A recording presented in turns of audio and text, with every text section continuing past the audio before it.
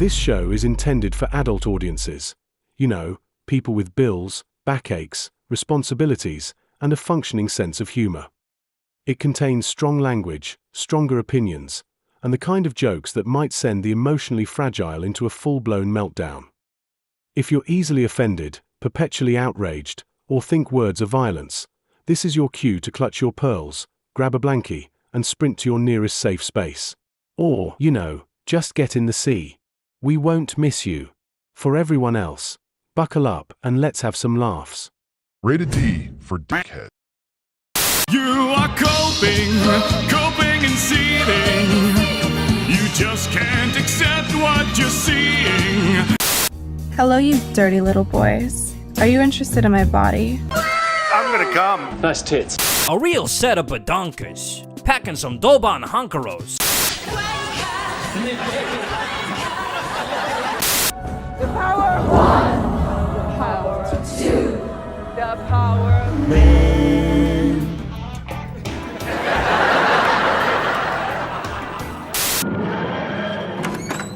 What's going down, babes? Show me the lovin'. Silence! You are too gay to be the doctor. I'm wonderful, and I'm the most amazing person in the universe. Exterminate!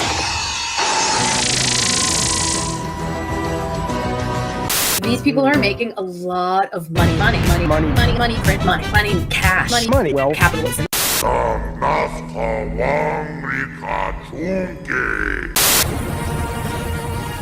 You're watching Will of the Fans! Let's fucking go!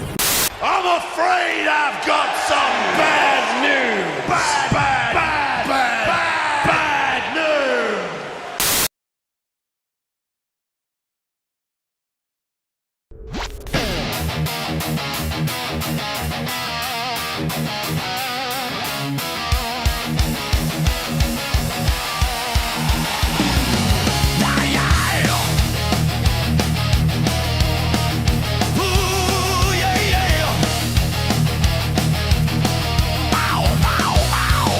Static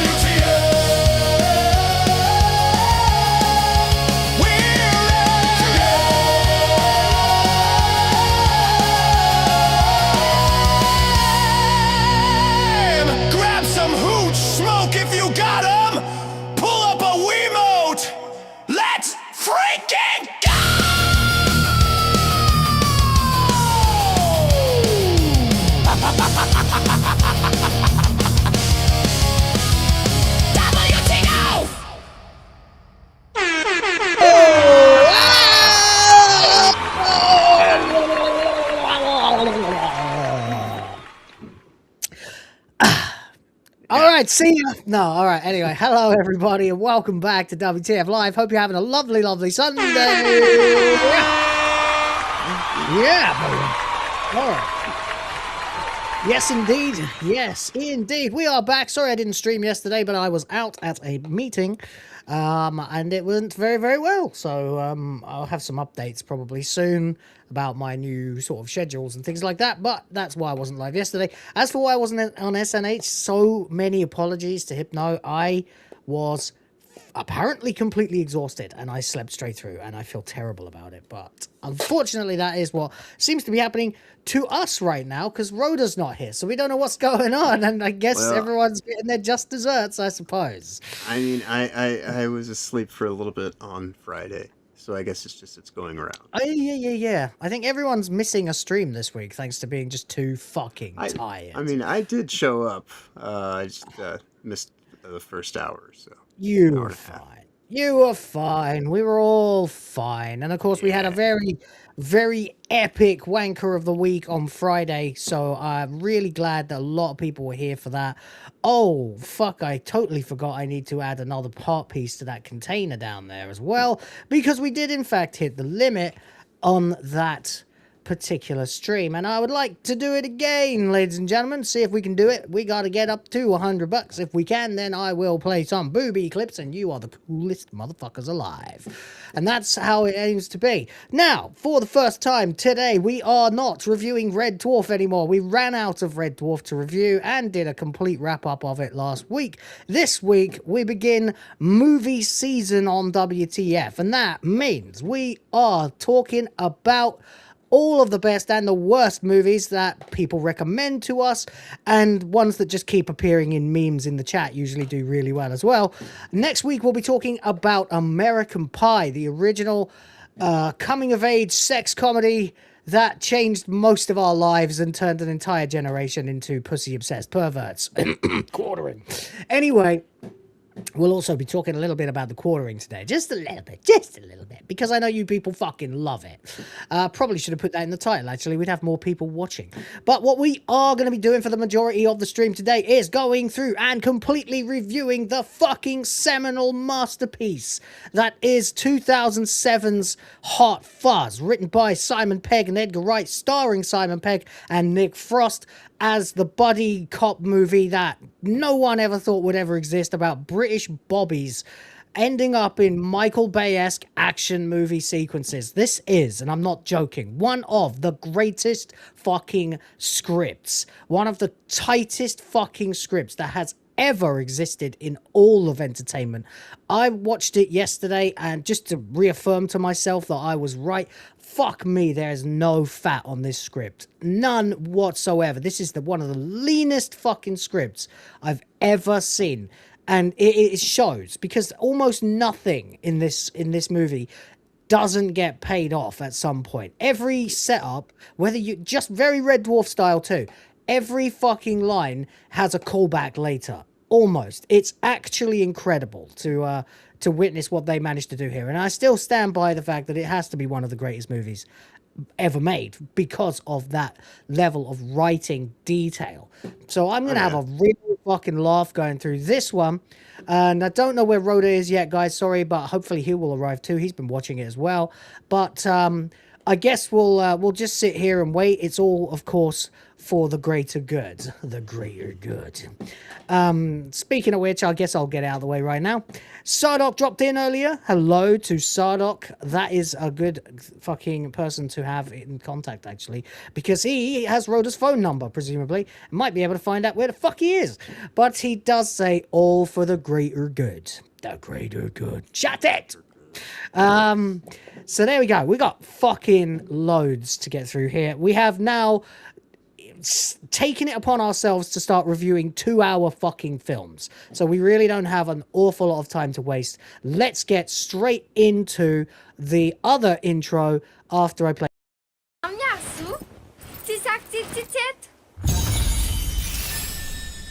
Yeah, thank you very much for the £2, Sardoc. And John, how the hell are you, mate? Oh, awesome as always. I watched this again for the first time in quite a few years, probably. I think I've seen all the main Cornetto Trilogy entries, as they're referred to, at one point in time or another when they were first coming out. Back in my married days, even. But no, this is definitely a great movie. Fantastic pacing.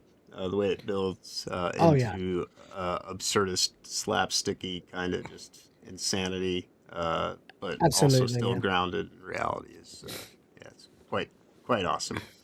Yeah. I mean, I don't think it's really spoiling it to say, that, because it is a movie that came out in the early 2000s. When you get to a climax that is effectively a kaiju scene with James Bond. Yeah. Amazing. Yeah, There's so pretty much fantastic. symbolism in this movie as well. So much mise en scène. Excellent use of mise en scène. Edgar Wright is a fucking master when it comes to directing. He's my favorite director, basically. And has been for 20 years. I've emulated that style often. I love the crash zoom whip pan style of doing things. Like doing paperwork gets a fucking action montage in this movie. Yeah, You know? no, it's pretty fantastic. It is like the closest thing to watching like a modern Monty Python movie.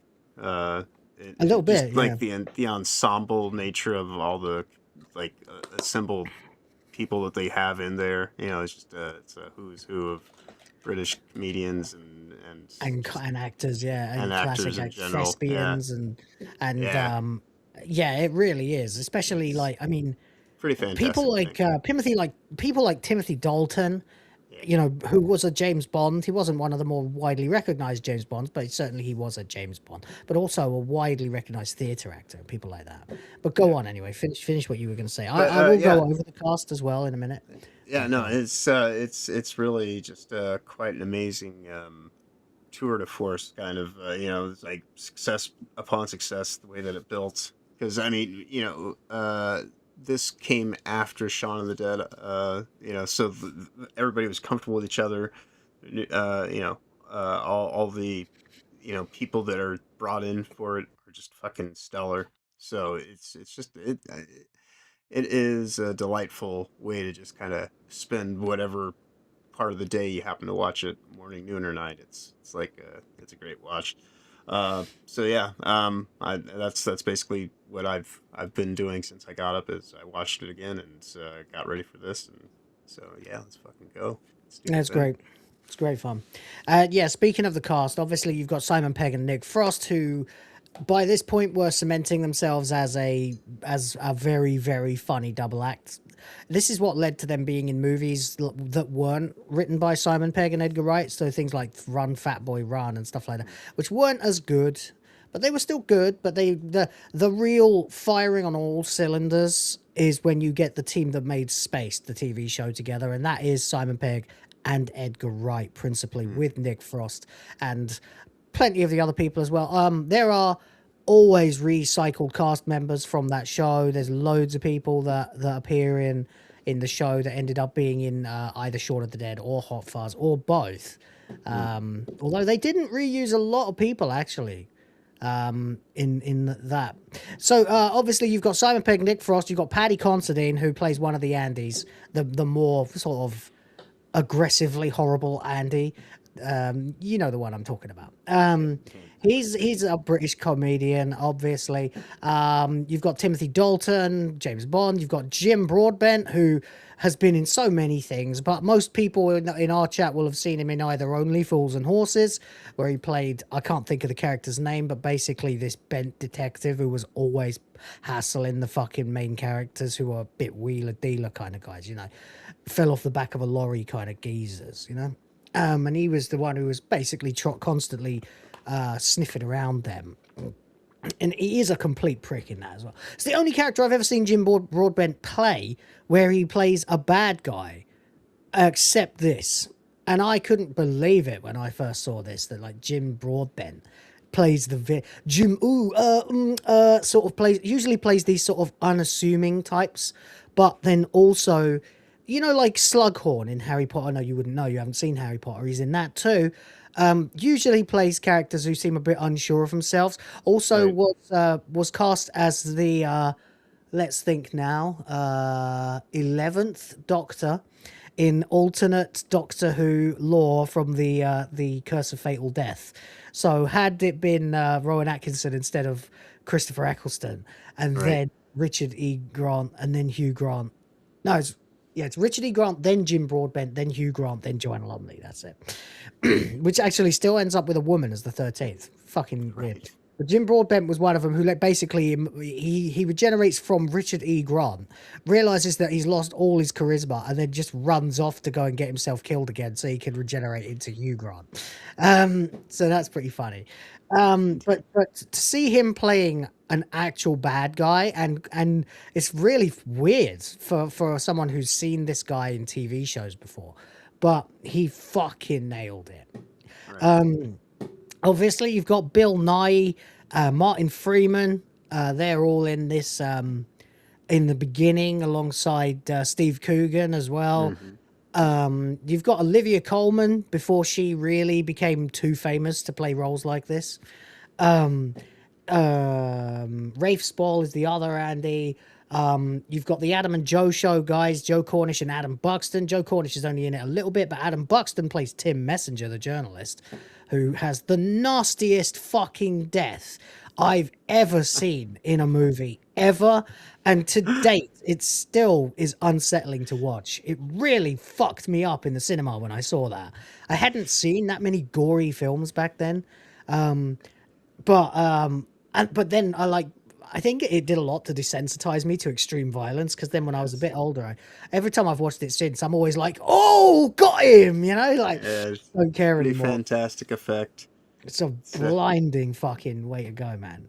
The fact that he staggers around for a couple of moments as well, is without a head, you know, because his head's been completely crushed and inverted pyramid head. by the church spire steeple, or whatever. Steeple, kind of thing, yeah. Fucking incredible. This is we have people like David Threlfall. Bill Bailey is in this as well, but Bill Bailey's in loads of stuff with theirs. Bill Bailey, actually, I have met quite a lot of the people in this cast, but Bill Bailey is my favorite. And then you get into sort of the echelon of really, really famous British actors. So then, of course, you've got Broadbent, you've got Dalton. Billy Whitelaw, she's the lady, she used to be in loads of stuff. Edward Woodward, who plays the head of the NWA. Then David Bradley, who of course played so many characters that people know now. He plays the janitor in the Harry Potter movies. He played the Doctor, the first Doctor, across from Peter Capaldi in Twice Upon a Time. He also plays the dickhead behind the Red Wedding in Game of Thrones, who eventually gets like killed by Arya Stark. I can't help you there. No, I can't think of his fucking name now. Son of a bitch. He always plays these really nasty, horrible people. But in this, he actually plays a relatively benign character, just the farmer guy who owns too many guns and then later on shows up dead. Right. You've got great scene. it is a fucking great scene. You got Stephen Merchant, people like that. But then you get into this sort of this tier of actor where you've got just like crazy, like people who weren't famous then but are now. Kevin Eldon, Adam Buxton, Julia Deakin, of course. Anne Reid as Leslie Tiller. She went on to be in loads of stuff. She was already well established. Ron Cook, Carl Johnson, Paul Freeman, Kenneth Cranham. Like all these names that a lot of people probably don't know, but if you saw, you know their faces. Most interesting of all, and I always forget this, is Stuart Wilson, who plays the Doctor, right? The Doctor who gets shot in the leg earlier in the film and then eventually is one of the villains, you know. I think I've got a cream for that, you know, because, of course, everyone's got this Gloucestershire, almost Devonshire accent, as we are 100 miles west of London. And I always thought when I was younger, because I didn't pay attention really, that wherever they had, like Sandford was somewhere up north. But no, actually, then you think about the voices, the acting, they're down toward the coast. but not as far as you might think. In actual fact, wherever Sanford is supposed to actually be, it's not as far out as you'd think. There's no way it would be that bad for your phone bars, even in 2007. But whatever, it is this armpit, middle of nowhere town, village rather. And it is one of the last movies before people started having smartphones show up and everything. Well, yeah, because the iPhone was what, 2 years old when this came out.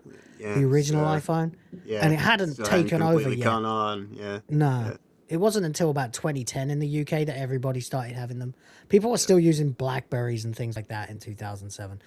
But the guy who plays the Doctor, Stuart Wilson, a lot of people don't realize, because it is kind of hard to realize unless you, like, because they gave him a big white beard and they took bald head and stuff. But actually, he also played Don Rafael Montero in The Mask of Zorro, the bad guy of The Mask of Zorro. That's him.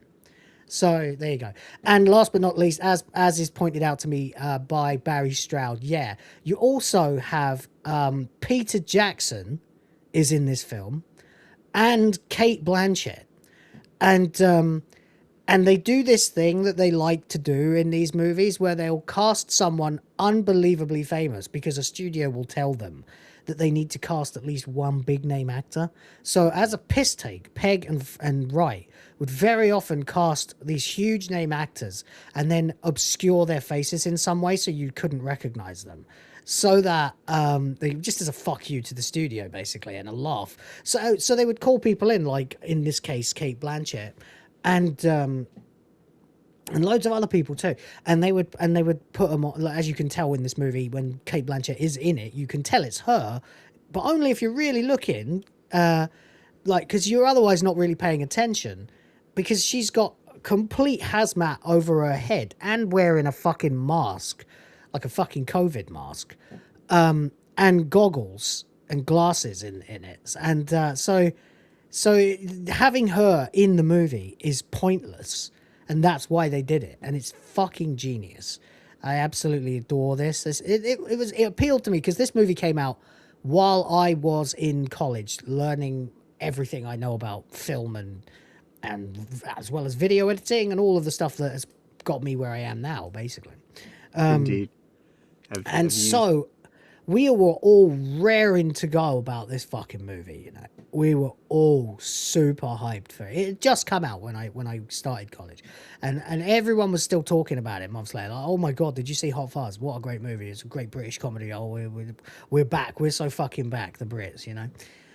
Just like they said about Shaun of the Dead too. And it is cool that they tried to do something here that no one really does, which is make a big, crazy Hollywood scale action movie and a whodunit, and do it in England, in rural fucking England. What's this?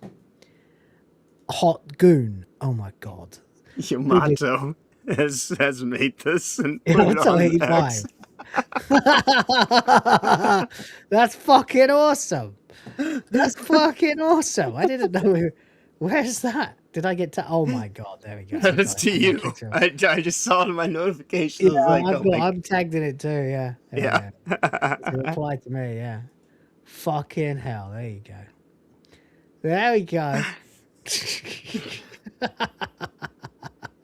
That's fucking excellent. Thank you. That's fucking cool. And of course, leagues of Asian women hanging around in the back of our car, in a car that's way too big for. I don't know. I don't fucking care. Whatever. Yamato strikes again. Legend. Furious Dan is here too, by the way, for $2 and says, "Hail Will, hail John, and hail to you too, sir. Thank you very much for the $2. Appreciate you."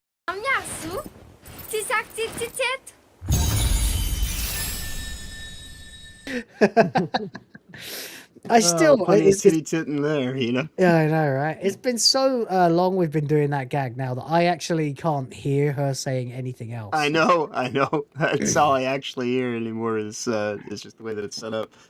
But yeah, no, it's a great start to the day when you know, someone makes a I guess a spoof movie poster of you. So yeah.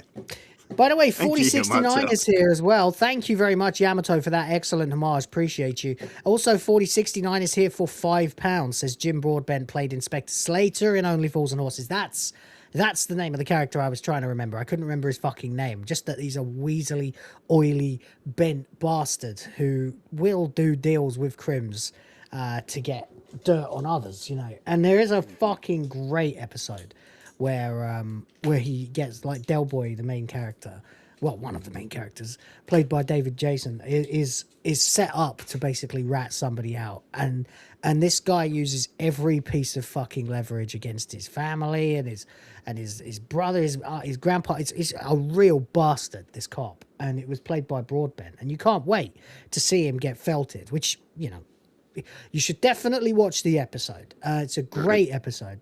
Here, Edward Woodward was in The Equalizer and Wicker Man, and something CCTV guy. Yeah, I mean, Edward Woodward is in everything. He's so famous. There are even jokes about him. Like, my dad used to say, like, what do you get if you take Edward Woodward and remove all the D's? And I was like, what do you mean? He's like, he goes, Iwa Wuwa.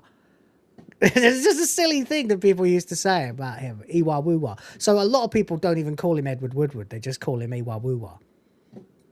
Because there's too many D's in his name. So there you go. So that's classic. Anyway, thank you very much for making sure that I didn't end the stream without being able to name Broadbent's character in Only Fools and Horses. By the way, if you've never seen Only Fools and Horses, where the fuck are you? It's one of the greatest comedy programs ever made. Ran for years and years and years. Classic British sitcom about London Cockney wanker criminal, like crooked dealers and stuff like that, selling bits and bobs of whatever they can get their hands on, you know. And it's really funny, really fucking funny, like farcical comedy. Another classic. Thank you very much for £5, you fucking legend. Thank you for $5. Hell yeah. Thank you so much. Appreciate you. And yeah, I just realized I've got to fucking do a whole thing now. I haven't fucking done it yet. God damn it. Hang on a second. I've got to create a new page for my spreadsheet. But there we go. Yeah, hang on. Boom. There we go. All right. Anyway, thank you very much. Yeah, so there's loads and loads and loads of shit to love about this fucking film. The casting is obviously excellent. Everything in it is so very, very tightly written. This is the thing. Like, almost, I don't even know how many times this will happen. We should try to keep count of how many times a line in this movie gets repeated with a new context added to it later in the movie. Like, for example, the one most people remember is fascist and hag from when he checks into the hotel, and then when she faces him later with a fucking World War II machine gun. You know?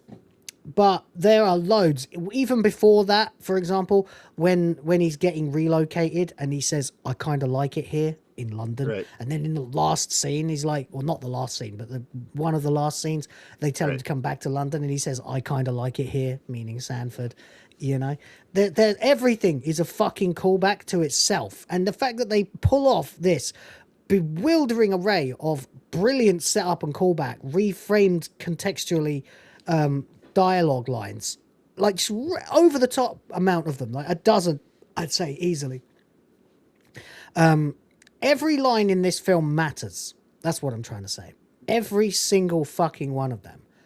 It matters at some point. And there are so many things that set up what is going to happen. Like, for example, if someone says, oh, I was just about to pop off, that would mean they're leaving, but it also means they're about to die, you know? Right. And stuff like that.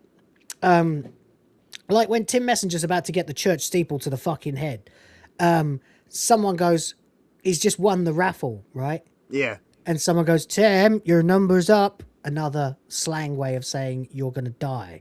That's the end for you. You know, your number's up. You're being called up. You're to fucking heaven or whatever. But there you go. So yeah, so between the incredible cast, the fucking pacing of the gods and probably the leanest script I've ever seen in almost any movie ever. It's efficient, smart writing.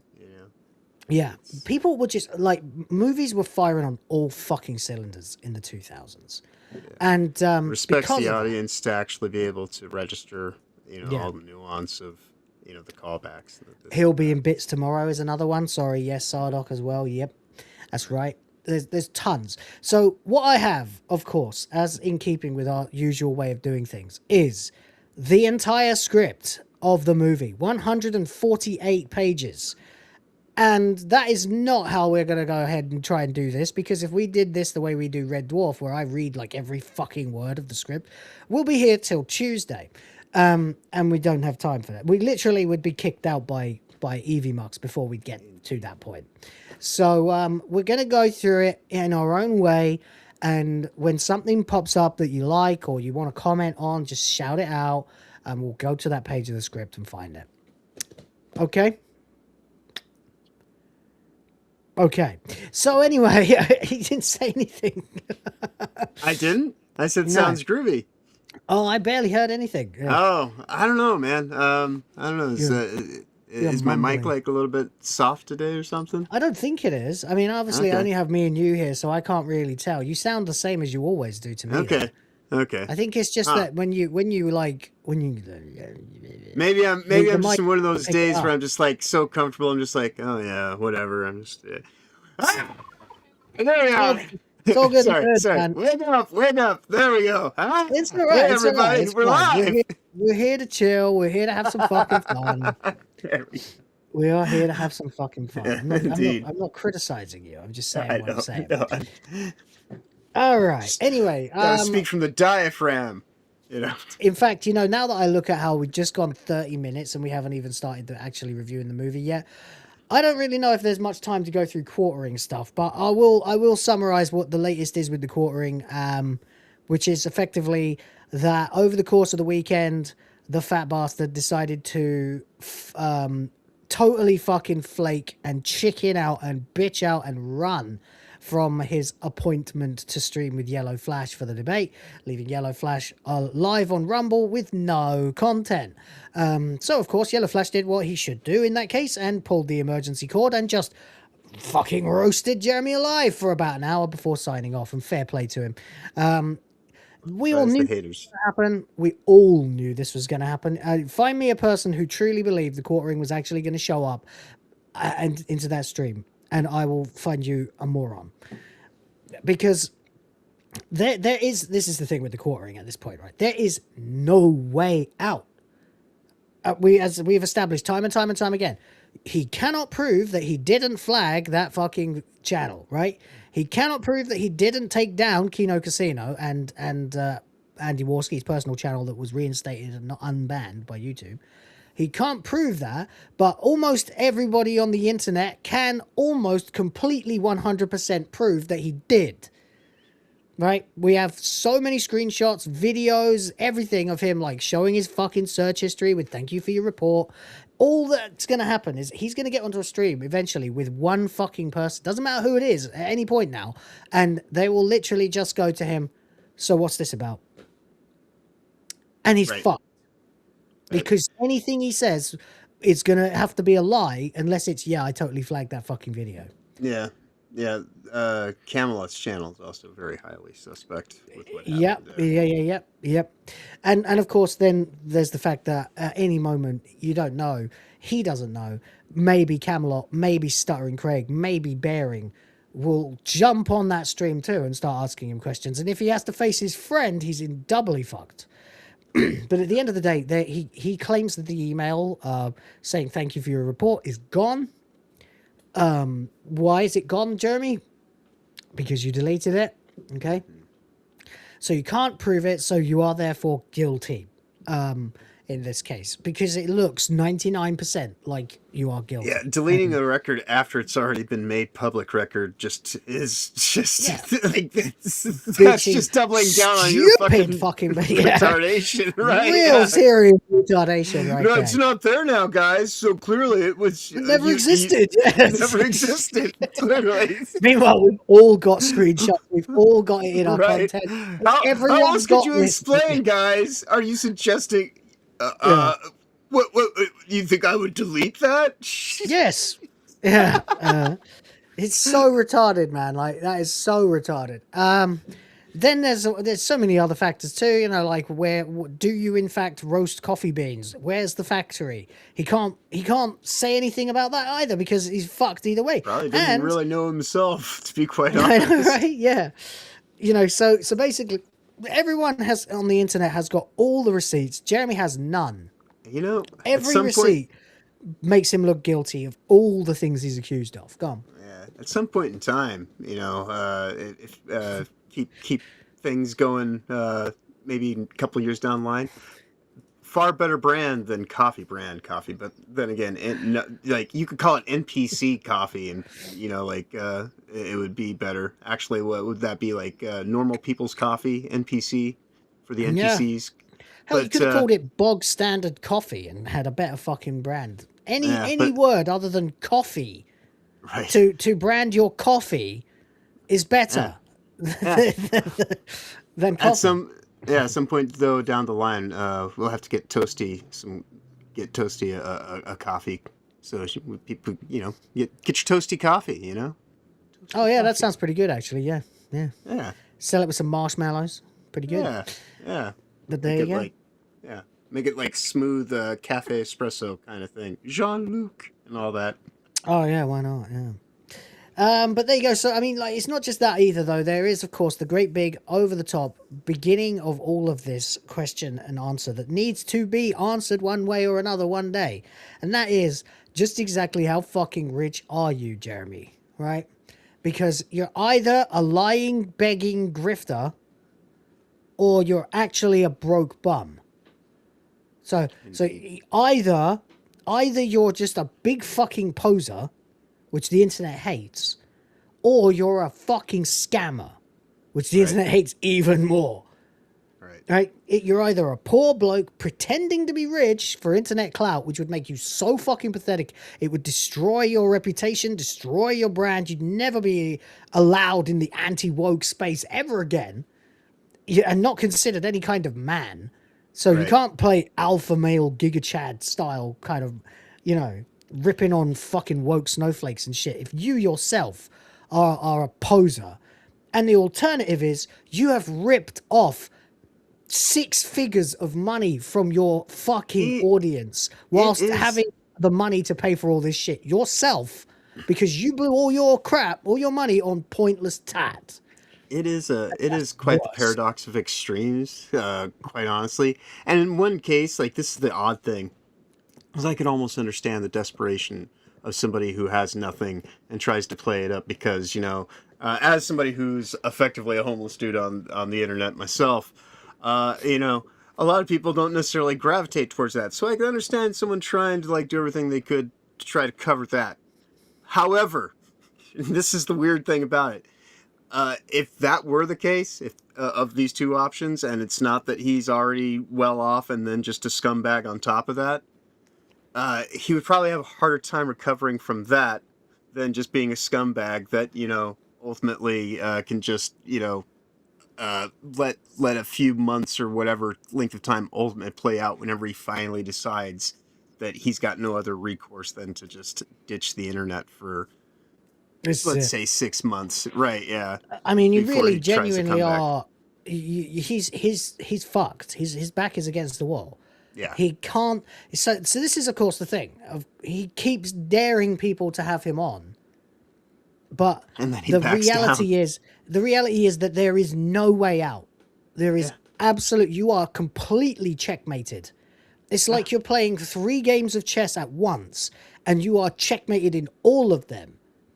Right, and it's so funny because he keeps thinking people will blink and do the thing that like he thinks like he thought he was going to own everybody the other night when he's like, oh, I'm gonna completely troll everybody because nobody expected you to show up the other night when you were at the baseball game, and then everybody expected you to do exactly what you ended up doing when you said, I just need to take some time away from the internet, guys, and then proceed to spend the entire night just fucking furiously deleting people's comments on his posts. Yeah, pathetic. I will go through most of this stuff probably in greater detail tomorrow evening, during hyperdrive time, because we have got a dedicated mission for today. And that of course is to get through Hot Fuzz, but just wanted to sort of comment on the whole quartering thing. Indeed. And laugh a bit about the fact that, well, this is just truly pathetic. And I mean, he is genuinely checkmated on all fronts. It's such a bad situation that, no matter which way he turns, he faces another avenue that he's already lost. Right. He's completely cornered, totally fucked. Anyway, that's what I think. Anyway, so that's it. Anyway, we are going to go ahead. And just a moment. Just getting my script ready, and we'll obviously begin looking at Hot Fuzz. So, is there anything else you want to say about it, just as a general kind of, summary of your thoughts before we go, or? I mean, this is the second of the overall trilogy, the informal trilogy. I think Cornetto Trilogy, yes. Yeah. Named after the ice cream. Do you guys have cornettos in America? Yeah. They're just called drumsticks over here. The Cone Zone, don't you know? WrestleMania. Okay. Cone Zone. Is that what that is? Oh. Yeah. They're just drumstick. That's weird, because even here they're called cornettos, which is weird. Because everything else here is influenced by America. But go ahead. Yeah, I think maybe back in the 80s they might actually, for a blink, I don't know. I just always remember it just as being drumsticks, but we've had the same kind of ice cream. But yeah, no, this one's what's again really cool because Shaun of the Dead, of course, fantastic. A little bit of kid itself, but because it's a zombie movie, it immediately gets to the insanity, and just ramps up. So what's really cool about this one is while it has great writing and all that kind of stuff, because this was the one that came out after Shaun of the Dead, a lot of people were waiting, and so they just hold off. Slowly, I know what you mean. Before the final slingshot thrust of, all right, now let's go into absurdist fucking insanity. It escalates and escalates, and the tension increases and it increases and increases, and for the first maybe sort of third of the movie, you're kind of like, what is this movie about? Yeah. And then bang, the bodies start, the murders start happening, and you're like, okay, now this is getting insane. Why is this happening in this sleepy little village? And then of course the mother of all red herrings is that there is this perfect plot that the angel is able to string together from the people who've died and their connections to each other. A very logical and totally feasible reason for these murders to have been committed, and for it to all boil down basically to money. Mm-hmm. But then it turns out that none of them are actually the reason, and all of them are just these much more petty, ridiculous, and flippant, insanely fucking mundane reasons to straight up murder people. It's a homeowners association gone out of control. It is. It's the neighborhood. Isn't it Neighborhood Watch Association? The NWA. Yeah. We have that. Yeah, the NWA is a funny name for them to have, but yeah, it's the Neighborhood Watch Association, which we do have quite a lot in the UK. They are, especially these kinds of heritage sites. There are a lot of these kinds of places in the UK. Some places, but it's just the village where my father was born is actually a protected site. You're not allowed to build on it at all without express written permission from the government. You're not allowed to build so much as a fucking shed in that So it's fucking all these village. well-to-do busybody Karens that Yeah, you know have that are want to way keep up too appearances. obsessed with their appearances. Exactly. So what if that? What if there were so many of them and they were all so completely obsessed with appearances that they would kill for them?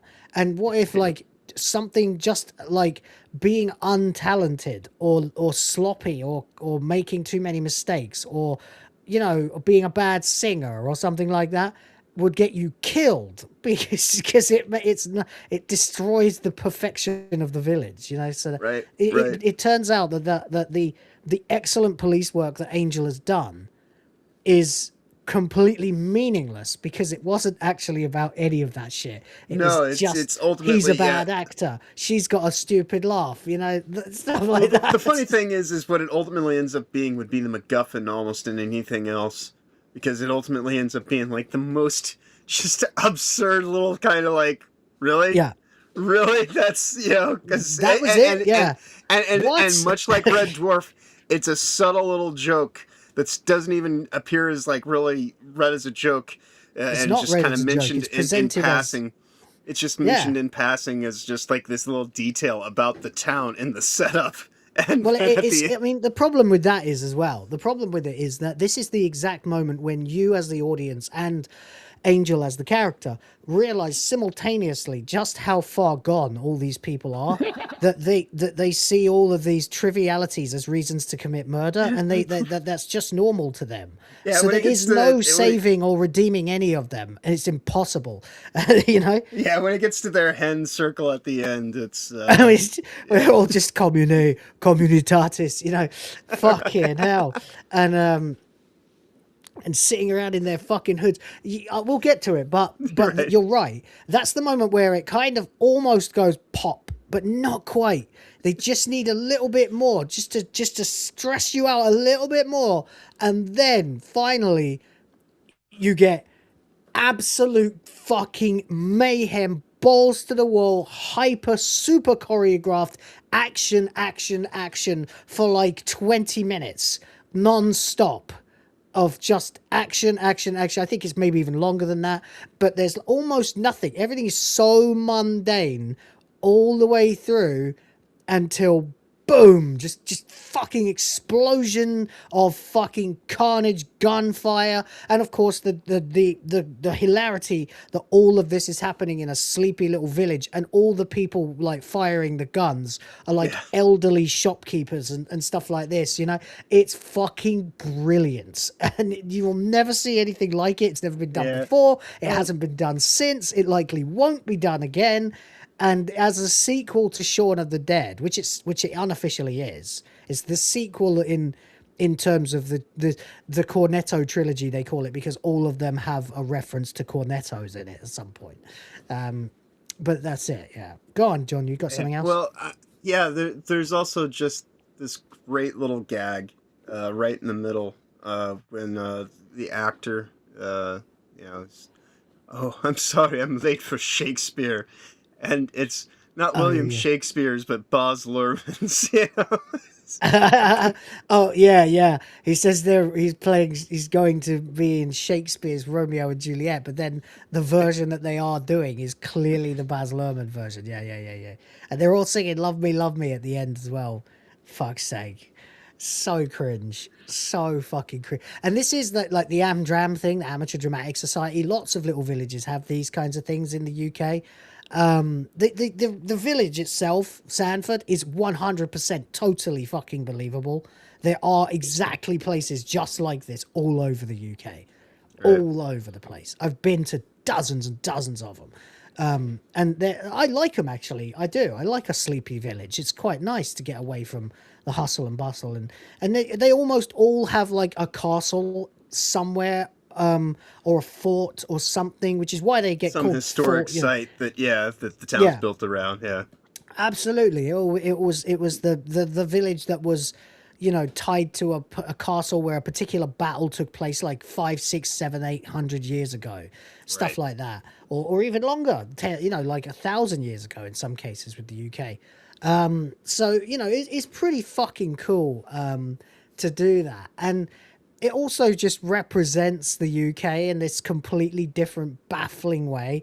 It's obviously very pro-police, which in 2007 was not a very common thing, and these days, God, we need more of that. You know, we definitely need more pro-police stuff these days.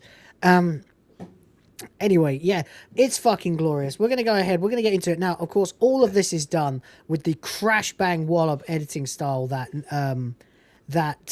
Edgar Wright does provide. Also, just one quick thing before we do start. Also, just wanted to show off the DVD version of it that I've had since 2000, must be 7, which I bought as soon as it was out, like the day it came out. This is obviously the 2-disc special edition. It's got a different cover on it. The original has a sort of a bluer poster on it. This has the sort of really crazy over the top action cover on it. It is in fact 2 discs. They're both there. I don't know whether you can still get this or not, but it does come with an awful lot of DVD extras, which are fucking excellent. Edgar Wright is one of my heroes. I've regularly tried to emulate. Yeah, there was a time between style. the year 2000 and 2015 where you could effectively just go to film school by buying DVDs. Yeah, it was pretty amazing, actually. Now, of course, I was at film school at the same time. Well, media school anyway. Learning about film as well as lots of things, as techniques and stuff. So it was really a time that turned me into something that I am today. And this film is a big part of it, as is the career of Edgar Wright. I mean, if you even look at, they make it fucking obvious as well on the case. It says they're bad boys, they're diehards, they're lethal weapons. So there we go. Anyway, before we start, Mr. Sardock is back again for 12 months of membership. Holy shit, buddy. The mother of all swans. Yes, the swan, Chekhov's swan is interesting. And there's a lot of Chekhovs in this fucking movie. The plot is almost all Chekhov's, actually. So there you go. And for those who don't understand what I mean, Chekhov's gun is a rule in storytelling that basically dictates that if you put in the story, there's a gun, that gun is getting fired at some point. You understand? So that is basically the point. Unless it's in like a procedural or something like that. But if there's a swan, that swan is going to do something at some point. It might even just save the day. Who fucking knows? And anyway, Sardock, thank you for being a member of the Rage Beta level for fucking 1 whole year, you super duper. Help me create the future of the white race.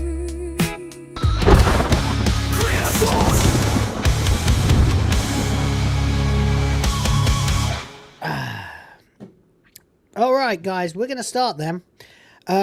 So we begin. There's a lot of sirens wailing and stuff like this as the Universal logo pops up.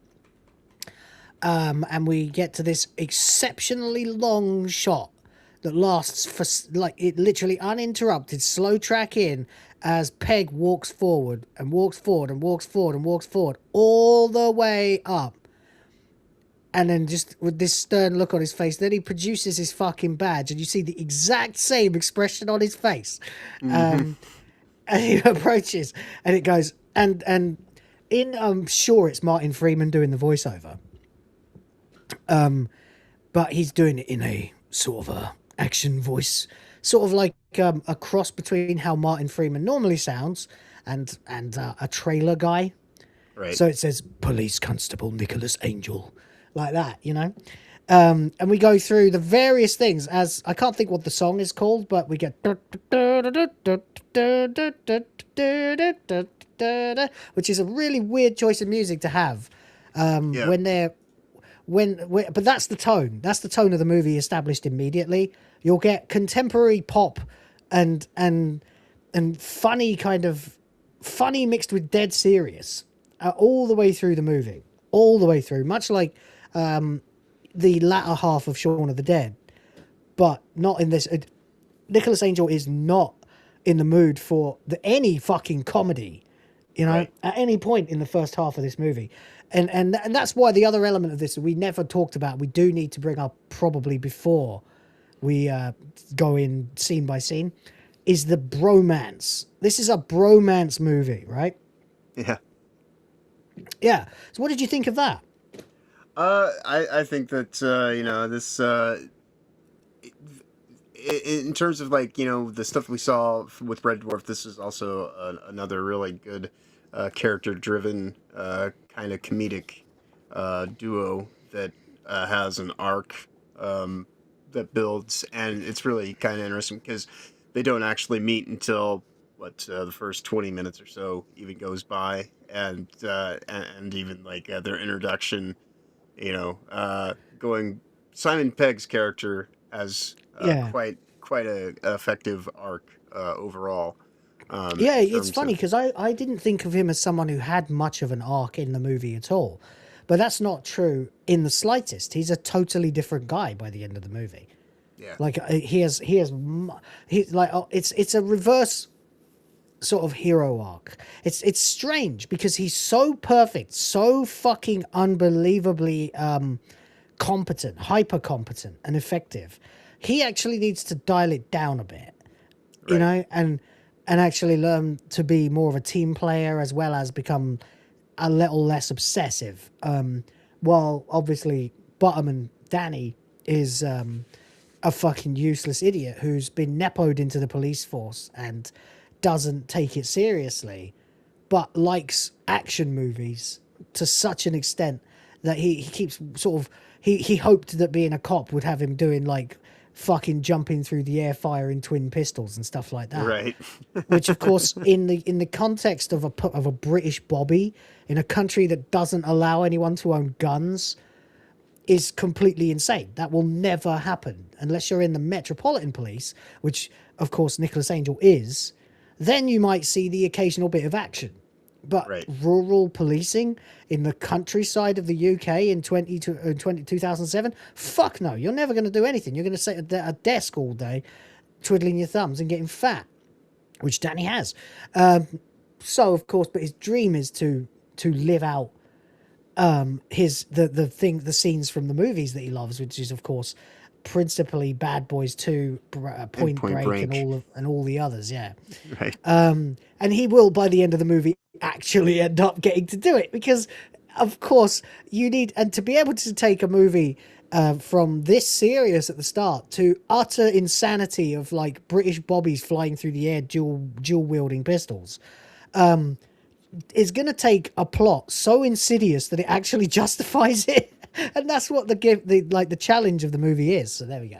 All right. So Police Constable Nicholas Angel, born and schooled in London, graduated from Canterbury University in 1993 with a double first in politics and sociology, attended police training college, displaying an impressive aptitude in both training and theoretical studies. So we see him obviously being doing this whole montage of just being hyper badass cop. Being super fucking competent, hyper awesome at everything. He's achieved literally the best at everything. He excelled way beyond peers, passed into the Metropolitan Police Service, and soon proved worth as an officer, establishing both a popularity and an effectiveness in the community, furthering his skills with elective training courses in advanced driving and advanced cycling. Right.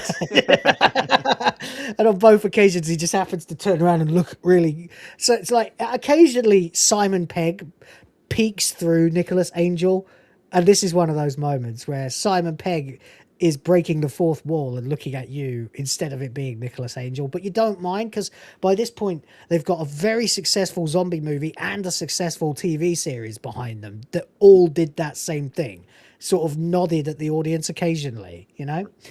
So plus the idea that Simon Pegg, who's a bit of a drip really, let's be honest, could play this bad guy, like badass, is completely insane.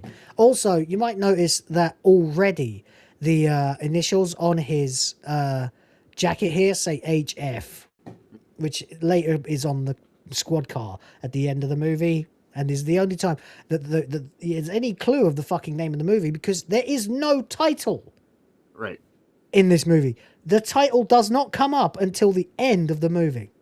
Right. There's a few films did that back in the day, but the other thing too, like it kind of comes in hot to some degree, just because there is that level of expectation, but then it just kind of settles into this movie that, you know, is like actually grounded in far more reality initially than Shaun of the Dead, with its, you know, immediate kind of, it just ramps up and, you know, you're just off to the races. This, you know, has as I mentioned, you know, has that kind of building period. So I think that this is kind of, in a way, you know, as you're saying, the nod to the audience, but also, you know, it kind of it gets people initially, like a little bit of that payoff, but not like, you know, immediately let's go to the fireworks factory, but it at least kind of, you know, it lets everybody know that, yeah, you're this is going to be a comedy. Obviously,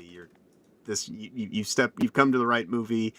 Prepare, because, you know, this whole montage about just how hyper capable he is in and of itself is kind of absurd to a certain degree, you know, but it's still grounded within the situation, believable enough, you know, and that's the whole reason why he ended up getting sent out of Metro, is because he's basically making everybody else look bad at their jobs. So.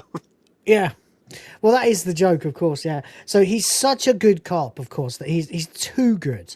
To this day holds the Met record for the 100-meter dash. In 2001 began active duty with the renowned SOR-19 Armed Response Unit. Received a Bravery Award for efforts in the resolution of Operation Crackdown. In the last 12 months alone, has received 9 special commendations, achieved the highest arrest record for any officer in the borough, and sustained 3 injuries in the line of duty, most recently in December, when wounded by a man dressed as Father Christmas. And who is that? Stabbed through the hand. Right, but who is that? Did you get a look at Santa Claus there? Who it is that's behind the beard? The beard? Yeah. I didn't quite make it out, no. Peter Jackson. Oh, okay. The director of The Lord of the Rings. Yeah. Yeah. Makes sense. I wonder if that's where he met Martin Freeman. Huh. Could be. Possibly. Oh, well, anyway, I don't have a fucking clue how Simon Pegg got Peter Jackson to stab him through the hand, but he did. But there you go. Santa Claus with a flick knife, played by Peter Jackson. So there we go. Cut to Martin Freeman here. And we see it. He says, "Hello, Nicholas. How's the hand?" And we get this now. This is the sort of warm up scene for what is the rest of the movie. The tone of the writing, very punchy, very to the point. How's the hand? You know, and then of course it's telling you that in the Met, which is it's kind of how it is. Everyone is following procedure. Everyone's following protocol. They're in the city. Everyone's got certain ways they have to conduct themselves and behave. So first thing he says, "Hello, Nicholas. How's the hand?" He's like still a bit stiff, hardly fitting. He says, "It can get awfully hairy out there. I'm surprised you hadn't been snapped up." So they're offering him a desk job. Right. He says, "I know," but Angel says he wants to be out on the street. He says, "Your arrest record is 400% higher than any other officer, and your paperwork is exemplary." There's a bit more in the script. There's lines that were cut, but this is the original script. So there might be lines in this that are not in the final movie. But there you go. Anyway, so they basically say it's time such skills were put to better use. Now, obviously, Constable Angel is very aware of how good he is, right? And very, very serious about his work. So, for example, he says, "It's time your skills were put to better use." And he tells him, he says, "We're making you sergeant." And he says, "I see." In Stanford, Gloucestershire. And then, of course, in the mumbling, which is just perfect, of course. In Stanford, Gloucestershire. And he says, "In where? Sorry? In Sanford, Gloucestershire." Now, just to make it clear for Americans, there is no Sandford, Gloucestershire, okay? There are lots of towns that sound like that. There's a Salford. There's lots of fords, actually. But there is no Sandford in Gloucestershire, okay? Just to make you... it's a fictional town. I don't actually know. I can't remember where they shot it. Somerset, I think, which is where Edgar Wright is from, by the way. So that explains the fondness for the location, you know? But anyway, basically we get this scene here where it's all been played up. The stuffed suits are being humiliated by Nicholas Angel's hyper competence, and so they want to get rid of him. So they're shoving him off into the country. He says, he goes, "That's in the country." He goes, "Yes, lovely." Is there not a sergeant's position here in London? No. Well, can I remain here as a PC? No. Do I have a choice in this? No. He says, but I like it here. And that's one. Okay? That's one. That's the first line to be repeated in this script. But it hasn't been repeated yet. But it will later come back. Although I guess you could argue that "how's the hand" would also count. But that's not really recontextualized. That's not made its point yet. Right. He says, "You always said you wanted to move to the country." He goes, "Yeah, in 20 years' time, maybe." He says, "Well done, you." He goes, "Hang on, I don't remember telling you that." He says, "Yeah, you did." He said, "I'd love to settle down in the country sometime, Janine." So clearly the Met have been spying on him or something.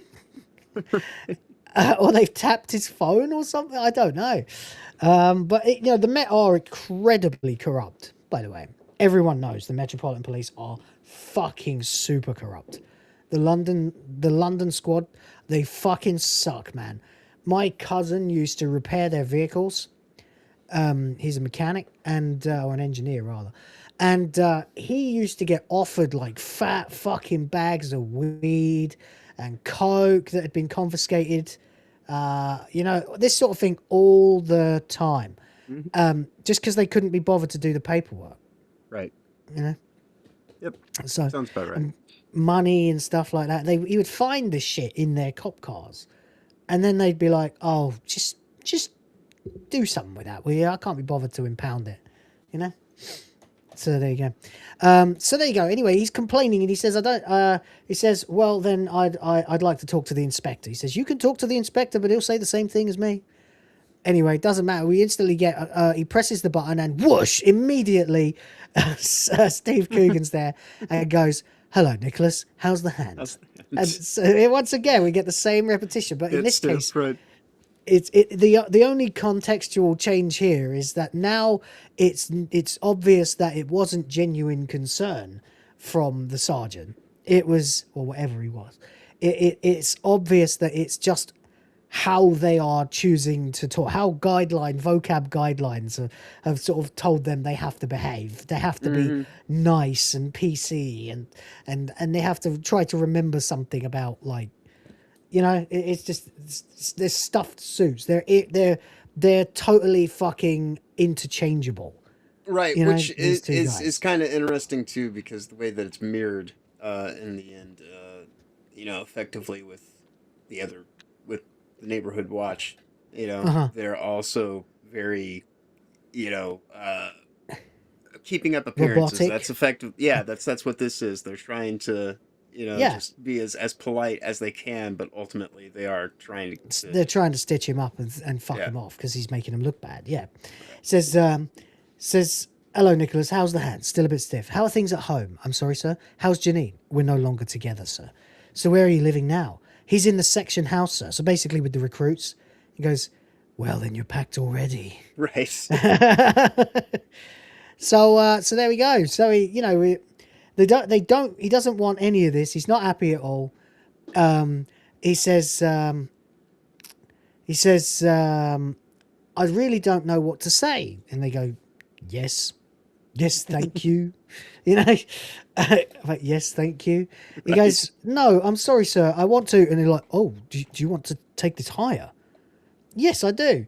"Do you want me to call the chief inspector? You want him to come all the way down here?" "Yes, I do." So he presses. This is also around the height of comedies like The Office and things like that too. So Yeah, this is just very deadpan, Right, very right. dry. And these guys, in particular, Steve Coogan, very well known for that. Yeah, and this also reminds me a lot of Office Space, in the way that this part carries out. Just kind of like with the bobs and everything. Of course, the song at the start was "Goody Two Shoes." That's what it's yes. called. I was gonna say, My I'm mate pretty sure it was Jamie Adam. back Yeah, in I was like, yeah, pretty sure Yeah, it's my Goody mate Two Jamie Shoes. used Because when you to were play doing it, I all was the like, time. He fucking loved Adam Ant. I forgot about that. Yeah. But yeah, because of course he's Mr. Goody Two Shoes. He's Dudley Do Right. He's the best cop in town. Yeah. Goody Two Shoes. Yeah, of course. Yep. That's it. That's what it was. Yeah. I remember because I had a mate in college when we were the same time period this came out. He was obsessed with fucking Adam Ant and David Bowie. He was always doing Prince Charming by Adam Ant, which is a very strange little song, but a pretty good one. Go on. Oh yeah, no, I was gonna say I remembered it like because when you were doing the whole thing, I was like, it's like sounds like Goody Two Shoes. I was like, but there's no way that I'm like yeah, I was like, but if it was Goody Two Shoes, I'm sure Will would say it. So Yeah, like... I forgot the name. I totally Right. forgot the fucking name. That happens. Yeah, that's it. And the artist, I knew the song and I just couldn't think who the fuck it was. But there you go. Anyway, thank you everyone. Appreciate you for reminding.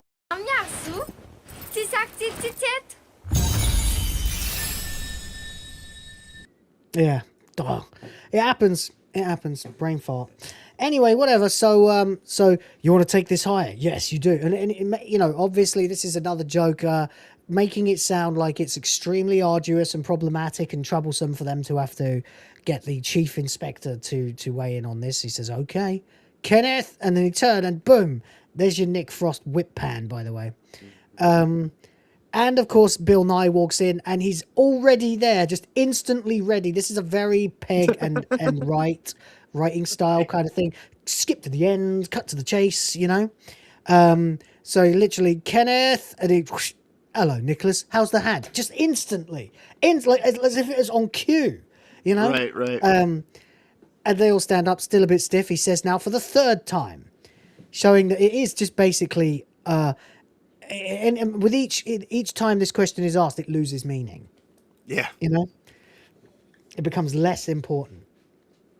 But there you go. So now finally we sit down and Bill Nye is here. And Bill Nye obviously became tight with Pegg and his lot during Shaun of the Dead, when he was playing Philip, the stepfather of Shaun, who he fucking hates. Britain's Bill Nye is certainly far superior to the American variety. Oh yeah, Bill Nye, and you guys have Bill Nye. Yeah, the Bill Nye, guy. the science guy who is not Bill a Nye, scientist. the science Actor. Bolshevik. Yeah. Yeah, the Bill Nye, the actor guy. Yeah. Yeah, Bill Nye, the actor guy. Bill Nye, the activist guy. Yeah. Right. Yeah, no, Bill Nye is, this is Nye, which has got it's a GH in it. Yeah. And a Y. Yeah. Do you know, the funny thing is, I like. Funny thing is, I'm this- more of a scientist than the American version of Bill Nye. Right. This guy sort of appeared out of nowhere. I know that sounds crazy because he's been in so many things now. Right. Obviously, he's in like he's in so many fucking things. Beginning with Love Actually, right? He was in Love Actually in like 2003. Then he shows up in both the sequels to Pirates of the Caribbean as Davy Jones. Then he's in loads and loads. He's in all fucking loads of stuff. Underworld, loads of movies. And the funny thing is, before that, he was only in like 1 or 2 films that anyone can remember ever. And then he's in lots of stuff, lots of TV shows and stuff like that. But once he popped in to Love Actually, he blew up as an actor and just became like he was in everything for 20 years. He was just in everything. And this is an example of that as well. But almost nobody can remember what he did before that. You know? But there you go. Now he was in lots of TV roles and theatre roles and stuff like that. But you know, he didn't really start appearing in films regularly until that sort of turn of the century, and then suddenly he was everywhere. It's just an interesting one because obviously him being in this, you wouldn't realize that it's because he's like Simon Pegg's mate, but it is. Even though he was in everything else as well. In fact, he probably by this point was doing Pegg a favor by appearing in this movie, because he had been in both Pirates of the Caribbean sequels at this point and was no doubt very, very wealthy indeed, and didn't need to be doing this, but still did, because he was mates with Pegg and Frost and that. So so he rolls in, just a small role in this one. Says, keep your seat now, I know what you're going to say, but the fact is you're making us all look bad. Says, I'm sorry, sir. He says, of course, we all appreciate your efforts, but you're rather letting the side down. It's all about being a team player, Nicholas. If we let you carry on running around town, arresting, what does he say? You'll continue to be exceptional. He goes, oh, there you go. With respect, sir, you can't just make people disappear. That's a big one. Right. Yes. Yes. So that you get like the massive record like that. Go on. Well, it's just like, it's kind of the foreshadowing, like, so, because, you know, it's this whole idea of Simon Pegg, Angel. You know, he's hyper capable. He's driven to, like, you know, like, compelled to make people just do right by the law, right? And so he's hyper vigilant. And in some ways, it seems like, oh, well, he's kind of like an extreme, you know, tight hard ass who's overly driven. But then you see, you know, what he's dealing with in the same way, like, you know, the police here in the Metropolitan are kind of doing the same thing ultimately that the NWA kind of does, but it manifests differently. Rather than trying to skirt all their problems, they just kind of have grown apathetic to them, and they're just like, yeah, maybe, like, you know, don't do so much, you know? So it's like either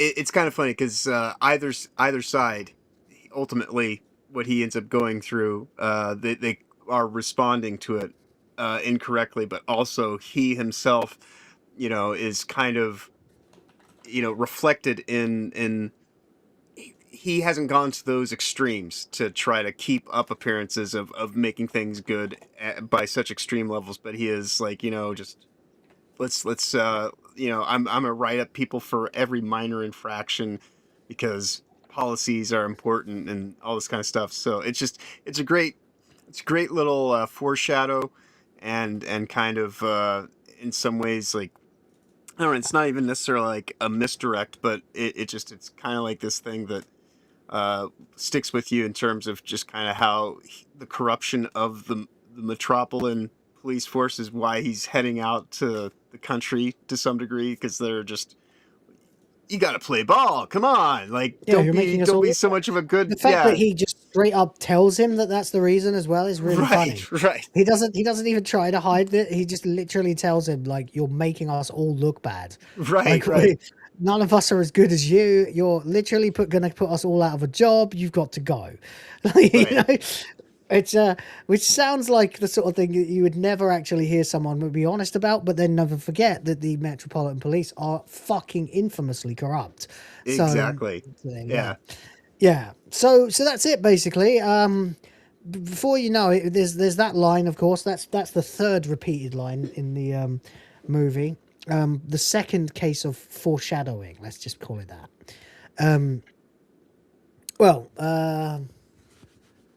Yeah, I guess. Yeah, I guess.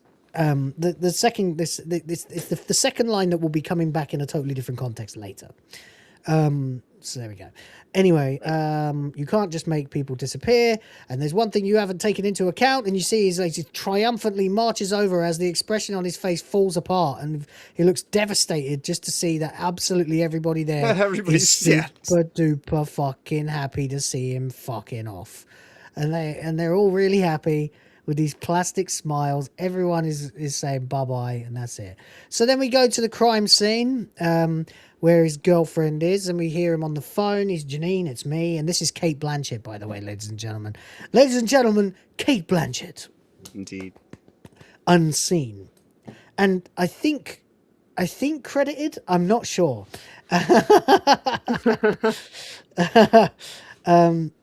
They sometimes do that sort of shit too.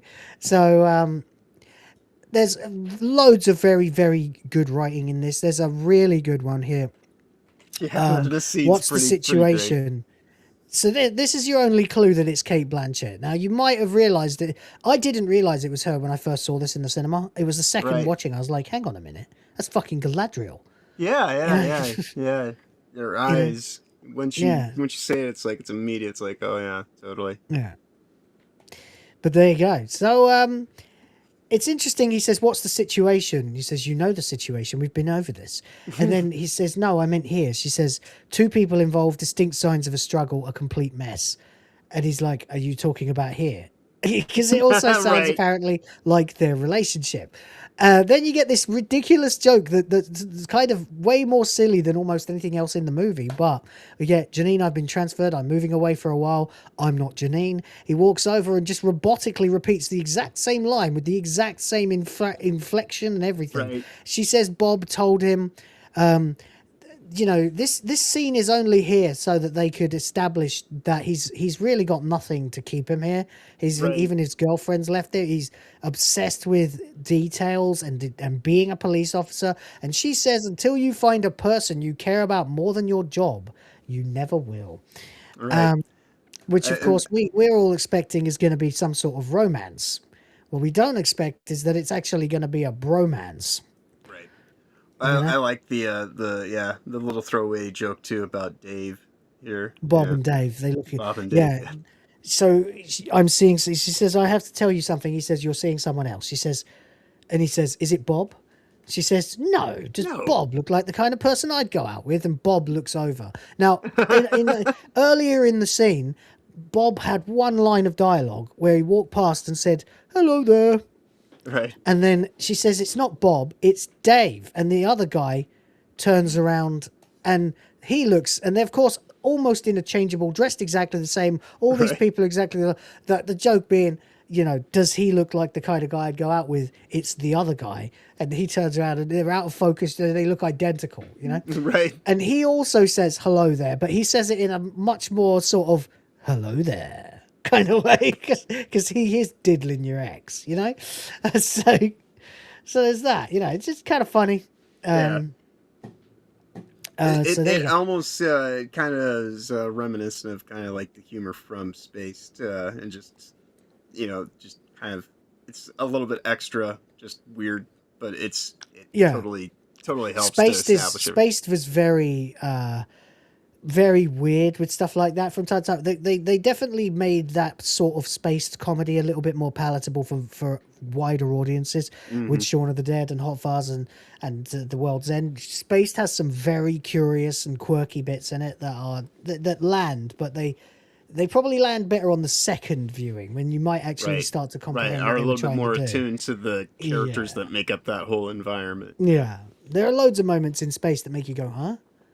And then later you think about it and you laugh, but there you go. Then of course we get one last thing. The line is delivered. We're fine now. We've got, okay, oh Nicholas, you need to find someone who you care about more than your job. So that's basically the arc that he's going to be going on. One last thing though, he has to also prove once and for all that he is in fact an amazingly good police officer.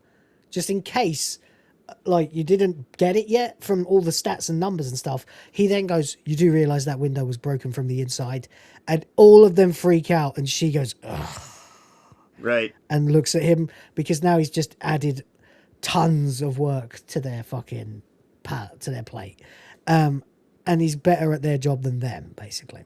Right. So there we go. We get a look at this shitty little room that he's been living in, and basically it's not that much bigger. In fact, it's not much smaller than the room he'll be in for most of the movie. They've got him a nice cottage. You have hero cop saves family. A picture of him as a kid. We see him standing outside the Metropolitan Police Office as a taxi picks him up. We then get taxi, train, taxi, bars going down, train, countryside, train, waiting for a train, another train, getting on another train, bars going down further, taxi. We get to the first shot of the sign that says "Welcome to Sandford," which another thing that's kind of foreshadowing. It looks a little spooky. It looks a little offsetting. It's in the dark. It fades into it. These are all things that will be repeated later in the movie, of course, as well. Right. We see him looking bright, along shiny again. sign, and swallowed up by darkness. Yeah, exactly. But it also, "Welcome to Sandford." You'll remember seeing it the second time that you saw it the first time, and by then all context will have changed. Depressed face, looking, there's the creepy old fucking castle, or church rather. Bar's completely gone.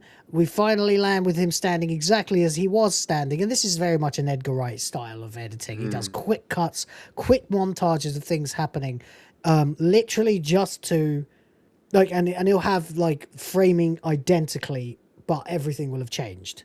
Right. So in this case, he's no longer standing in front of the Met building in London during daylight. He's now standing in front of some rinky-dink hotel in some rinky-dink village in the middle of nowhere at night in the rain. But otherwise, he is unchanged. He's just standing there with the plant, sort of contemplating his fate.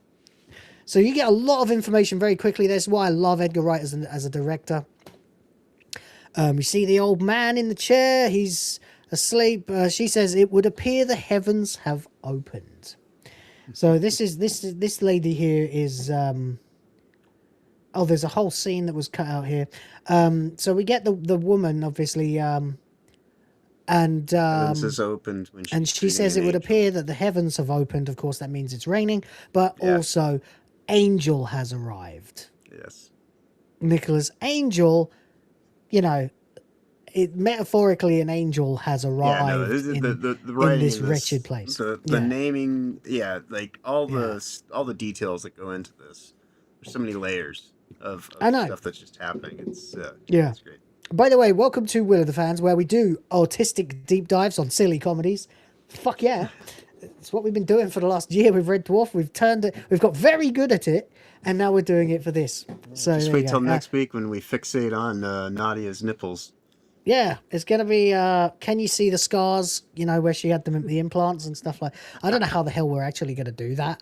I've just realized, not just now, but a couple of days ago, it's like, how the fuck are we gonna do American Pie with the amount of fucking tits? We're genuinely gonna have to. I'm gonna have to go in and edit that movie to blur out bits and stuff so that we can do this. Either that, or else you're just gonna have to do a Gaussian blur on the entire image. Yeah. I don't know. At which point, I'll make sure I get time codes of nips and stuff like that, so that I definitely so that I know when I have to do so. I'll probably just maybe make some kind of like silly Will of the Fans kind of art. My face over the tip, boobas and whatnot. Yeah. Probably do that, we'll also have transformative content all over it, but in my luck, Nadia will be framed just perfectly so her nips will poke through those two words, Anyway, there we go. So, it would appear the heavens have opened. Brilliant bit of dialogue there. He says, "I was hoping I could check in." She says, "Check in? But you've always been here." And it's like the fucking Shining or something. And it's meant as this creepy thing, but then he gets, and that's again to fuck with you. The movie is almost constantly, or not constantly, but regularly trying to knock you off balance a little bit with your perception of things around this village. Like they're constantly trying to reinforce to you the idea that there's something a little off here, right?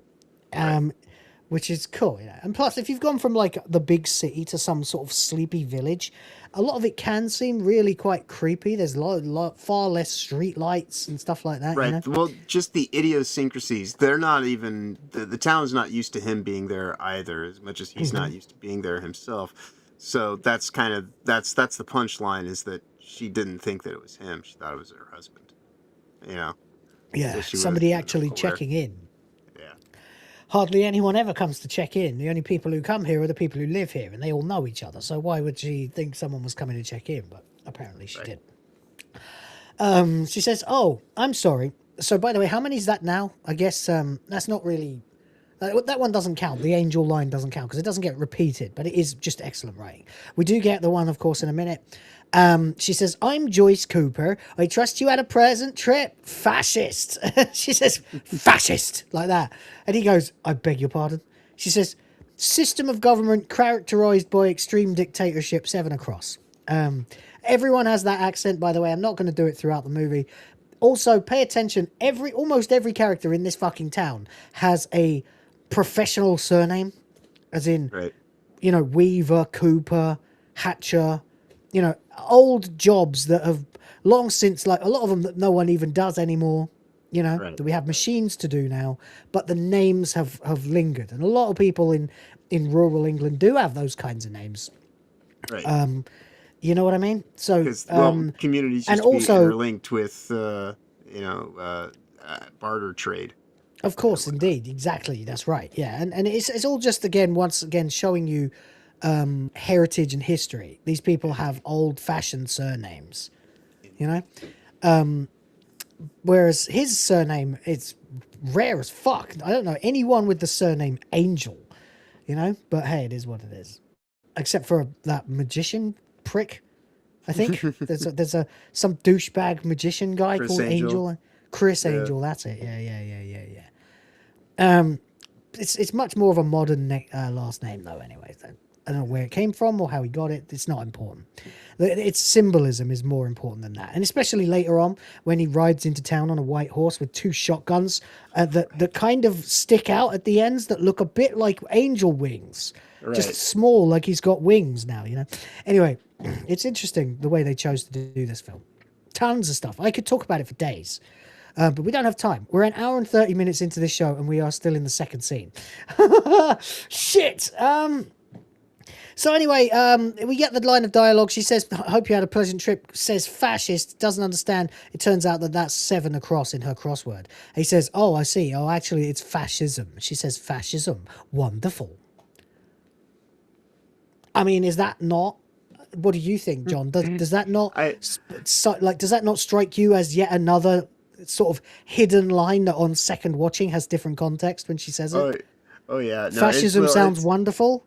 I mean, they do rule with an iron fist.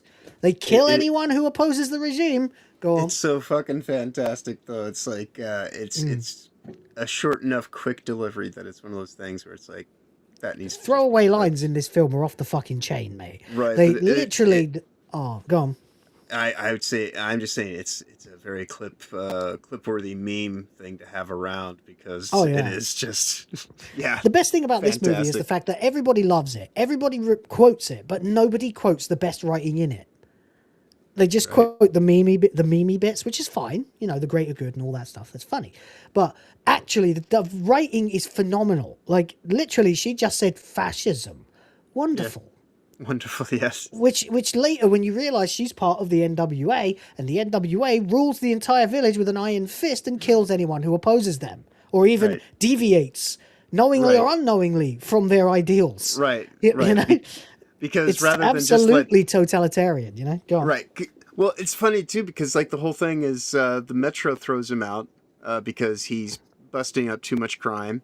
And he comes in and he effectively ends up more or less kind of doing the same thing because they're concerned about the greater good, good. Yeah. And just the keeping up of appearances.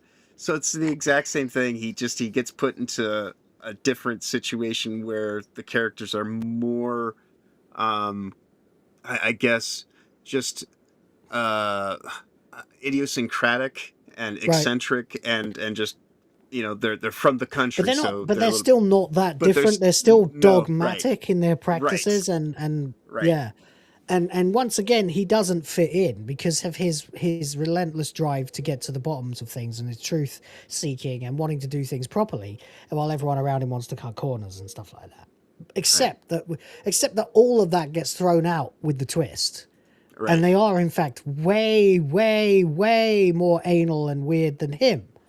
Right. You know? Because Metro has a catch and release kind of setup where it's like, are you really actually doing anything? Because crime just kind of grinds. Yeah, they'll lock you up and then They'll process you. You'll get 6 months in prison. You get back out. You commit again. You get processed again. Right. Whereas right, here, right. it's like you spend the night in the drunk tank, and anything worse than that, they murder you. Right. You know? Right. And even that They don't might even be, process you. You just die. that- They kill you and bury you. Right. and And even being in the drunk tank might be, conviction enough for other things to play out. I mean, we are going to get to it very quickly, but I do wonder if anyone else had found themselves in the same shoes as Danny, would they have been killed as well? But because Danny is Frank's son, he's allowed to get away with just buying everyone Black Forest Gatto. Anyway, we gotta press on. It's so good a movie. We really did make it difficult for ourselves, starting with this one. All right, but that line, brilliant. Fascism, wonderful. No one ever mentions that one, but I always pick up on it. We've put you in the castle suite. He gets to the castle suite. Oh, there you go. Of course, we've got the other one. And we've also just been given a double whammy of foreshadowing, by the way. So that's like 5 now. She just said fascist. Oh, fascism, wonderful. He says, okay, thank you very much. I'll probably make my own way up. And then he says, hag. And she says, what? I beg your pardon. He says, evil old woman considered frightful or ugly. It's number 12 down. So she said fascist, and it turned out to be a crossword clue. He then says hag, and it turns out to be a crossword clue. And you think joke over. But no, it will come back much later. And that's 5 instances of lines that come back later. It's crazy. Anyway, you see the castle suite is in fact just a rinky-dink little hotel room. I've stayed in rooms like this. I don't actually mind them. They're quite nice, quite pleasant. Old sort of homes that have been converted into hotels, that kind of thing. From an era where people would have their entire families living under one roof, Yeah. I stayed in a hallway end room. It was effectively like a sunroom, so there was just space for like a twin bed and a desk, and that was pretty much, and like a dresser, and that's all that was really in there. But it worked. I was there for like 6 weeks. Right. Sorry. Yeah. Exactly. You know what I mean? Sort of B&B kind of rooms rather than a proper like corporate hotel room. Right. Yeah. Yeah. But anyway, we get to our first actual exposure to Sanford. Now, we do get an interesting bit here. This is another bit of Edgar Wright editing here. You get extreme close-up of the hook on the door as the coat goes on. 3 seconds of him sitting, staring. Then they play the exact same shot in reverse. Mm-hmm. And it's not another shot. They played the same shot in reverse, sound effects and all. Right. They reversed the sound effects, and he's off out. So we finally get our first look at Sanford. It is exactly as you might expect, a sleepy, quiet town, but unfortunately not unbothered by the problems of the 21st century. That would be hoodies, chavs, as we call them. These are the little bastards that used to be such a problem for so many people in the 2000s, and it doesn't really matter these days, but anyway. Point a lager, please, Mary, says this inebriant. But there we go. We don't know who he is yet. Yeah, well, actually, these are the guys we would call townies. These guys. Oh, you said Danny. I thought you said Townie. Sorry. No, I did say Townie, but... Oh, you did say Townie, right. Yeah. Okay. Yeah, these are your townies. These are your townies. They're just there. They don't have any reason to be there. They're just there. And they're all wearing hoods up, so they look threatening. Inside the pub, we've got Danny here, who we haven't met yet, but he's point a lager, please, Mary. Right you are, my love. Very much, English as fuck. Right you are, my love. We all call each other my love in the UK. It's a very common thing. He asked for a glass of cranberry juice, immediately differentiating himself from what most people would normally order, which would probably be either a pint of bitter or a pint of lager. But whatever, anyway. Says, you wouldn't by any chance be the new policeman? Says, I'm Roy Porter. This is my wife, Mary. If there's anything you need, just let us know. Could I borrow your newspaper? Oh, we're not big fans of local fish wrapper. They listed her age as 55 when I'm actually 53. Point a lager, please, Mary. Right you are, my love. Again, all these lines just sort of repeated. Now, the whole thing, they listed her age as 55 when actually I'm 53. It begins. The paper's not very good. They don't particularly like the newspaper. Right. The local fish wrapper, you know? Yeah. And these are all tiny little things that don't seem like they're very important at all, but are in fact more important than the glaringly obvious signs of potentially a massive scandal going on that Angel starts to put together in his head regarding property development, a bypass, and money. None of it matters because these are the things that you've been paying attention to in all the film. Everyone's been telling you their opinions of various people and things like that. And it's just very interesting that these people, so he actually completely, even though you're like, huh? When you discover the reason that they've been getting killed, even though you're like, that's fucking pathetic. What kind of reason is that? But then again, you're like, well, I have kept hearing them say these things all the way through the film. We don't really like the newspaper. They got her age wrong, Right.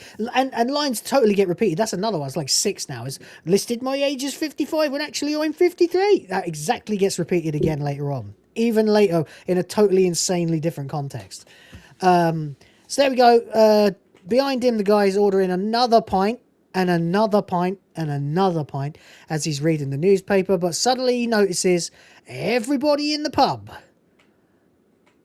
is really, really, really obviously underage. Now, this is this is your typical kind of thing, right? Right.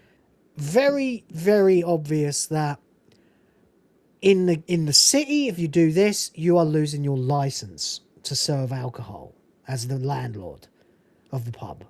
But in the country, everybody knows everybody, and probably, it's, as the guy literally says, a couple of them maybe a bit south of 18, but if they're in here, it keeps them out of trouble out there. And that sort of thing 100% goes on in the UK. Like, they'll let you in, they'll even let you drink if you're like 17.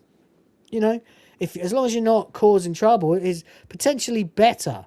But to Angel, this is absolutely out of the question. He is a by the book fucking. He's definitely do right. Cop. Yeah. 100%. Yeah, he can't ignore. But the local fish wrapper Sardog. That is great, isn't it? That is because people do wrap fish and chips up in newspaper, John. That's it's actually the traditional way to serve it. Greaseproof paper and then a wrapping of newspaper to keep it warm. Double wrap, Right. Anyway, so it is illegal to serve alcohol to persons under 18. Black and white text, just the way that Nicholas Angel deals with it, Right. And he's just sitting there going, oh, and he's trying to ignore it a little bit. He's just sort of trying. He's like, oh man, it's not going to look good, is it? They're not going to like this. They're not going to like this, but I can't make trouble the first night. But no, I'm going for it, son of a bitch. Excuse me, he says. When's your birthday? 22nd of February. What year? Every year. He goes, get out. He goes, when's your birthday? 8th of May 1969. He goes, you're 37. Yeah. He says, get out. The guy with the braces, when's your birthday? Get out. Get out. And so we say, is there a problem, officer? Yes, there is, Mr. Porter. It appears a large number of your patrons are underage. Well, a few of them may be south or two of a month or two south of proper, but if they're in here, it stops them getting into trouble out there. It's all for the greater good.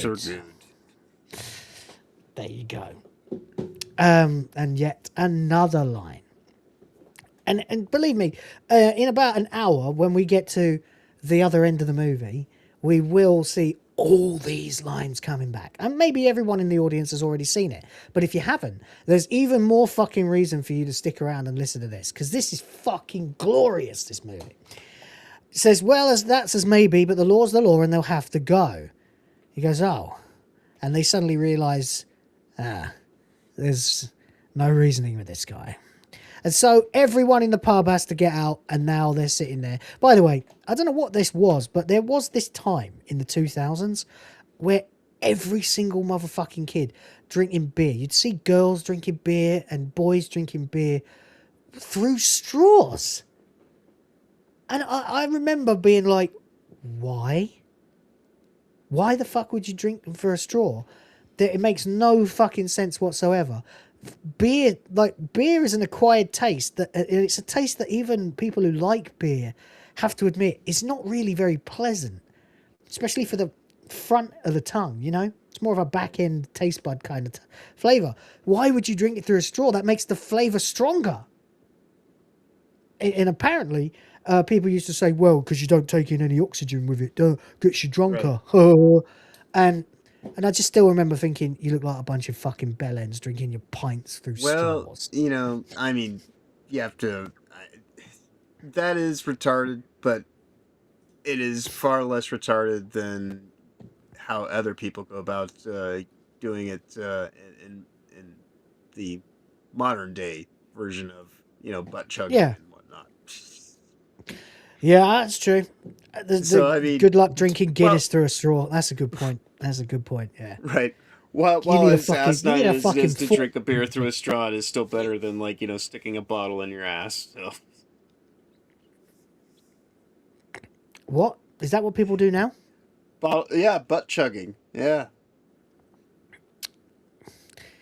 I didn't know about that. Alcohol enemas. Yeah. It's a weird thing, but it's like your intestine is more reactive. You do not need all that. So it bypasses the liver and digestive system, leading to high blood alcohol concentration and severe risk of alcohol poisoning, coma, or death. Yes.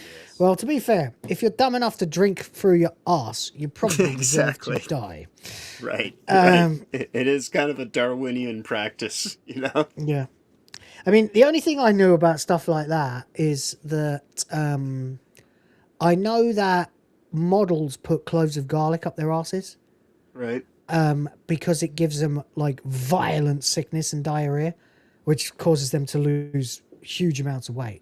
Mm-hmm. Can't keep anything down for like a week. Right. It's absolute hell, but it keeps you skinny. Right. I just don't put things up my ass. Ever. Yeah. Anything. No, I can't say that I'm really... No. Most I've ever had up my bum is a cheeky lady's naughty finger when she was doing the other thing to me with her mouth at the same time, and she wanted to make it extra special. And I was like, whoa. Right. Actually, it ain't that bad, carry on. But there you go. But there we are. Anyway, plus I'm 40. I need to get a prostate exam sometime this year. Fuck. But a bottle of alcohol? No, sorry, no. That sounds like a good way to die. Yeah, for a few very people quickly. It has been, evidently. Yeah. I just don't understand why do you have to hack the ways you can fuck up yourself? Do we not have really, really effective ways to get fucking lagged already? We have shots, how we have many gas Jackass chambers. movies have been in the theaters? I don't know, about 5. There's another one coming out as well. Oh my god! The final one. Oh yeah, I'll believe that when I see it. Just remember, we do live in an idiocracy-based reality. It's true, but that's the thing where it's like they're incentivized by money. Right. Whereas whereas go to a party and someone goes, "Hey, do this enema of fucking vodka." Whatever, anyway. Let's crack on. We ain't got time for this. Right. Sardoc for £2 says, all for the greater good. The greater good. Indeed. Yep. That's the second time he said that. I wonder if he's going to super chat us every time. I don't know. But thank you, Sardoc. Appreciate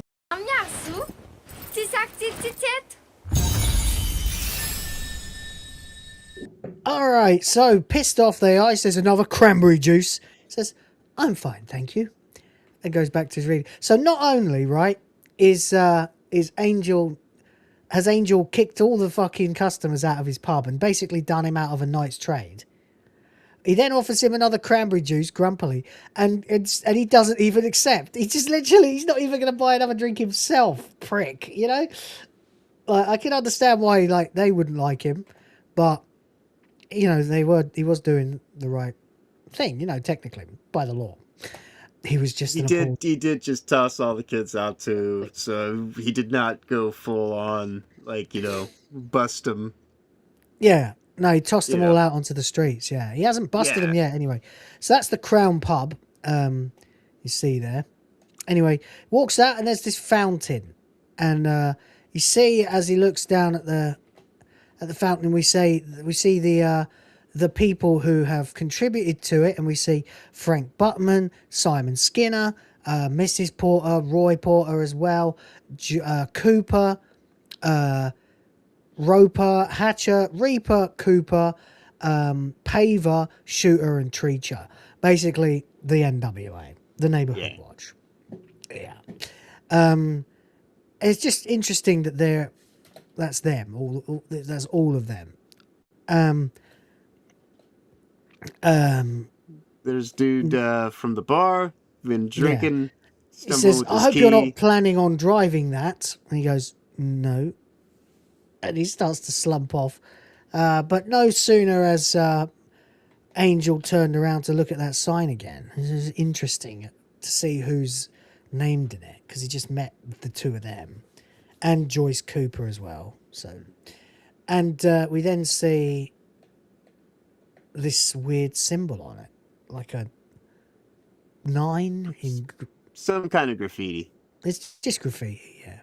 But it doesn't matter, because you hear the car going, and drunk ass dickhead has managed to reverse almost and run into him. So he immediately arrests Danny. He goes, right, I'm taking you to the station. Where is it? He hasn't even officially started yet. It's really good.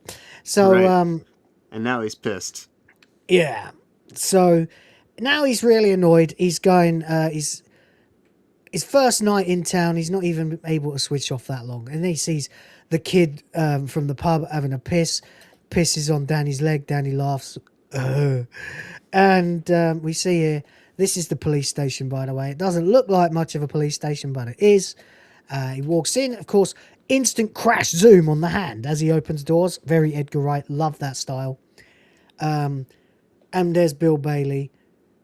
Still tight. He's tight. A bunch of bunch of the kids are with him as well, including Traffic Cone Lad. He says, "You're in for the night. Go on, 4's free. 4's free." So he's basically just literally like sending him into like he's just normal, he's it's in 4. He's like, go on then, go and get in the cell. 4's free. Go and get him. He's Barney from fucking Mayberry. He's a town drunk. Yeah, he's a town drunk. Yeah, well, that's what you get. The impression you get. Anyway, but there's another reason why he would have that kind of level of intimate familiarity with the police. So then we get this super cool fucking flashing montage. Of him arresting all these fucking minors, taking their fingerprints. It's really cool. All these kids, they get arrested, they're getting processed. Never see them again. Well, you do, but only once. Then passing. Then you see, he's done all this paperwork that his hand's hurting. It's like a montage of him doing real physical hard work, but it's paperwork, and it's cramping up his hand because he's so serious. He's gonna sit there and do the fucking paperwork. Then we see him in his bed, still not sleeping, doing hand exercises with the fucking squeezer thingy.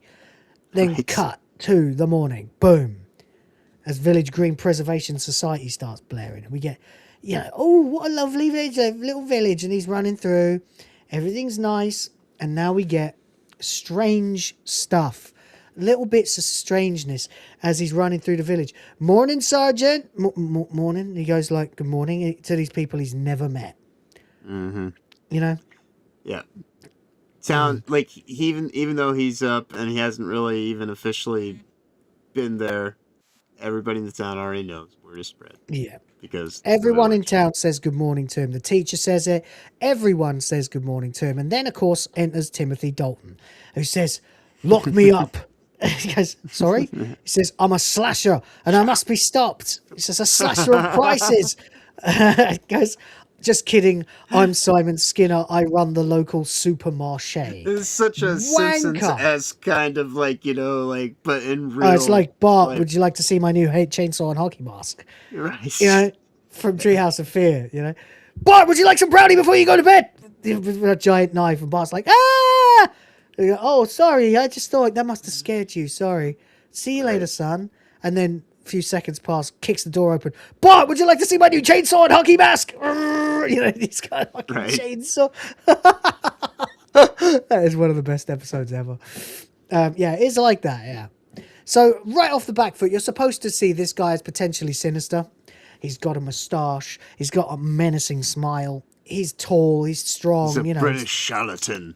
Yeah, and he's a pretentious wanker too, because he keeps using using wanky terms like calling the local Summerfield supermarket that he runs the local supermarché.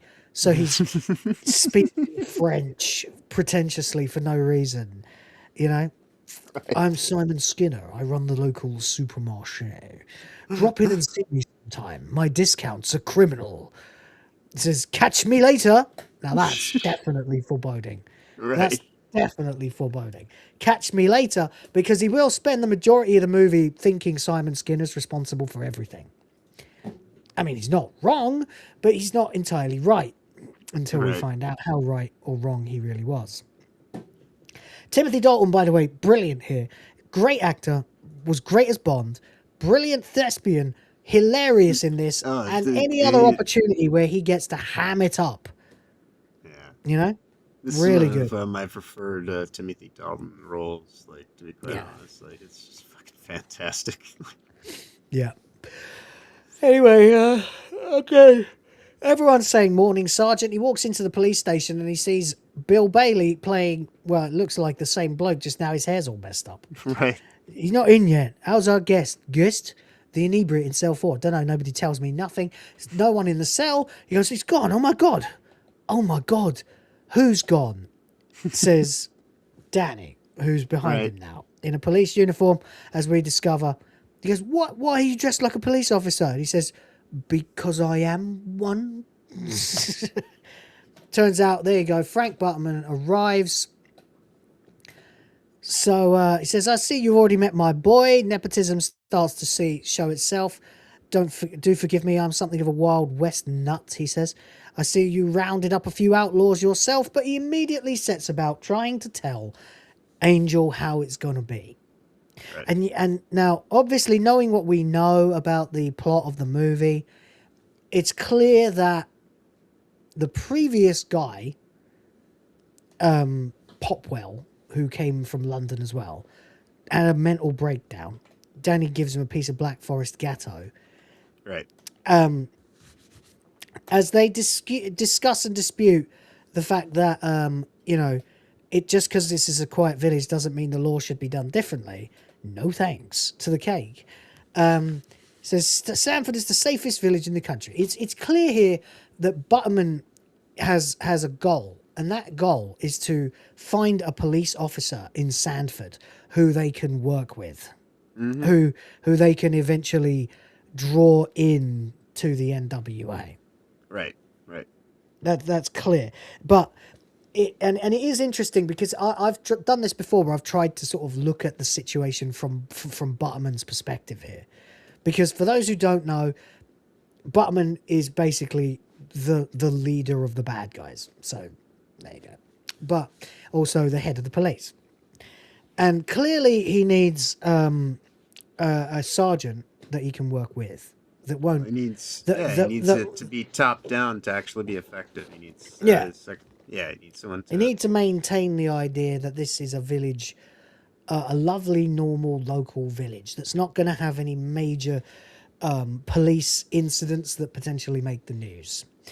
Well, shame on you, because you brought Nicholas Angel, and that is not what's going to happen. In fact, you'll probably have the sort of thing that, if it really happened in the UK, would be in national news for weeks afterwards.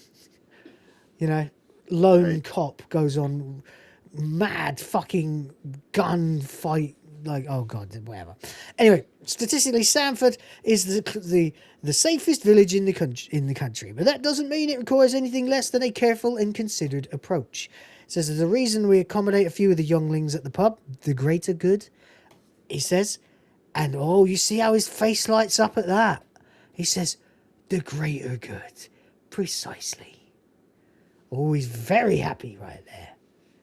Very happy. Well, he said the thing, so you know. It gives you a sort of a clue right at the start of meeting Butterman. Just exactly how fucking wide-eyed with delight he is at the greater good being acknowledged here by Pegg. You know? Indeed. But there you go. Anyway, so yeah, Frank, you know, he says, your predecessor assumed rural policing was easy and ended up having a nervous breakdown. And Sergeant Popwell was an exceptional officer. Truly exceptional. And he had one thing you haven't got. And he says, what's that, sir? A great big bushy beard. I love that line. I always do that line. Loads of people still quote that in that's one of those lines that gets quoted from the movie, but pretty much only in England. A great big bushy beard. You know? Right. So there we go. Anyway, let's have a mosey around. So there we go. Locker room. We get quick shots of these. The locker room is here. Then you get the riot room, and we can see that they have actually got a full fucking stock of riot gear. It's really handy to know, because later on, otherwise it would mean that when this stuff does get used later on, Chekhov's riot gear here, you'd be like, where the fuck did some country bumpkin police department get that? Well, unlike most, there's only one or two things in this film that don't quite make sense. For example, why does this sleepy village have a CID department? Why does it have literally a plainclothes detective department? You know, that's usually the sort of thing that would be, you know, if something happened, the detective would be coming from the nearest city, you know, not from the local, but whatever. They have the detectives, and both of them have got the same name too, which is weird. Anyway, riot room. There's a hedgehog crawling through the very dusty, cobweb-ridden riot gear. Evidence room, totally empty. Not a single bit of evidence of any crime anywhere. Which tells you either one of two things. That there's very little crime in this town, in this village. Or that no crime ever gets bloody reported. Yeah, I mean, sleepy little town, you know? Yeah. Well, that's the thing, isn't it? You're supposed to believe that this is just a sleepy little town where nothing weird ever happens. Of course not. Right. No. Then he says, how about a trip to the Andes? And we meet, two of the best characters in the fucking movie. Wainwright and Cartwright. Yep. The Andes. And the two of them are just sitting there. I just stare at him. They hate him. Immediately they hate him. I expect you're wondering why we call them the Andes, because they're both called Andrew. Whoa, they said you were good. Anyway. Then we see, this is interesting, because Danny says, and because talking to them is an uphill struggle, innit, Dad? And then he gets hit in the head by a fucking trash can. And shouts, fuck off! Thank you, Danny. And we see the swear jar, the swear box. They've got a swear box, which is a very quaint thing for an office or a police department like that to have. Right. So you're not supposed to swear. But and they do reference it throughout the movie. Yeah. So as you can see here, we've got knob 10p, bastard censored 20p, shit with an exclamation mark 50p, also not written properly, fuck with F star smiley face K, and then cunt, not censored at all. Right.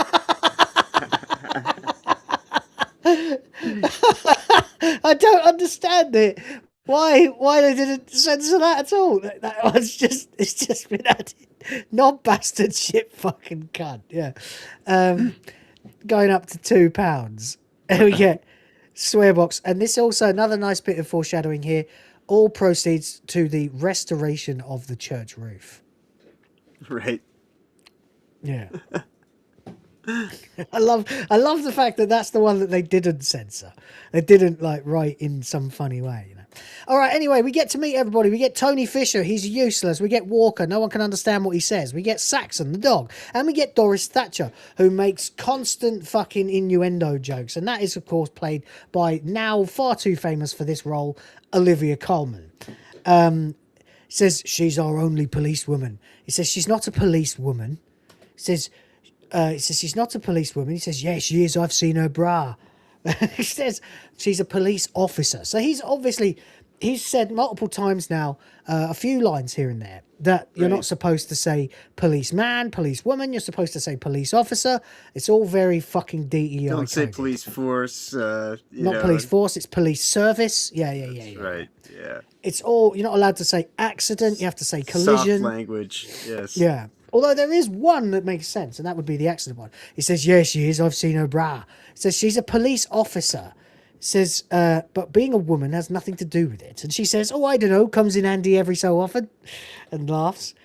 Says, I could have given you the tour. I've been around the station a few times. Jesus Christ, love, calm down. And she's like looking him up and down while she says it. Yeah. Right. And what's upstairs? We discover the Neighborhood Watch Alliance, the NWA, operating right out of the police station. Edward Woodward here, playing it. With monitors Well, we see we have visitors. This is Tom Weaver, the leader of the NWA. Tom Weaver. Go on, what? There's just monitors everywhere like he's a fucking architect. Well, yeah, I mean, so this is the thing. It's like... It is absolutely insane that in a sleepy little village like this, he has... Look at all these fucking tapes. Dozens of fucking tapes. Dozens from a command center. He has like fucking 9 monitors or 12 monitors or something stacked on top of each other. He's just constantly peering around the fucking town to see what's going on. It's a little bit extreme for the Neighborhood Watch. Right. Because you do have Neighborhood Watch, right? Neighborhood watches generally are, 2 or 3 out of maybe 10 houses where they have a meeting and they talk about what's going on in the neighborhood once a week, maybe.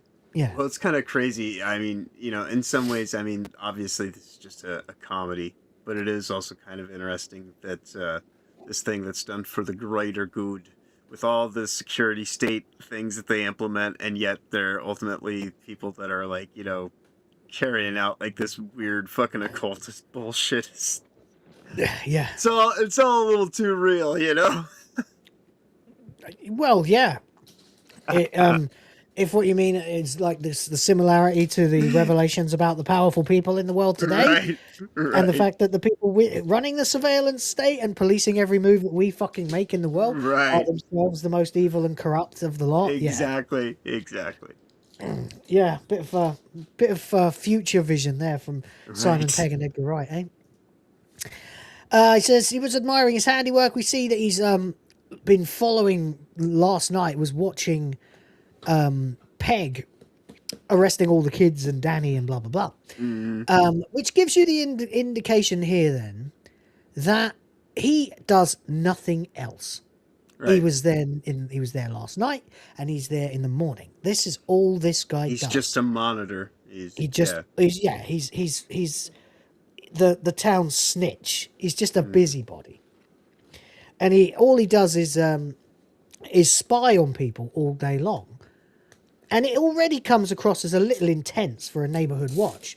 But the reason it is successfully fobbed off as being acceptable and not worth paying attention to is because this town has one village of the year, or village as one village of the year, on like 12 different occasions in the past, or something crazy like it's non-stop winning Village of the Year. And this one of the is reasons being run out of the police station as well. So exactly. So I mean, so it kind of stands up that a village that has made such a name for itself, such a reputation for itself, would have a very, very diligent and dedicated neighborhood watch. One that is a little overbearing and over the top. But that, of course, is not the real reason. Well, I mean, it is the real reason, but it also allows them to also get away with murder. Welcome to the panel at this time, Mr. Rhoda. What's up with you, buddy?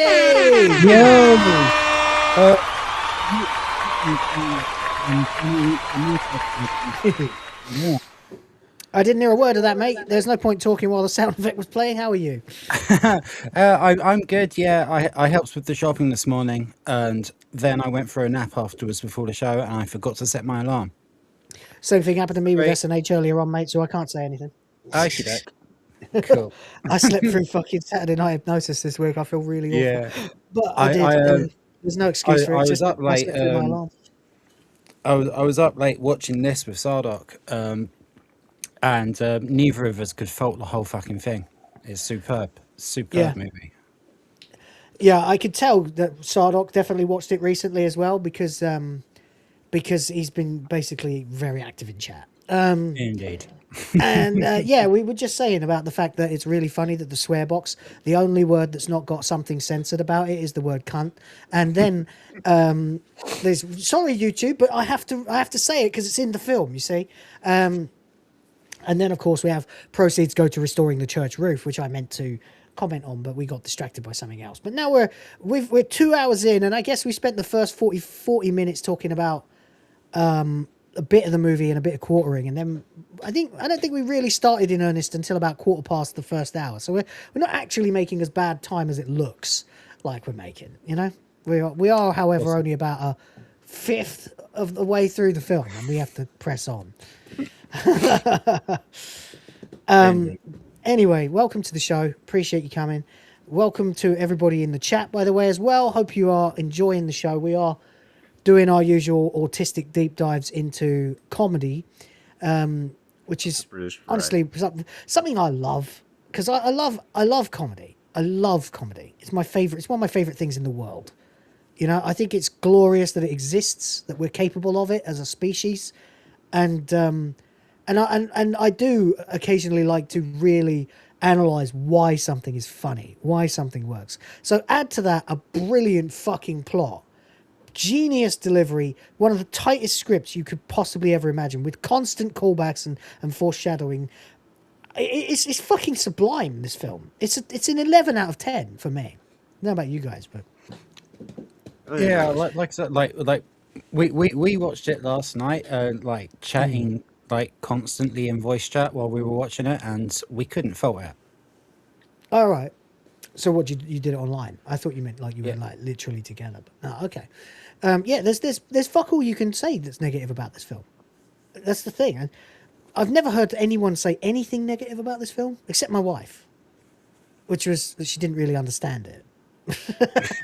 And it's not because of the English. It's just that she's Filipina and they're used to entertainment that is a little bit more kind of obvious, right. You know. But to be fair, that was a while ago. I bet if I showed her it now, that we've been together a long time now. She's sat through lots of more intricately plotted TV and movies than this with me since we last watched it. So she might be fucking prime for it now. You know? She's sat. I even watched fucking Doctor Who, the entire Tennant run with her back in the day when I first met her.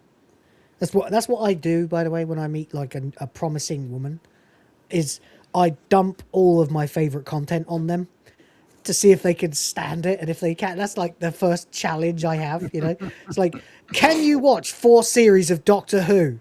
Go, like with me, and she did. You know, and of course during the lockdown we watched just about everything in the fucking world because there was nothing else to do. So there we go. Anyway, we are here then. We're at the point where we've just discovered the Neighborhood Watch Alliance, which sounds you know, like a sillily, an over-the-top, pretentious, wanky name for a bunch of nosy neighbors, basically. But it is more than that, isn't it? Because it does appear to be an alliance of everyone in the village who has some seniority within their field. The farmer, the doctor, the teacher, the store owner, the supermarket owner, you know, the preacher man. They're all in the alliance. And so they are effectively the police of the... So it's no wonder then that the actual police are so fucking lazy and jaded and incompetent. Right. And they are operating out of the police station even, you know, which is just a further kind of, you know, step. Yeah, it's true. And it gives you an indication as well, because if we go back a few minutes, right, just a couple, not for any particular reason, except this, right? So as you get unprofessionalism, the police station, right, with basically all this Black Forest bollocks. The first policeman he finds out he works with is the guy he arrested the night before. The chief of police is more interested in the greater good than he is interested in actual police work. He's warning him not to be as much like himself as his predecessor was. We see a fucking unused riot room. We see an empty evidence room. Everyone we meet is either stupid, lazy, unfriendly, incompetent, or makes dumb jokes. Everyone's constantly eating and not really doing much in the way of work. The office is a bit rinky-dink. It really is being put out to pasture because like, the whole thing, like where they were basically sending him out to the countryside, even in the countryside, people there are just like, hey, they're a contradiction to everything that he knows. Right. All the cops are kind of like, you know. There's another element to this that I want to focus in on. That's just occurred to me now. Yeah, they've got the dog. They've got the you know, all this stuff, and the dog looks like he can handle himself, and that's great. But basically, they're not really much of a police service. The dog's you know? most competent officer on the force. She's more interested in making sexy, smutty jokes to Angel, and then contrast that with the neighborhood watch, who has got files and files and open documents on his desk. He introduces himself as he's in the middle of working. He runs a very tight ship. You walk in and he's got all this fucking surveillance equipment. This. You see what I mean? Contrast the bumbling, half-assed cops with the ultra serious attitude of the neighborhood watch. Wizard of Oz right here. You know? Yeah. So he's like, literally, like, they're down there sort of being like, oh, I don't know, I'd like to have some Black Forest Gatto with my fucking police work today, thank you. And then up here, he's like, we run a very, very tight ship at the neighborhood watch. It's night and day. They don't take anything seriously downstairs, and they're not taken seriously as police. But up here, the neighborhood watch, miles more serious. Very, very serious indeed. So very, very, very serious indeed that he looks like a complete bellend when he starts talking about chavs and hoodies as if they're a fucking public menace, which they kind of can be, but not as bad as he makes them sound. And of course, the living statue, the living statue is this bane of his existence, you know?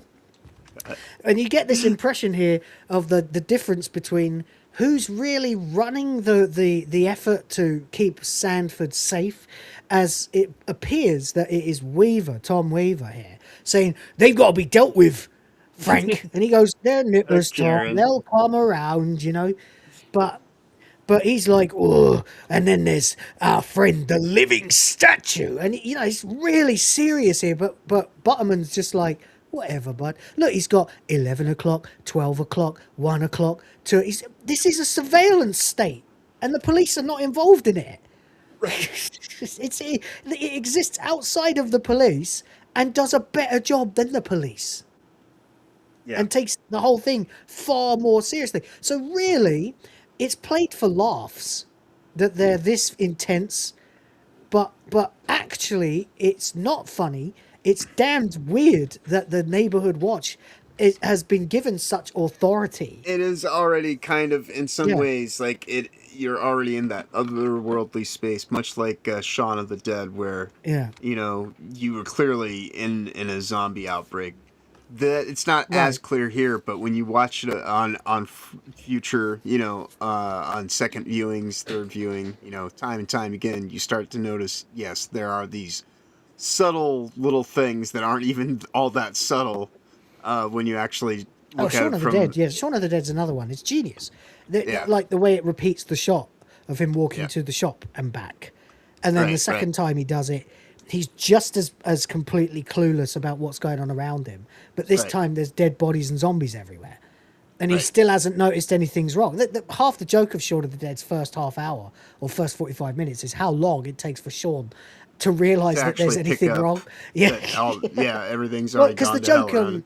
I remember an interview with Pegg when Shaun of the Dead first came out. And of course, before Shaun of the Dead, there was the zombie episode of Spaced, where he gets pissed and does a bunch of speed and plays Resident Evil 2 and starts hallucinating about zombies. But basically, Shaun of the Dead is a blown up version of that. But it is the whole thing is that he's completely fucking clueless as the world is ending around him. But the interview with Simon Pegg at the time, he was saying, well, zombies are a bit rubbish, actually, aren't they? It was one of the things that helped me get over my fucking pathological fear of zombies, actually, was this interview with Pegg, where he's like, well, look at us having this interview right here, sitting at this table doing this interview. I was reading it in a magazine. He says, you and I could probably conduct this interview just as well if there was a zombie in the room with us. We just have to move around a little bit. Right. And we're talking Romero slouching zombies, not the new running stupid ones, like proper zombies that move like they're dead, Fenton zombies. And just barely able to move, So, yeah, it's true. So it does kind of beg... That's the thing that Shaun of the Dead does really well. It disarms you with how unseriously Shaun takes the zombie apocalypse. Right. Until he is forced not to. And then very much the same happens in this with the NWA. With this weird occultist group. Yeah, we're here seeing the Neighborhood Watch Alliance is drunk on power, out of control, surveilling the entire fucking town. And it's played for laughs. It's a comedy, much like the zombies are played for laughs. It's a comedy in Shaun of the Dead. It will only become serious when there's no fucking choice but to acknowledge that this is fucked up. There is something weird about this situation that Angel finds himself in right now. And even he doesn't realize it until it's too late, because it's so... bonkers, the idea that a bunch of old fuddy-duddy busybodies would actually be a fucking secret death cult, Right. Similar to, a certain island. Yeah. And, it's hiding in plain sight. Yeah. Right. They're hiding in plain sight. And the other element of it, of course, with Sanford is that this has been the case now for I don't know how many years. However long they've been winning Village of the Year. Right. Since Mrs. Butterman killed herself. And you get, so to them now, it's so normal the way they live and what they do that no one questions anything. Exactly. And even the police just don't really see anything wrong with a village where the crime rate is 0 and the accident rate is like a 700%, Right. So there you go. Anyway, let's crack on. So we get all these lines like we're going to be up to our balls in jugglers, crusty jugglers and stuff like that. Well, that's that. Is there anything you're unclear about? Yes, sir. Why is everybody eating chocolate cake? The Black Forest Gatto's on Danny as punishment for his little indiscretion. I'd hardly think driving under the influence is a little indiscretion. No, the Gatto is for misplacing his helmet the other week. Last night's incident will require something rather more serious. I'm sorry, sir. I don't follow. He says, do you like ice cream?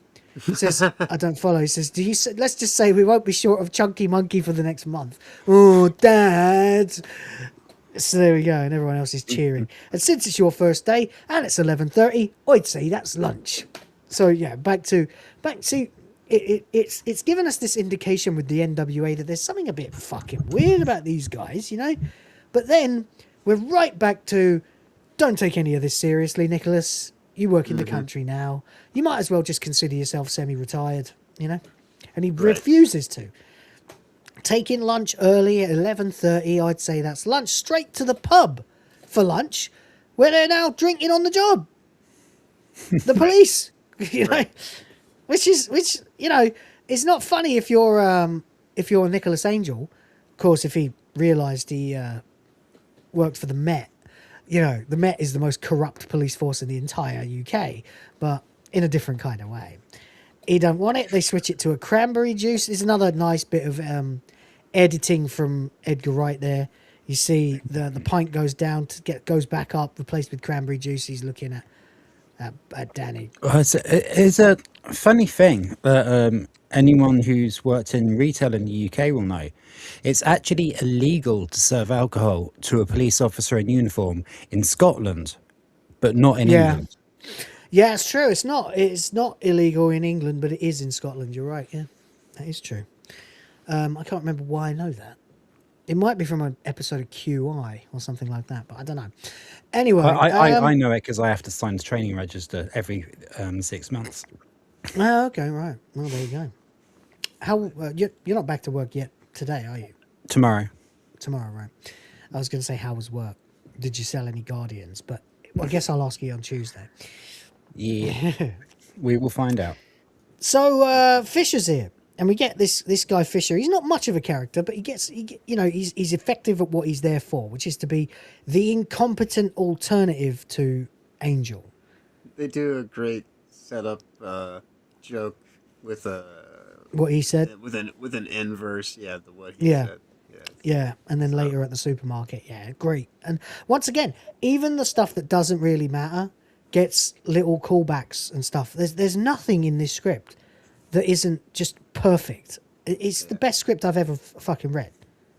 Like everything, like I said, there's no fat in this script.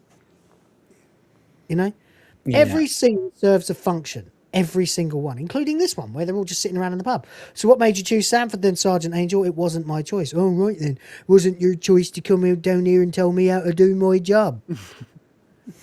and that's that kind of hoity-toity bullshit attitude that you will get from from anybody in the UK when you send round like an HR manager or something like that. Right, and that is absolutely the right fucking way to react to that kind of thing. But the reality here is neither of them are happy about this. So, our jobs. Yeah.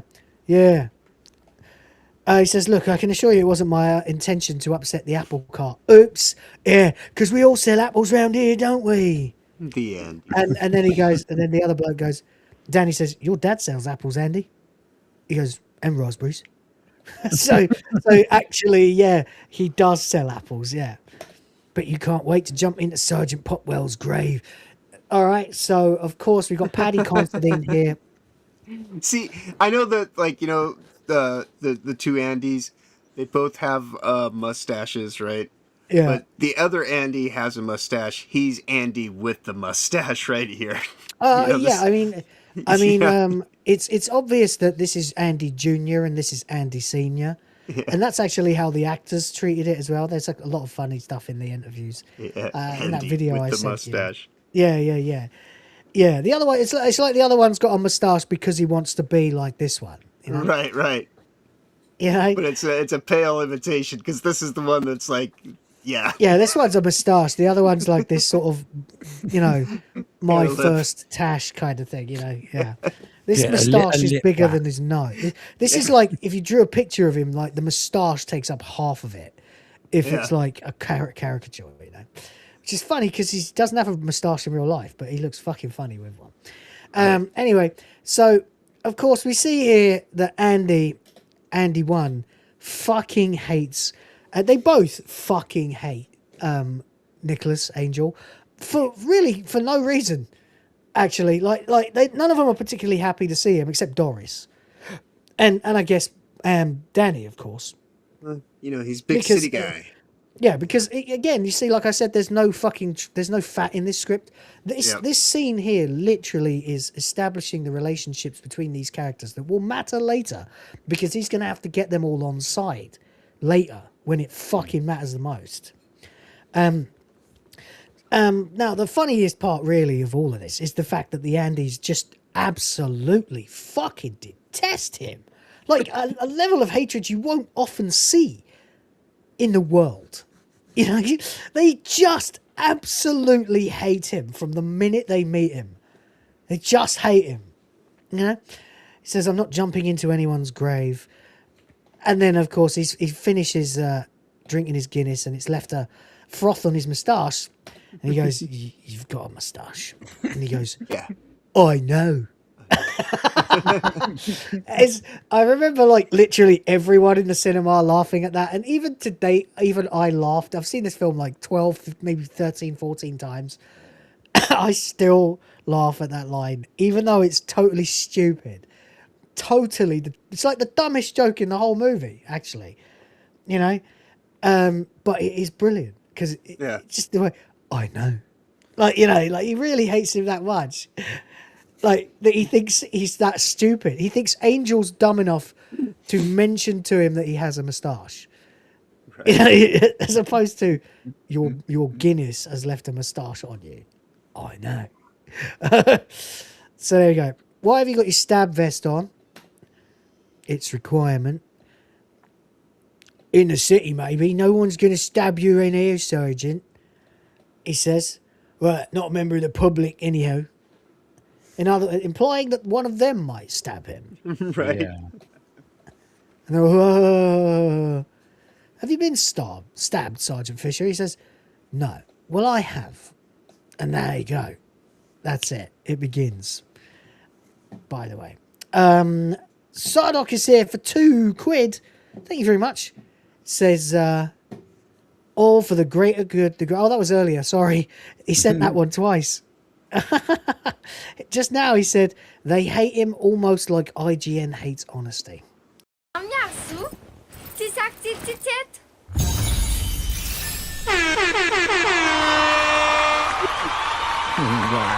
Scathing.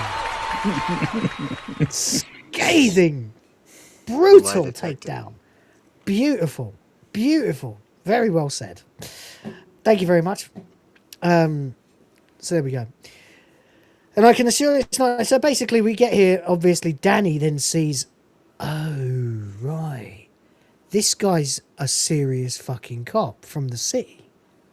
He's been stabbed. And suddenly he's got a bit of hero worship going on. He says, have you seen a lot of action, Sergeant Angel? He says, I've experienced my fair share, yes.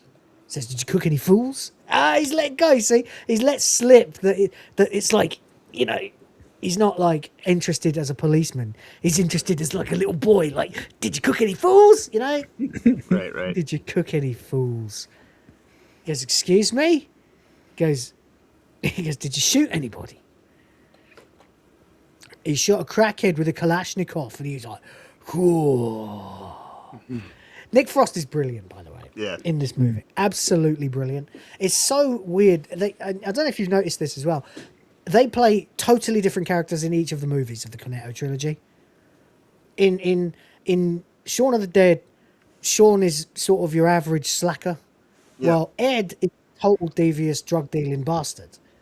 Right? He's a prick. Mm-hmm. He's a total piece of shit. But they, you know, whereas in this, Angel is super duper serious, whereas Danny is like this sort of innocent giant man child, you know, who's been sort of protected and nepoed into the force. So he's never actually had to do anything really tough, and he hasn't really grown up. Totally different characters from what they were in Shaun of the Dead. And then, of course, in The World's End, you've got the alcoholic struggling to move past his youth and a serious teetotaler who is getting dragged into the mess with him, you know. Mm-hmm. But there we go. Anyway. So he says, where'd you get that? The offender had the Kalashnikov. He says, where do you get that? He says, you do know there are more guns. And here we go. Here's another one. I don't know if this is like 7, 8, 9 or 10 now. I'm trying to keep count of the amount of lines that get repeated, basically, or that become relevant or foreshadow something later. Right, we got to be up to at least 9 at this point. As he says, everyone and their mums is packing around here. He says, like who? Farmers. He says, who else?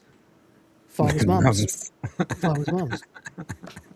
Now, you think that's a funny joke. Once again, they've done very much similar to what they've done with other jokes in the script so far. Later on, these jokes will be revealed to not be jokes. Right? So you laugh because it's a funny line, much like with the other line earlier on. I can't think of the one we're trying to talk about. But you know, things like a great big bushy beard, and like there's loads of lines that are foreshadowing things that are funny and they make you laugh because they're just good writing as jokes. But the real majesty of this fucking script is the fact that they also serve a very important function in the story later. Like, for example, when the fighting starts and Angel takes down the farmer calls for his mum, and there is his fucking mum with a shotgun. Just like he said. Yeah. Farmer's mums are packing heat too. Exactly. So every fucking line, you just can't be sure that, like, you've really got to be forensic going through this fucking movie to catch every single thing that gets referred back to later. It's crazy good. Crazy good. Definitely a movie worth watching 4 or 5 times. There's so much going on in the scenes too. Tons of mise en scène, Easter eggs, throwaway lines, posters, advertising stuff. It's just ketchup, of course, yeah. It's in there too. So he's like, what is it like being stabbed? He says, it was the single most painful experience of my life. What was the second most painful? See, he's a giant child. So now we cut to them on the beat. We've established the relationship that is budding between Pegg and Frost here, and we know that Danny is nothing but an annoyance at this point, asking stupid questions over and over again. He's constantly asking him. He says, I've got the script up here. Let me find it. God, I'm a few pages behind now. Sorry. It's the little dog. Hey, Spike. Hey, Spike. Hey, Spike. You know. What's that? Oh, yeah. Yeah, that's it. It's like, oh, boy, George. Hey, yeah. George, where are we going to go, George? Like that. He's like, shut up. Yeah. Yeah. The little yappy dog hanging out with the big bulldog. Yeah. So anyway, yeah. Where are we? Shot a crackhead with a Kalashnikov, farmer's mums. That's it. We see him here. The two. What is this? Second most painful. Oh no, this scene's actually not in it. There's a whole scene that was cut out. Fucking hell.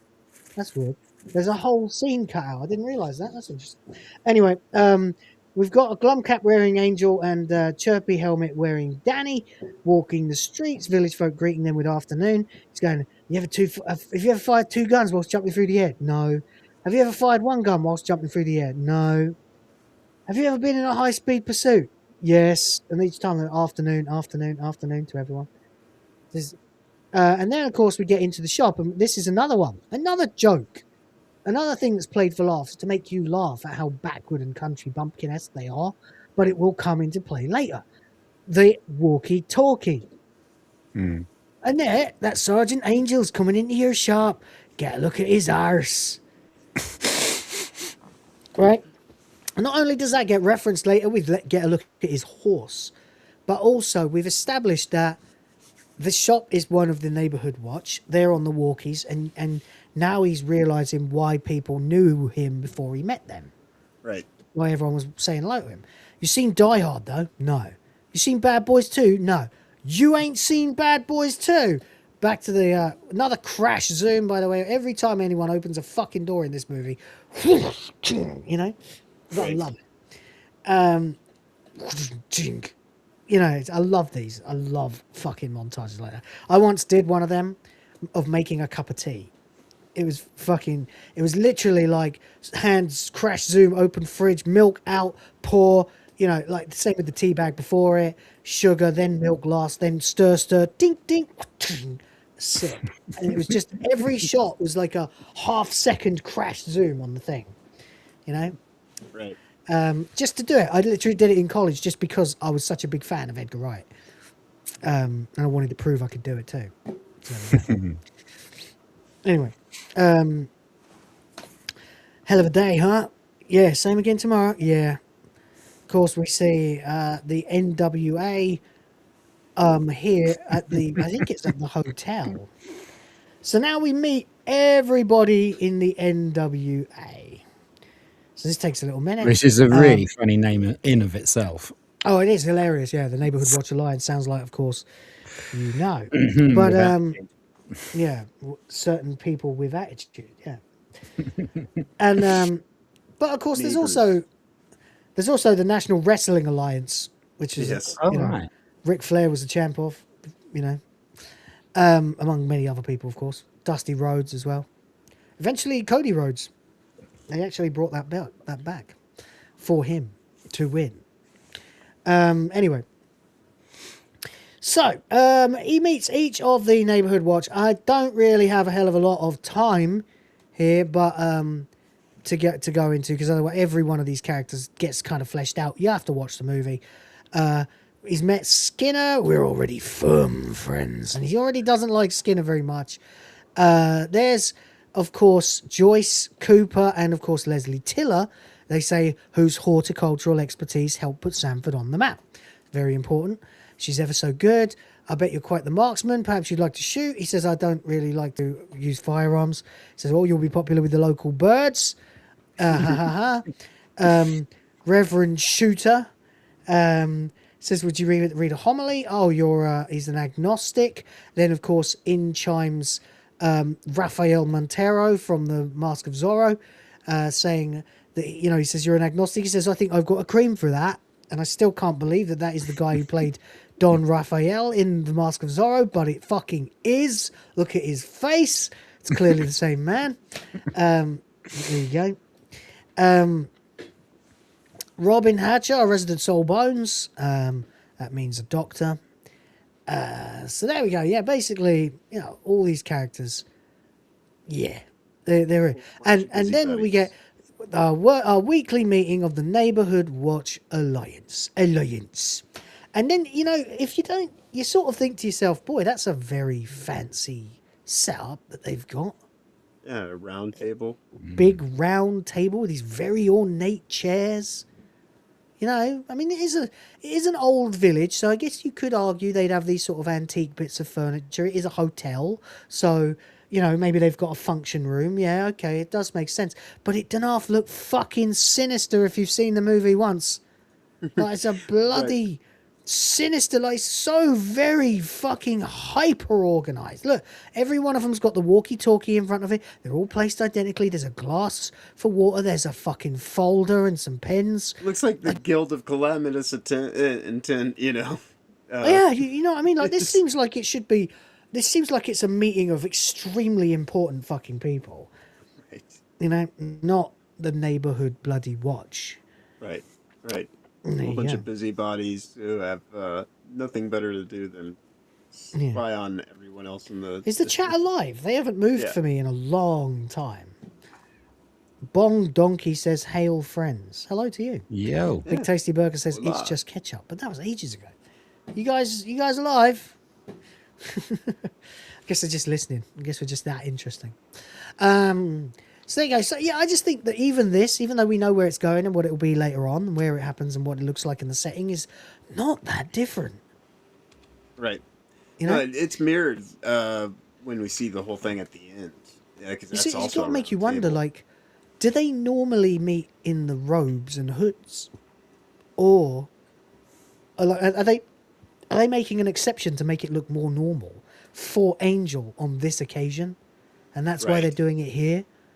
Do they normally meet at the castle? Like, because this is the thing, you know, I want to talk about it when we get to the scene, but which of these is the normal one? Because this looks like a little bit more elaborate, a little bit more sinister, a little bit more serious than a typical Neighborhood Watch meeting.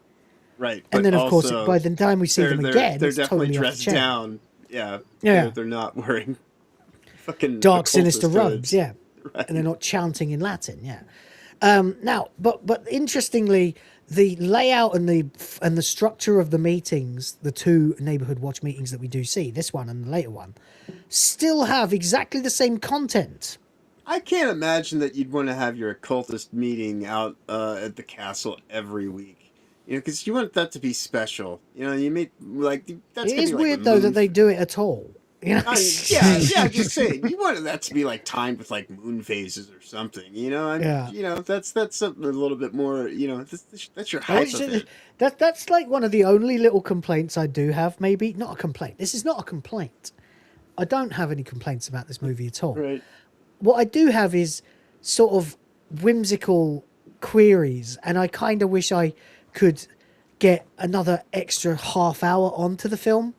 Right. Just a slightly longer. It would be more bloated, but I would like to know a bit more about these guys. You know, like what is a typical month for them like? You know, because Angel shows up, and within a few days, you know, he's on to the situation. He's got a major, like, he's only in Sanford for maybe, like, I don't know, couple of weeks, maybe? I don't really know. I don't really know.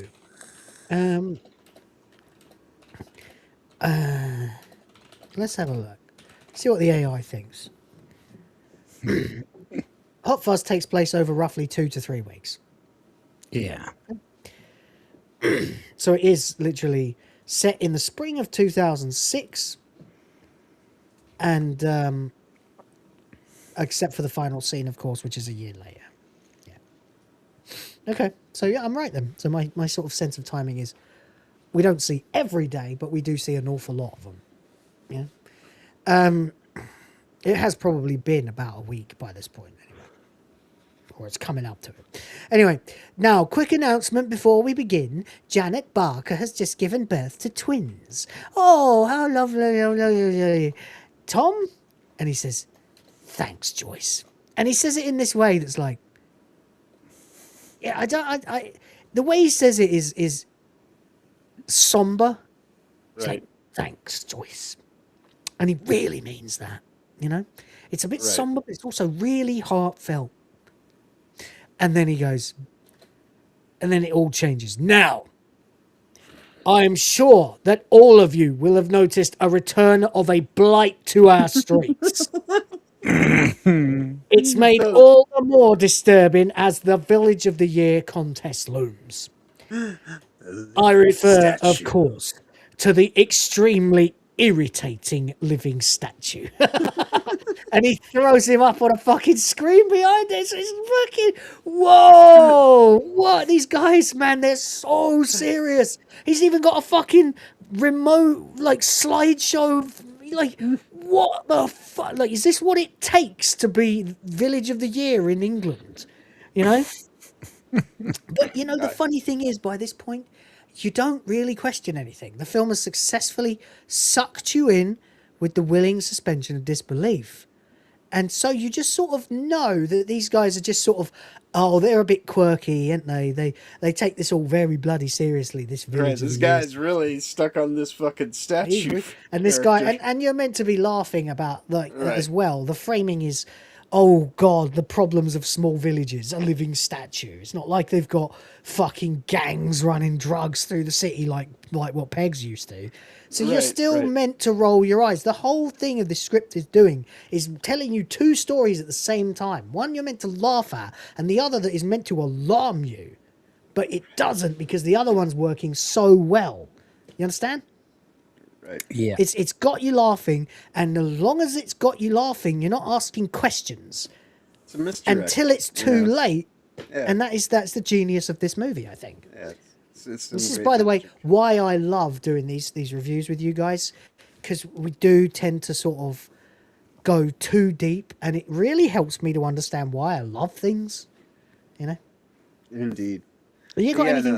No, it's a great bit of distraction. You know, the magic of this movie and the way that it just the sleight of hand, because it's telling you what's going on, but also at the same time, you know, when it's doing it, it's obscuring it in jokes and just all this kind of stuff. But then ultimately, by the end of it, it's like it's like it's hiding in plain sight. Right. So on repeated watching, it's even more of an enjoyable experience. It's worth pointing out there, once again, that like I was saying, Peg's response to the living statue thing is to now sort of switch his brain off. You see that? He puts his face in his hands, realizes this is his life now. This is the kind of bullshit cop work that he's going to be doing. Whereas this super cop, definitely was intending to be helping people in real trouble. You know? And now, not this living statue. Yeah, he's depressed. But you know what that also says to me? He's not paying attention. Right. He's not taking them seriously. They've disarmed him with how seriously they take the living statue. If he was really paying attention, he might have heard them say something along the lines of, "We should murder this guy," Right. But, Or we don't know just, what the rest of that meeting was, because he deemed, and thus the movie deemed, that it wasn't worth hearing. So we just dissolve away. Right. Like his attention does. You understand? Or a voluntary service has data logs. Yeah.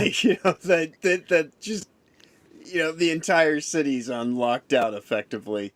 Yeah, it is crazy, but he's he's like, who are these wackos? They're taking this way too seriously. It's just a fucking living statue. This is nonsense. I'm wasting my time.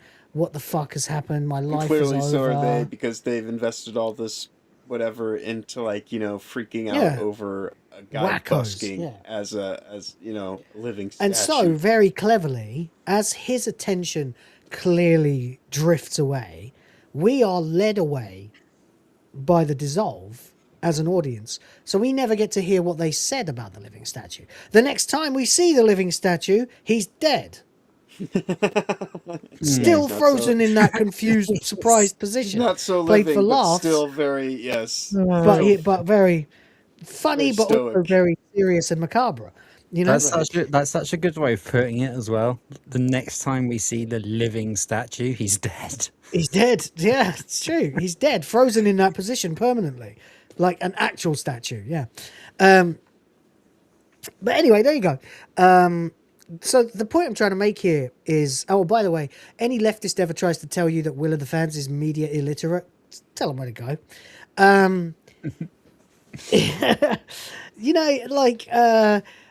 They are literally treating us and Pegg as the same with the direction at this point. The things that are mundane and routine, but that he finds exciting, like paperwork and stuff like processing perps, even as mundane as they might be, still is to him exciting, which is why we get like high octane action, action montages of him writing names and taking thumbprints and mundane with the processing as well. Yeah, like super duper, like high, like crash zooms, everything like that is stuff he does all the time, but that he really enjoys. The whole film almost is shot in a way that is as if it is being directed by Angel himself. Like some of the most mundane things get ridiculous crash zoom, whip pan, fucking action choreography, and then, like, for example, here, where his interest in these people has run out, he's now writing them off as just these weirdo, wacko, hyper-obsessive, busybody, small-minded idiots. And that's when he's like, oh, for fuck's sake. And that's the moment we get taken away as well, because he doesn't care. Why should we? Right. Later on, we'll realise we really should have been paying attention, But again, the movie is hoodwinking all of us. You see here, we've got a nice flower display of the word sergeant from Leslie Tiller. Very good she is, actually. But again, he's just here, Then we cut against him explaining what police work is to a bunch of kids. It's about the execution of unquestionable moral authority. The kids don't give a fuck. And it is quite interesting, actually, because these are the same exact fucking kids, the boys anyway. You see the one at the front with the sort of Kurt Cobain haircut? Mm-hmm. Yeah, that's the one who he says later, want to do something useful. These are the hoodies that he recruits later. Right. By the way, also, funny, I think, that you've got, 9 students on the left side, 8 students on the left side, about the same on the other side. So we're meant to believe maybe there's some in the middle too. That there's like what 20 kids in this room, and that's like the whole school, or or that's all there is per year group in that school. It's real rinky-dink kind of stuff, you know. I mean, I grew up in a town that had class sizes like that. Well, I mean, my class size was like 25 to 30 kids, sure, but there were 2 classes in my lower school in my year. Right. There were also schools out here. There were country schools that were still in operation when I was. Yeah, I'm just saying. I grew up in a relatively small town. Right. On the we had about Bedfordshire. About the same actually, 25 to 30 kids per class. Per class. And there were 2 classes per year. Right, but my lower school, we had 2 classes. Yeah. By the time we got to middle school, there were like 4 classes of about the same. 4 form groups of about the same size in my year of school. When I got to upper school, there were like 7 or so different form classes of the same size. So, you know, the reason I say, and then of course there were multiple years at each of these schools and multiple schools in the town. Even though I grew up in a relatively small town, there were 4 primary schools in the immediate area where I grew up. This place is tiny. Like, this is really out of the way country bumpkin land. They've got 1 school because they've got 1 teacher on the fucking Neighborhood Alliance. It's the only teacher we ever hear about. It's a weird. I mean, I'm sure there's more teachers in the school, of course, and there'll be a principal and stuff like that as well. But the class size is really small. If this is the only class of students in that year, it's just funny because once again he's teaching these little group of kids, and of course they don't give a fuck. They're not interested at all. They're just staring at him blankly. The one who is interested, of course, is his partner, Danny Butterman, asking all the dumbest questions you've ever heard. Is there a place in a man's head that when you shoot it, it will blow up? And finally, we get to meet Adam Buxton playing Tim Messenger. Now, just a quick aside here. I grew up same years that you did, Rhoda. Did you ever watch the Adam and Joe show? Sorry, you went underwater then? Did you ever watch the Adam and Joe show on Channel 4? It was on around about 11 o'clock or maybe 10:30. It was the same era as Ali G and South Park. They did sketches with toys. It was funny as fuck. Oh yeah, I remember now. Yeah, and they sat in a bedroom to 2 of them completely filled with fucking toys and stuff. That was literally what put Adam Buxton on the map. And everyone thinks Joe's not in this movie. Beg to differ. He plays Bob, the forensic guy who says, "Hello there." Awesome. Not the one that she's banging. That's Right. Dave. He says, "Hello there." But the friendlier one at the start. But there you go. Anyway, I grew up on that shit, man. Adam and Joe, that was my jam. I desperately want to find a complete fucking series of that. I've never been able to find it. Ever. It's like it doesn't exist. Someone has to have the fucking tapes of that show. I have a DVD of that show, but it's only a selection of the best of. I want the whole show. I love that fucking show. Especially when Adam Buxton would send his dad to like festivals and stuff and have him film them so he could learn like street cred. It was really funny. It's really like in one episode, Adam Buxton sent his real life father to this situation to go and learn how to speak like a gangster. And he's learning from all these black fellas. We're like, how do you say, like, if someone sees you with their girlfriend, they should say to you, "Why are you looking at my bitch?" And he's like, "Why are you looking at my bitch?" He goes, "Yeah, like that, yeah." He goes, what do you say to that? And he's like, "Well, I don't know. You know, I haven't the foggiest idea." Adam Buxton's dad, very posh. He goes, you say, "Your bitch was looking at me." So then we see, let's try it. And then this gangster comes up to Adam Buxton's dad and goes, "Why are you looking at my bitch?" And you hear, "Yo, bitch was looking at me." It's so fucking funny. I love it. Anyway, I've never forgot that. And every time I see this guy in a movie or anything like that, I'm just really proud of him because he started off in his fucking bedroom.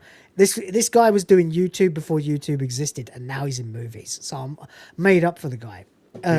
Shame he gets his fucking head crunched in by a church spire later, but it is really good. So he says, hi, Tim Messenger. Can I get a quick shot for the Sanford Citizen?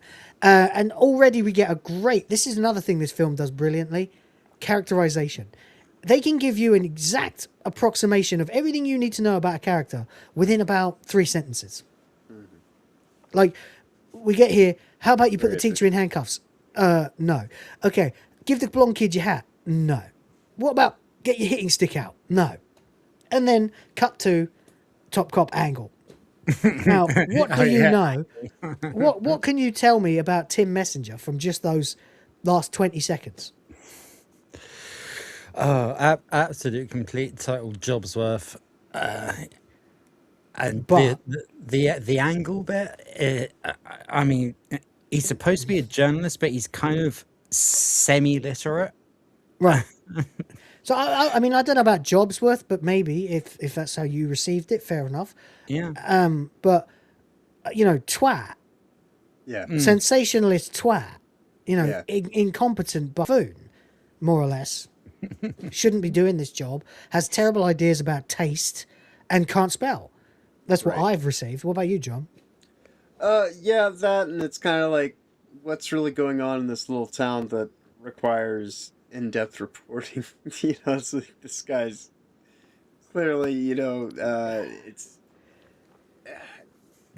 just a very idiosyncratic kind of like, kind of what the hell kind of character, Well, I have a sort of headcanon theory, right? But it's only my headcanon, and that is that he's actually much more intelligent than people think he is.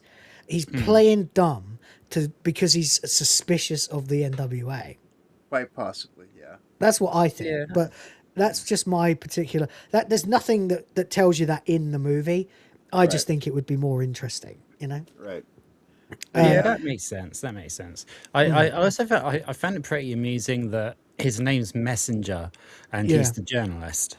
Right, and he's I actually. know that's very, terrible. very, very basic, but it was still No, funny. you're right. Most of them have actually got, obviously, they've all got occupation surnames because they're bumpkin, like oldie-woldy types.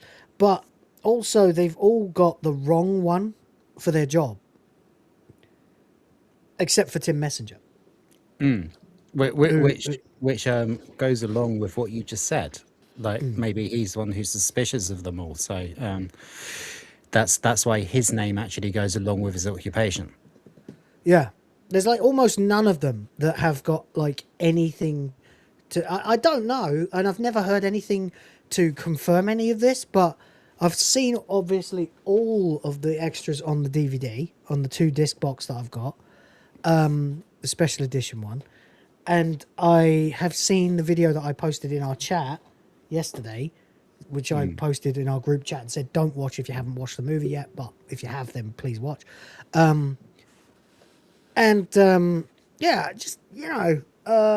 think there's a lot more going on here, and if you could actually, because they've done such a good job of explaining everything without explaining anything, like really, like you can sum up an entire character in this in 3 sentences and a fucking bad headline. I wonder what we would have got if it was a whole series, I wonder how much more there'd be. Not that I think it needs it. I think if you pulled this story apart and blew it up to a whole series, it would probably unravel. It would take way too much padding. What we have here is perfect because, like I've said, the pacing, the timing, everything in this movie is fucking sublimely done. There's no need for any more or any less than we've got. Right. But there you go. But yeah, so it is interesting that Messenger comes in and he immediately wants Angel to do silly, tacky, cheesy, or dangerous things. He's a little bit overeager as well. Hey, let me talk to you. Anyway, he's not having it. And then, of course, finally we get Top Cop Angle instead of Angel, which is oh, by the way, that was the other thing I wanted to bring up. At this moment, the other thing I was thinking the first time I saw this was, oh, right, so this is the paper that those other two didn't like that got her age wrong. Right. Yeah. Somehow they've made it so that you can't forget a single character in this movie. You remember everything everyone has said in this movie. Like Much you like know? a little small town. Very much like a little small town. Well, I mean, Edgar Wright is from a small town. He's from a little town in Somerset. So it stands to reason that he would be able to write these kinds of people. But yeah, you immediately remember that Roy and Mary, is it, Porter, in the pub said, you know, the line about, oh, they listed her age as 55 when actually I'm 53. And you go, oh, right, they don't like the newspaper. The newspaper's not very good. Oh, right. Now we meet the guy who's doing the newspaper. Can I borrow And of your course, newspaper? No, it's not our newspaper. yeah, we're not big fans of the local fish wrapper. Exactly, yeah. And then, of course, you meet the guy in this scene, and you've already been subtly alerted by the script that the newspaper ain't up to snuff. So now you meet the guy, and of course, he's a buffoon. And to top it off, has misspelt Angel's name, Angle, which means that now everyone is going to be taking the piss out of him at work, where, of course, inside his fucking locker, we can see Angle, Top Cock, Angle, Top Cock, Angle, loads of them. Angle, cutouts and all stuck into his fucking locker with, by the way, radioactive material tape. There's some professionalism for you. Everything in this fucking film is bloody perfect. The mise en scène is amazing. It just tells you how little they give a fuck about their jobs, you know? Right. They much rather put all this effort into berating their new sergeant, you know, than to actually do any fucking police work. Yeah. Morning Angle, good morning Angle, morning Angle. You know, and then just as he's starting to snap, just as he's starting to think that everyone in this fucking town is a lunatic, we get the Swans escaped. Okay, so that's it now. Now he's had enough. Now he's like, all right, that's fucking ludicrous. That's got to be a rib, right? Surely you're having a fucking laugh. You're pulling my leg with that one, right? It's perfect timing. This is just about the moment where Angel's irritation is starting to get the better of his professionalism. Right. Because he really is being tested in every possible way. Not only that he's wasted in this town, but also that everyone fucking hates him and everyone is taking the piss out of him all the time. Right. And so finally, someone calls in and says, oh, the Swans escaped. And he's like, the Swans escaped? Yeah. The castle, eh? Oh, yeah? And who might you be? Yeah, Mr. Peter Ian Staker. And you see he's looking around the office, trying to see which one of them. And, of course, it's Stephen Merchant, by the way, who actually is from this part of the country. Right. So he does have that accent naturally. So I'm really glad they got him in. It's Ricky Gervais's best mate, you know, the other guy behind the office and that. He looks like the kind of guy who would own a swan as well. Oh, for sure, yeah. So, yeah, he goes, Mr. Staker. Yeah, Mr. Peter Ian Staker. He goes, oh, yeah, P.I. Staker. Right, piss taker. Come on! Cut to, yes, Mr. Staker, we'll do everything we can. And so, once again, brilliant writing. They really get what they're doing with this character, with Angel. Like, they pushed him to the point where he's just snapped and actually lost his cool for a second, only to get reminded yet again that actually you do need to be professional, and actually you are a police officer, and actually this is the kind of stupid crap that you will be doing as a cop in this town. It's not a piss take. This is your life now. Brilliant. Yeah. Brilliant. Oh, I was literally crying, laughing, watching that scene last night. I love that. I was wincing in the cinema when I saw that.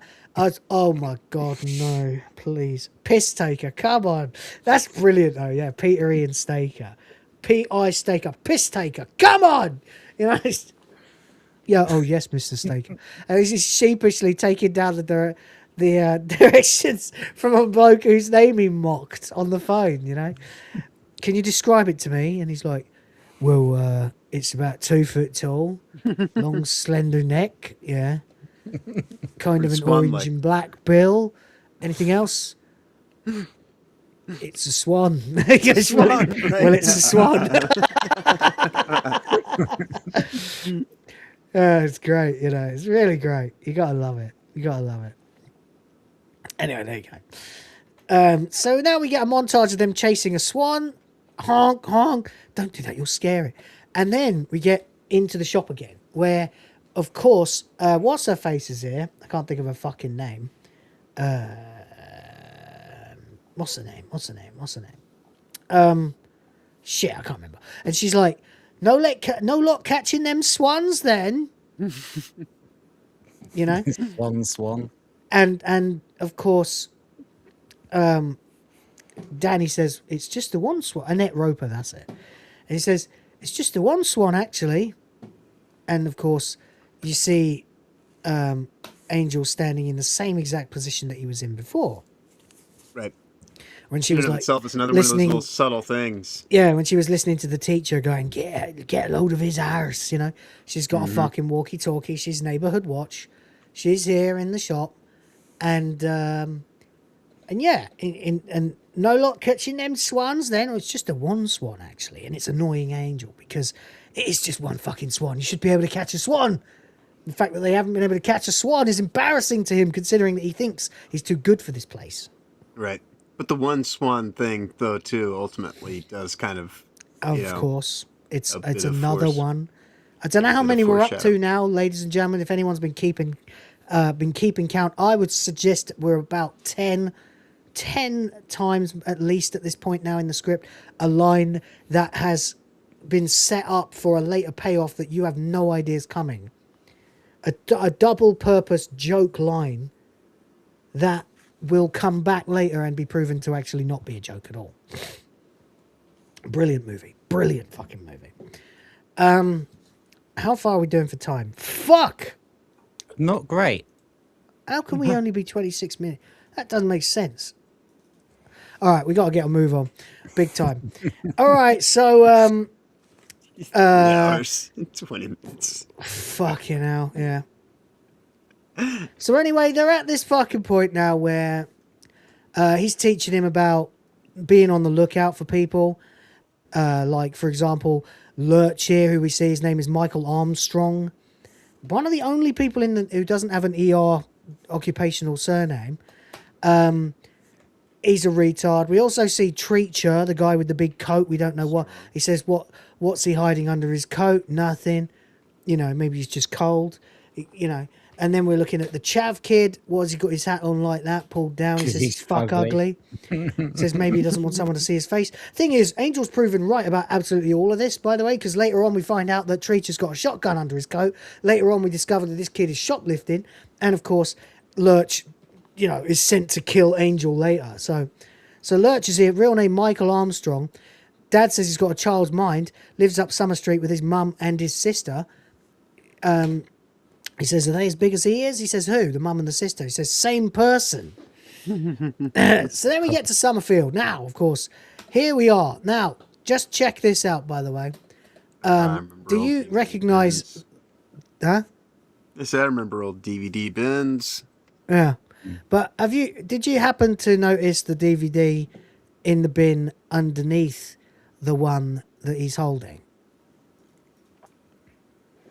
Yeah, zombies. Yeah. It's Shaun of the Dead with a different title. Oh. I did not notice that. But you never noticed that? No. When he throws the DVD back in a minute, you get a better look at it. They've covered up Simon Pegg's face with the $4.99 sticker, but that is the Shaun of the Dead DVD with a different title. That's brilliant. Yeah. That one went around my college class when we were all watching this movie again. I'm pretty sure somebody else did a bit on this once. I did a report on this movie or something. It might be where I got the idea that it was so fucking good. I did one before on Shaun of the Dead. Anyway, but anyway, there you go. Yeah, that is Shaun of the Dead down there. In the bargain bin, by the way. So there's another joke associated with it as well, that it's in some supermarket discount DVD bin. The other movie that these guys made that made the movie you're watching. The last movie is already on fucking some throwaway supermarket discount bin. Love it. Brilliant. Bit of humility there. So he's looking at these. Obviously, Angel's looking at all the products. Sergeant Angel to the manager's office. Sergeant Angel makes his way, marches over to the already irritating to him. He definitely doesn't like Simon Skinner. Says, "Oh, Sergeant Angel, or is it Angle?" It says. Then he calls Michael, who's the trolley boy.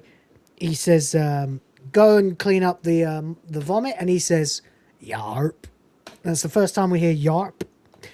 Yarp, probably the most quoted thing from the entire movie, I suppose. He says, "Mr. Skinner, is there a problem?" No. He says, "I just simply wanted to say how lovely it is to see you supporting your local store." "Well, that's quite all right." He says, "All too many have defected to the big megamart in Beaufort Abbey. May their heads be struck from their shoulders for such disloyalty." Anyway, there we go. Now, I grew up in a very, very small town in southeast England where people actually unironically do say "yarp." Oh, I thought it was just a word that they invented. No, it's real. It's real. Oh, there you go then. Anyway, he says, that's right. He says, I saw you loitering in organic produce and assumed you had time on your hands. He's just he's trying to rub him the wrong way, but this is probably this is Sanford's attempt to indoctrinate Angel. They definitely want him to be part of it, be an accomplice at this time. It's just that he's proving a bit more difficult than they anticipated. And Simon Skinner's a prick, he just wants to antagonize everyone. So he says, "If I were you, I'd be keeping an eye on your monitors." And he says, "Oh, that's the fridge magnate," which I think is hilarious because he is a fridge magnate. Mm-hmm. He's a massive in the business of selling fridges.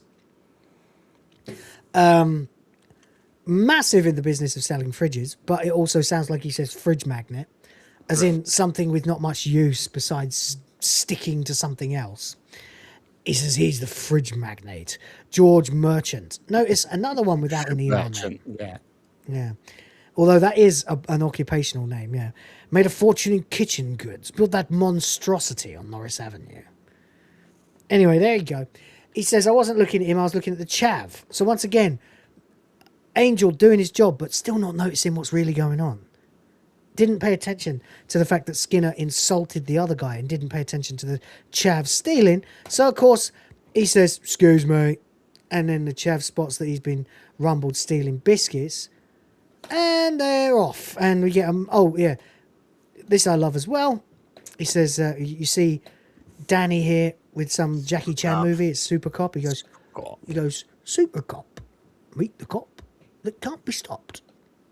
And then no sooner has he said that line than the cop who can't be stopped runs past him. Right. You know what I mean? The guy who doesn't know how to stop being a cop and just relax. Did you think that's another great bit of writing? Meet the cop. It's absolutely fantastic. I mean, we were tearing into it in voice last night, and neither of us could fucking fault anything in the entire movie. The only thing, the more you read into and think about this fucking movie, the more pleased you are, the more rewarded you are. It's wonderful. Love it. Meet the cop who can't be stopped. Well, there you go. And then once again, of course, you get a clearer shot of, there you go. See, just in case you had any doubt, there's a close-up of Shaun of the Dead with a different title. Mm-hmm. See? Mm-hmm. No doubt about it, right?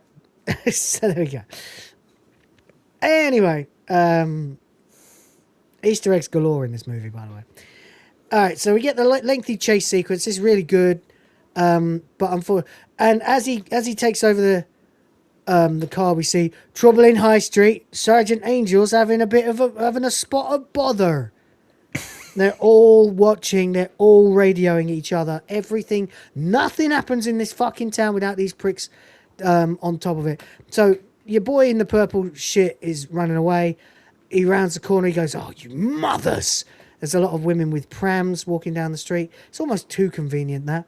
But then, then of course, you get yet another reference to Shaun of the Dead. What's the matter, Danny? Never taken a shortcut before. Remember, they had to cross over all those fences in Shaun of the Dead. Yeah. But neither of them are particularly good at it. Yeah. You know? Whereas in this one, Angel, of course, effortlessly makes it over each fence. And finally, just for good measure, does an insane fucking super flip over the last one. Now, if you remember in the comparable scene in Shaun of the Dead, very similarly shot as well, multiple fences they've got to go over, and they bumble their way through the entire thing. Whereas this time, of course, he's playing this super cop. So, whereas Butterman, of course, can't do fuck all and just crashes straight into through one of them. Yeah. So very funny, nice reference to Shaun of the Dead. Finally, we get here. He has to make a choice between the Swan and the Perp. He chases the Perp. Finally manages to nick one of the cans of spray paint off one of the kids and perfectly bricks the guy in the head with a can of spray paint, bringing him down, reading him his fucking rights. And then we realise that, of course, Butterman knows exactly who he is. You know, what am I not made of eyes? That's Auntie Jackie's sister's brother's boy. Gets it, Pete Cocker, gets himself arrested only for Skinner to show up and refuse to press charges. And he says that's the way the cookie crumbles. And you know, that's where we're at now, basically. Oh, I get it. It's like biscuits, isn't it? Doesn't want to fucking press charges. Doesn't want anything like that. It's very interesting, that, isn't it? Almost as if pressing charges would result in a police report of a crime having taken place in Sandford, thus making a statistic of a crime happening in Sandford, thus narrowly, you know, reducing its chances at Village of the Year.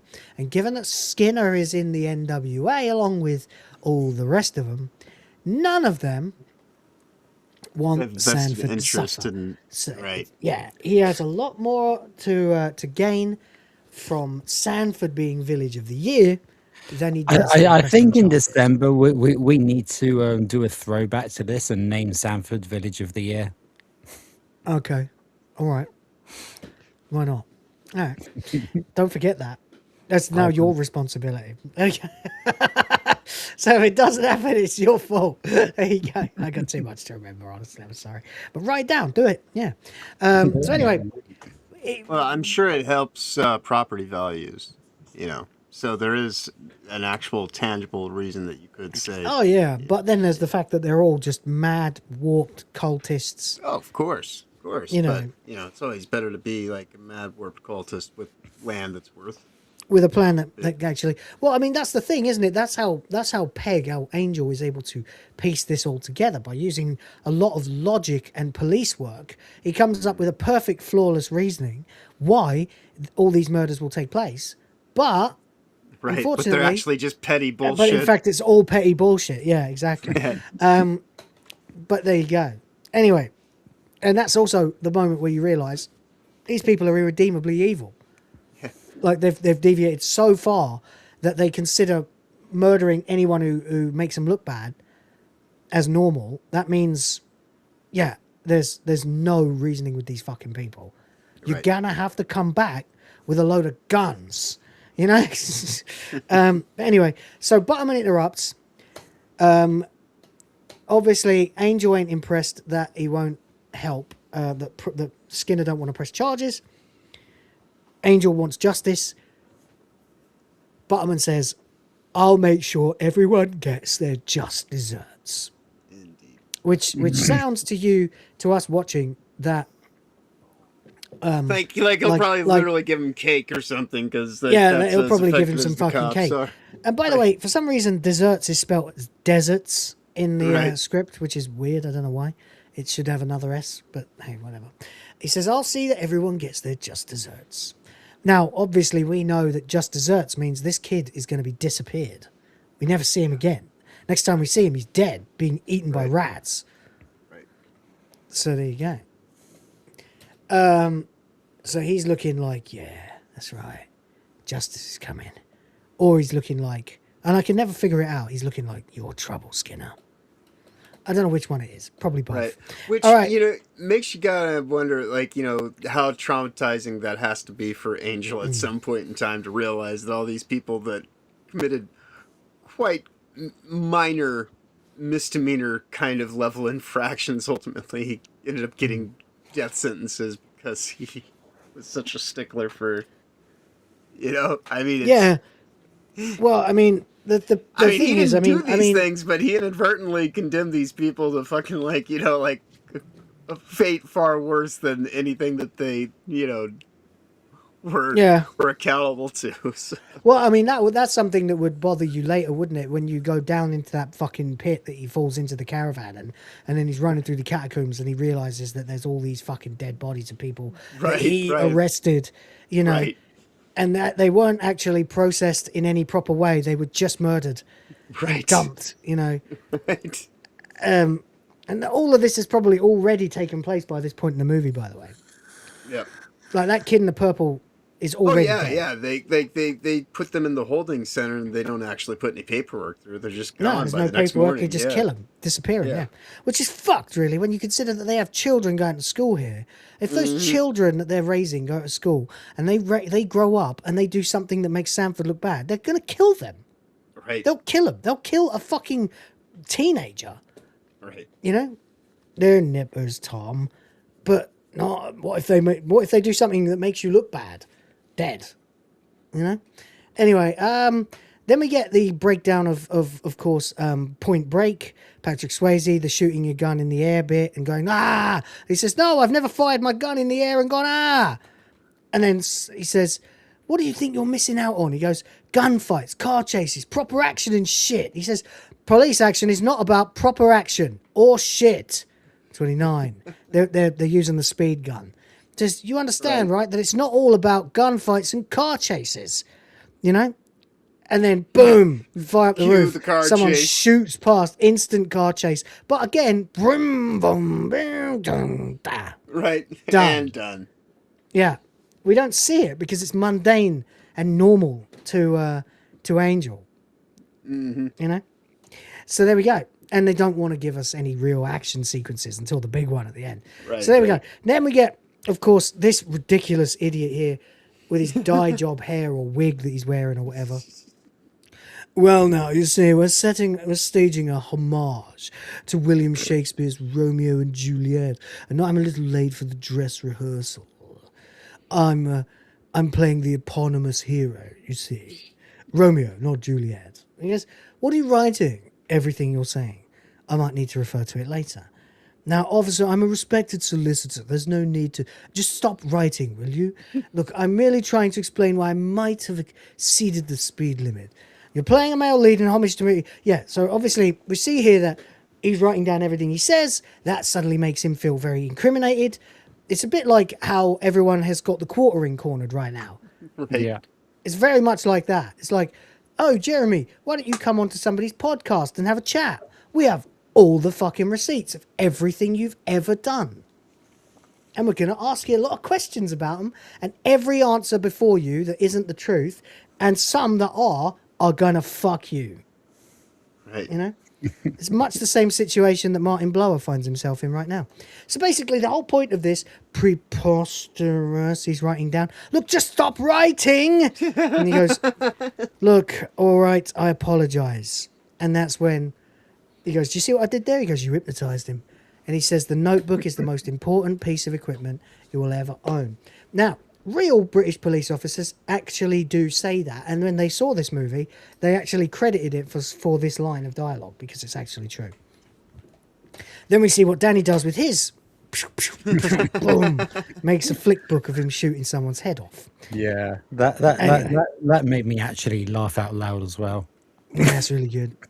Anyway, Mr. Blower left 2 tickets for them to go to the Amdrams, but they don't want to go. And of course, this is the first instance of Danny starting to really try to emulate Angel. He says, we can't accept gifts from somebody we've officially rebuked. So, tears up tickets. Says, as they're about to leave though, Nicholas, glad I caught you. Wondered if you wouldn't mind representing us at the Amdrams tonight. and there's a spare ticket. So they have to end up with 2 more fucking tickets anyway. So there we go. So they have to go, and we see the most awful fucking acting ever.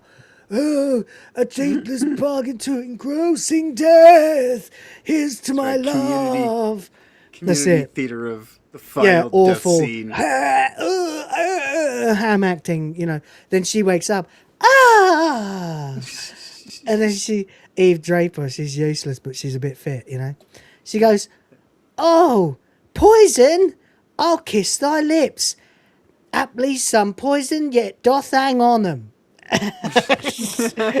And so she kisses him, and then she lets go, and then he lifts his head. He's meant to be dead. He lifts his head, and they kiss again, like 2 or 3 times, as they're all paying attention.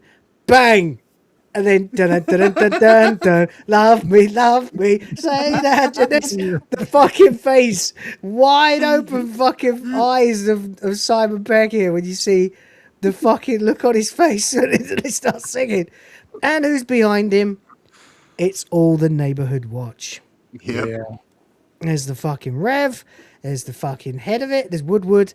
There's Joyce, the woman from his hotel. There's the doctor, the shopkeeper, and of course, Mr. Cooper as well, who is asleep because he's always asleep. Anyway, there we go.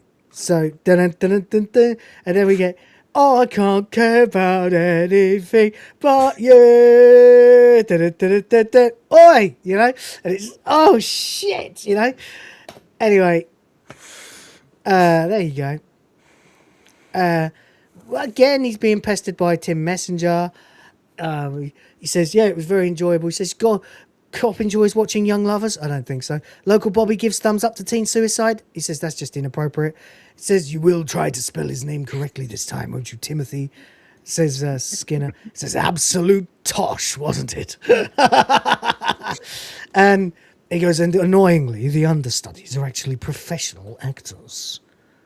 It says, Greg over there was an extra in Straw Dogs, and Cherie played a cadaver in Prime Suspect.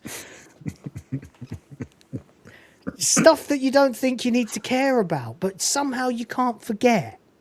Right. And so there we go. So Blower rokes up and he's like, oh, officer, I'm so pleased you accepted my invitation. Why is he so oily, this guy? I don't get it. Probably, I mean, for starters, he's clearly in his like 60s and he's got brown hair. That doesn't make sense. It looks like a dye job. It's just for men, you know, right. Or a wig or whatever. Anyway, it says, well, our inspector requested we attend. And then Danny, line for line, word for word, Nick's Angel's line, says, yeah, we can't accept gifts for someone we've officially rebuked. So, jog on. I've said that on this podcast. Exactly that, with the V sign and everything. I must have pissed my pants in the fucking cinema when I saw that the first time. It is so fucking funny.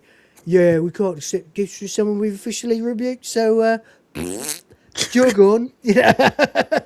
Brilliant. Congratulations to you and Mrs. Blower. And she goes with that fucking annoying laugh. We realise that he's a terrible actor. She's got an annoying laugh, works in the council, quite the lady in the nerd. She goes, I'm not. He goes, nonsense. I bet if we bashed your head in, all sorts of secrets would come tumbling out. He's just there to be as menacing as possible and yet constantly throw you off the scent. Then, of course, who shows up but someone else that Skinner and the Neighbourhood Watch can't stand? It, of course, is George Merchant. Romeo, Romeo, a point of bitter for Romeo. He thinks it was good, you know. It's tacky. I mean, the thing is, they ain't wrong. The acting is terrible. Merchant's house is a fucking eyesore that doesn't match with the rustic aesthetic of the village. And he's probably a tasteless prick because he liked that acting. So, you know, I can see why he wouldn't be very popular, but, you know, they don't deserve to die, you know. Anyway, it makes you wonder how anyone gets to be of a ripe old age in this town, doesn't it? Like, did no one ever notice that Martin Blower? Neighborhood Watch, obviously. You know what I mean? Like, why hasn't Eve Draper been killed earlier than this? Why hasn't Martin Blower been killed earlier than this? I guess because he was useful, but then he decided to start acting so he could have an affair with Eve Draper, and then he became an annoyance to the village, I suppose. So there you go, yeah. Certainly has a distinctive laugh. She was in my year at school, always had a thing for her. She clearly has a thing for older men. What, with Martin Blower? No way. We just sat through 3 hours of so-called acting constable. Their kiss was the only convincing moment in it. Once again, a line that Danny will use in a little while, because he, again, likes to copy things that Angel says that are cool. Says, hey, now you come to mention it. This is a great line as well. I too have reason to believe she favours the older gent. Oh, really? Why? Marcus Carter's big brother said he'd fingered her up the duck pond.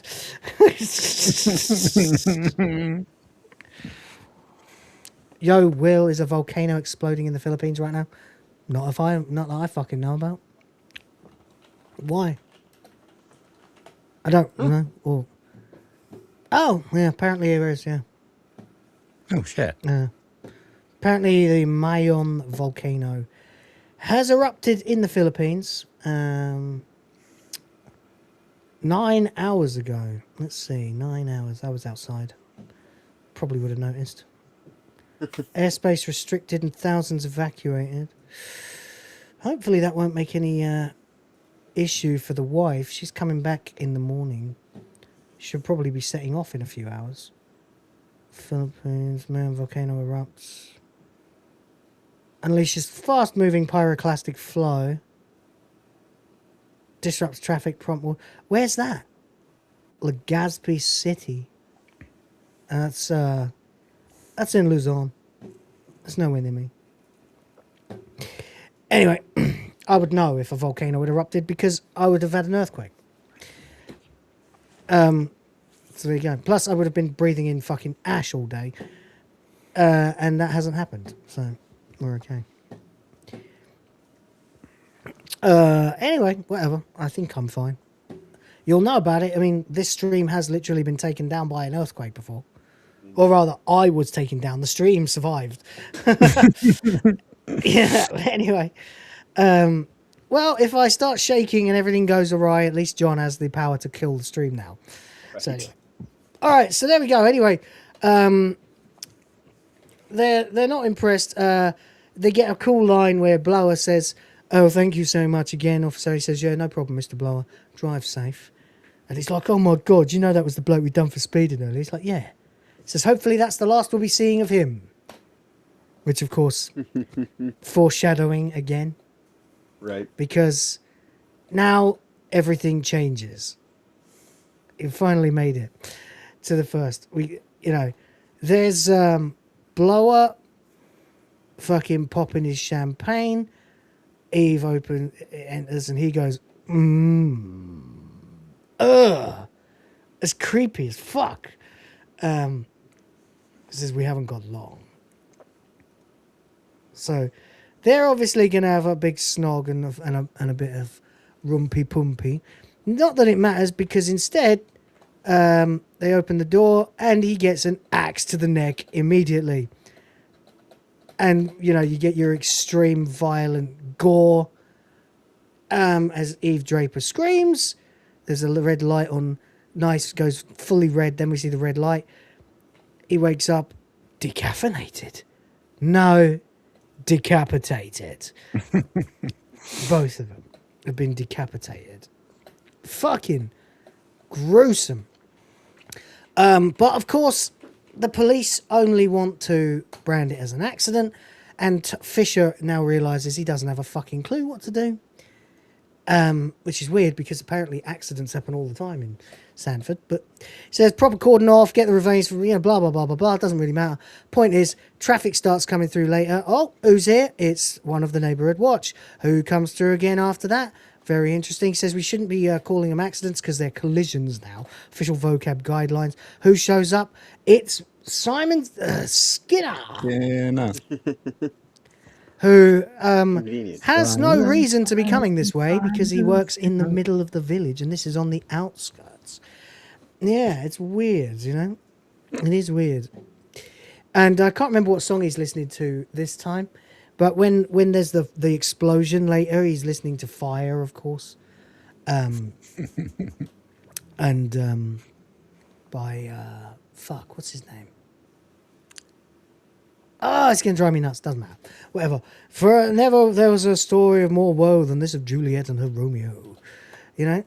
It says Martin and Eve, such a tragedy. He's like, do you mind telling me how you are aware of the identity of the persons involved? It says news travels fast in a small town. A love-struck Romeo sings.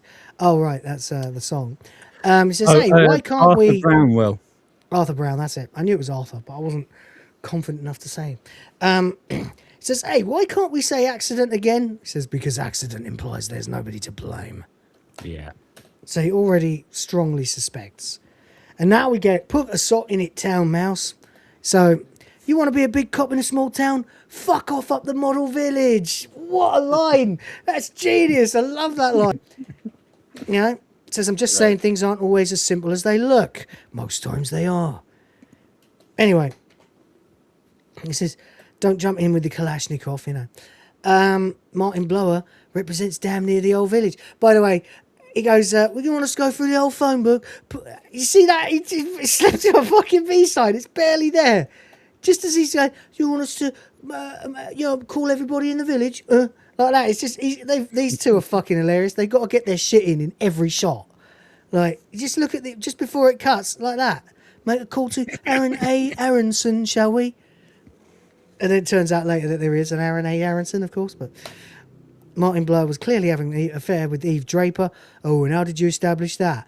And Danny says, because we sat through 3 hours of so-called acting last night, and their kiss was the only convincing moment in it.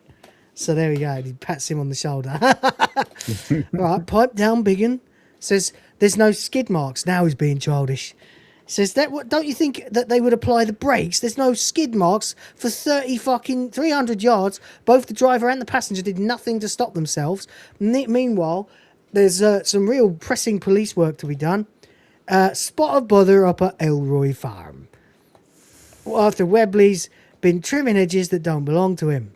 So here we go. We've got to get up there, and they got to send Saxon, and we get the funny scene, play it with David Bradley here, where everything he says is almost impossible to comprehend. Says, and so the only person who understands him is Walker, I think his name, the cop, who says, and we're like, okay, so no one understands him either, but Danny does. So he says, what did he say? He said his edge is an edge. He only chopped it down because it spoiled his view. What's Reaper moaning about? So we have to go through this each time, getting 2 translations before he says, do I trust you have a license for that firearm? Yeah, I do for this one. Then it turns out he has a massive stockpile of guns. Fucking loads. That's an armory of guns. And by the power of Grayskull, says Danny, which is classic. A lot of people kind of forgot about, like, He-Man, but that brought it back. A lot of people say that now in the context of how Danny said it, to exclaim when something's crazy. So found all these guns. He's been amassing a collection. He's even got a fucking sea mine, which they knock, and they think it might be just about to explode. So, of course, they leg it out of there and do a great big jump over the edge. But, of course, nothing happens. But now you have impounding all of the guns and ammo into the evidence room. So we've got tons and tons of weapons now. But them scarfering and then it didn't actually blow up, I think was funnier than if it actually did blow up. Of course, yeah. Plus it sets up Chekhov's sea mine. Yeah. There is now an unexploded mine in the police station. You know? Anyway, that was quite an impressive haul today, Constable Butterman. So they finally, Danny manages to convince fucking Angel to go down the pub with him. Right. Finally. He's tried like 3 times now. And they're going to actually have a bloody drink. You can point a lager, please, Roy. What can I get you that isn't the cranberry juice? He says, I don't want to get drunk. He says, you can get a little drunk. He says, all right. So he asked for the wine list. And he says, what's your wine selection? He says, we got red or white. Says, I'll have a pint of lager, please. And suddenly, boom, we've got the beginning of the bromance. And they're still questioning, that's right, they're still questioning what happened to Blower. Dr. Atcher reported no misadventure, and Mrs. Blower has 4 alibis. Yeah, so it's a bit weird, isn't it? You know, it doesn't make sense. But anyway, you don't switch off, do you? You sound like my ex. That's well, you are always thinking away. It's what I do. Just don't get me wrong. I think it's amazing. And that's nice, because that's like the first time anyone's actually said that to Pegg. He says, what made you want to be a policeman? And he goes, officer. He says, what made you want to be a policeman, officer? and he actually smiled. As well.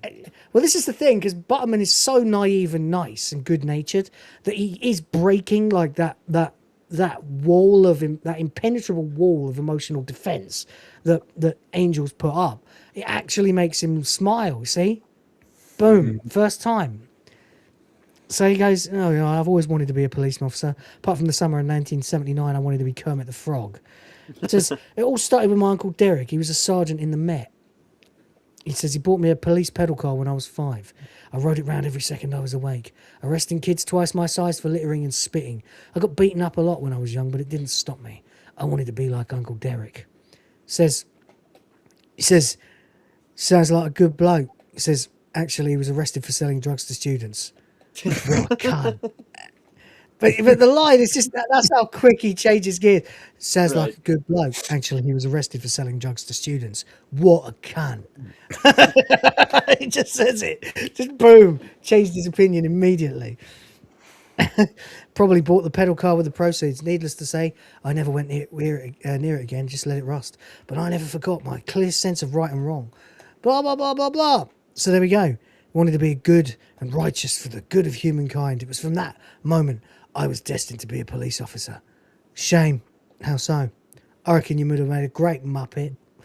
And he laughs. He's got him. He's broke him. And then he does his trick.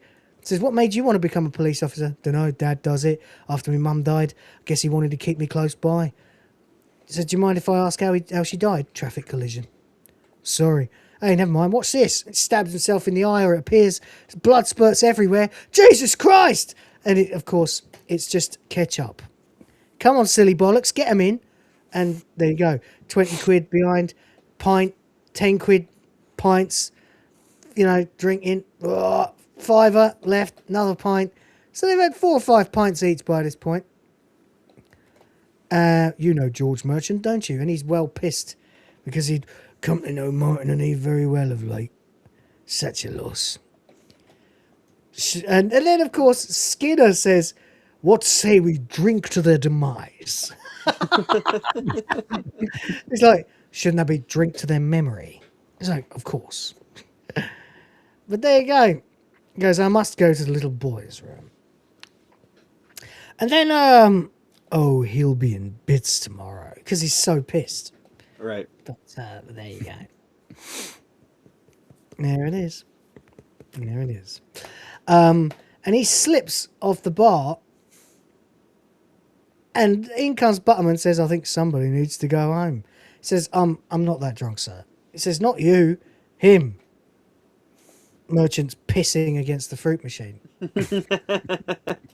So we did get a little drunk because we've got this little guy and he's drunk. So they take him back to the monstrously huge mansion that he's built on the edge of town.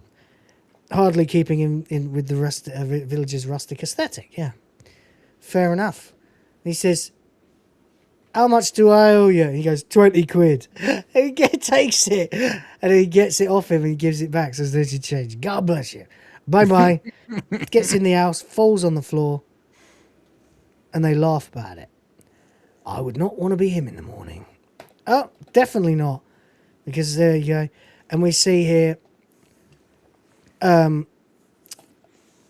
we get this great scene here. And it's a bit like a romance, the next sort of few minutes between these two characters. Anyone got anything to add? I feel like it's just me talking here.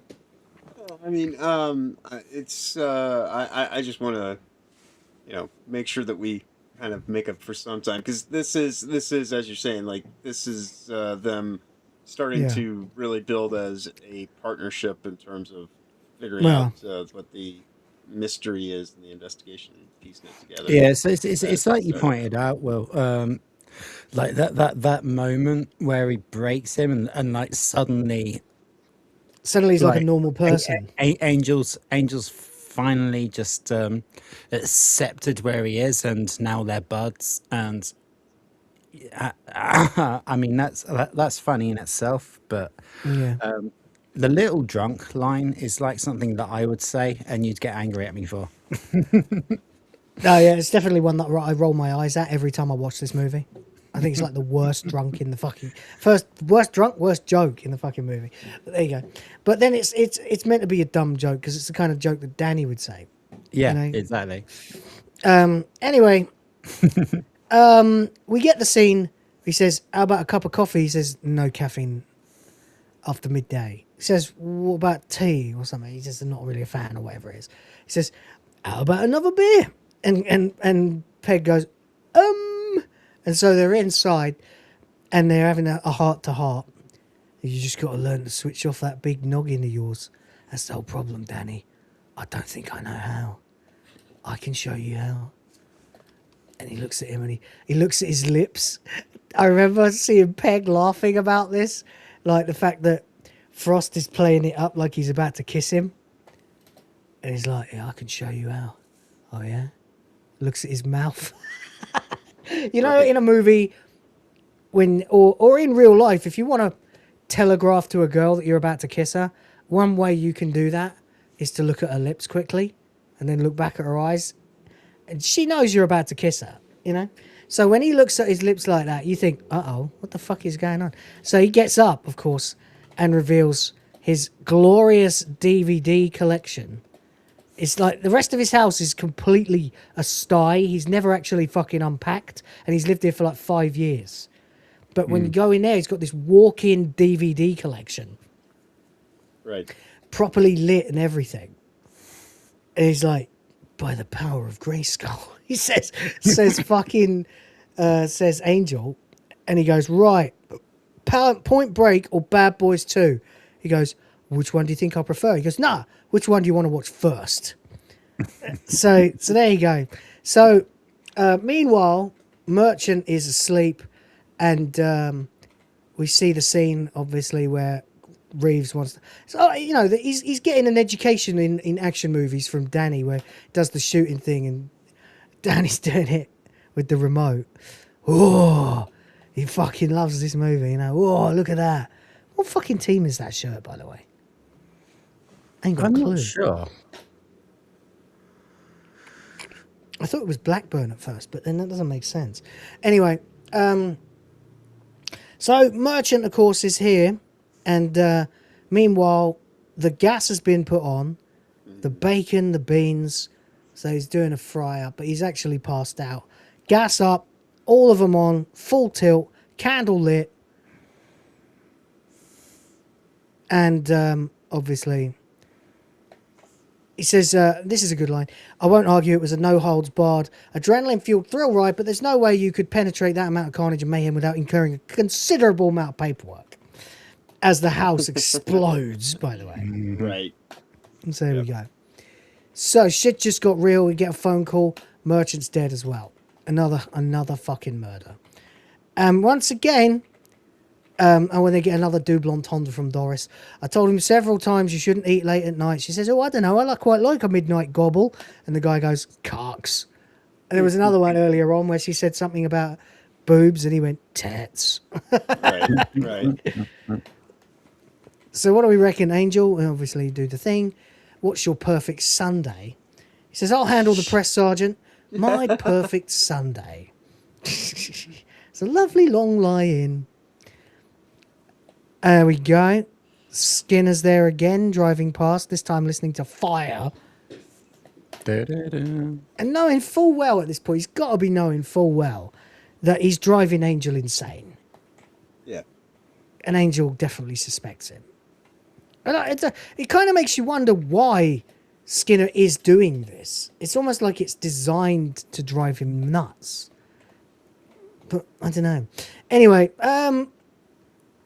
so there we go.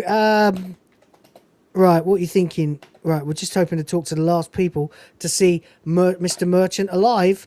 And he says, namely, a Sergeant Nicholas Asswipe and Constable Fanny Batterbum. Fanny Batterbum. So they got to talk to them because they were the last ones to see him alive. He says, is this such a big joke to you? He says, come on, Dr. Sherlock. They were accidents. People have accidents every day. The victims knew each other. He's like, everyone knows everyone around here. Yeah, but if you didn't see anything suspicious, so no matter what he does, he can't convince these fucking guys that there is anything bloody wrong. They just ain't having it. And he's really getting arsey now. And it keeps getting worse, and no one fucking believes him. And then just as he's starting to get, make some headway, he's called away again, and he has to host the fucking village fete. He has to police the village fete, which of course, once again, is a oh, by the way, there's another fucking bit of line of dialogue here that is foreshadowing. You can see here that literally Tim Messenger is saying to Leslie Tiller, "Splat the rat." Right. Which I think is one of the games. Mm-hmm. Splat the rat, which is what's about to happen to him. It's that every time someone dies, there's a line. Yeah. That implies, with Martin Blower, he says, we haven't got long. And Pegg says, hopefully that's the last we'll see of him. With Merchant, it'll be in bits.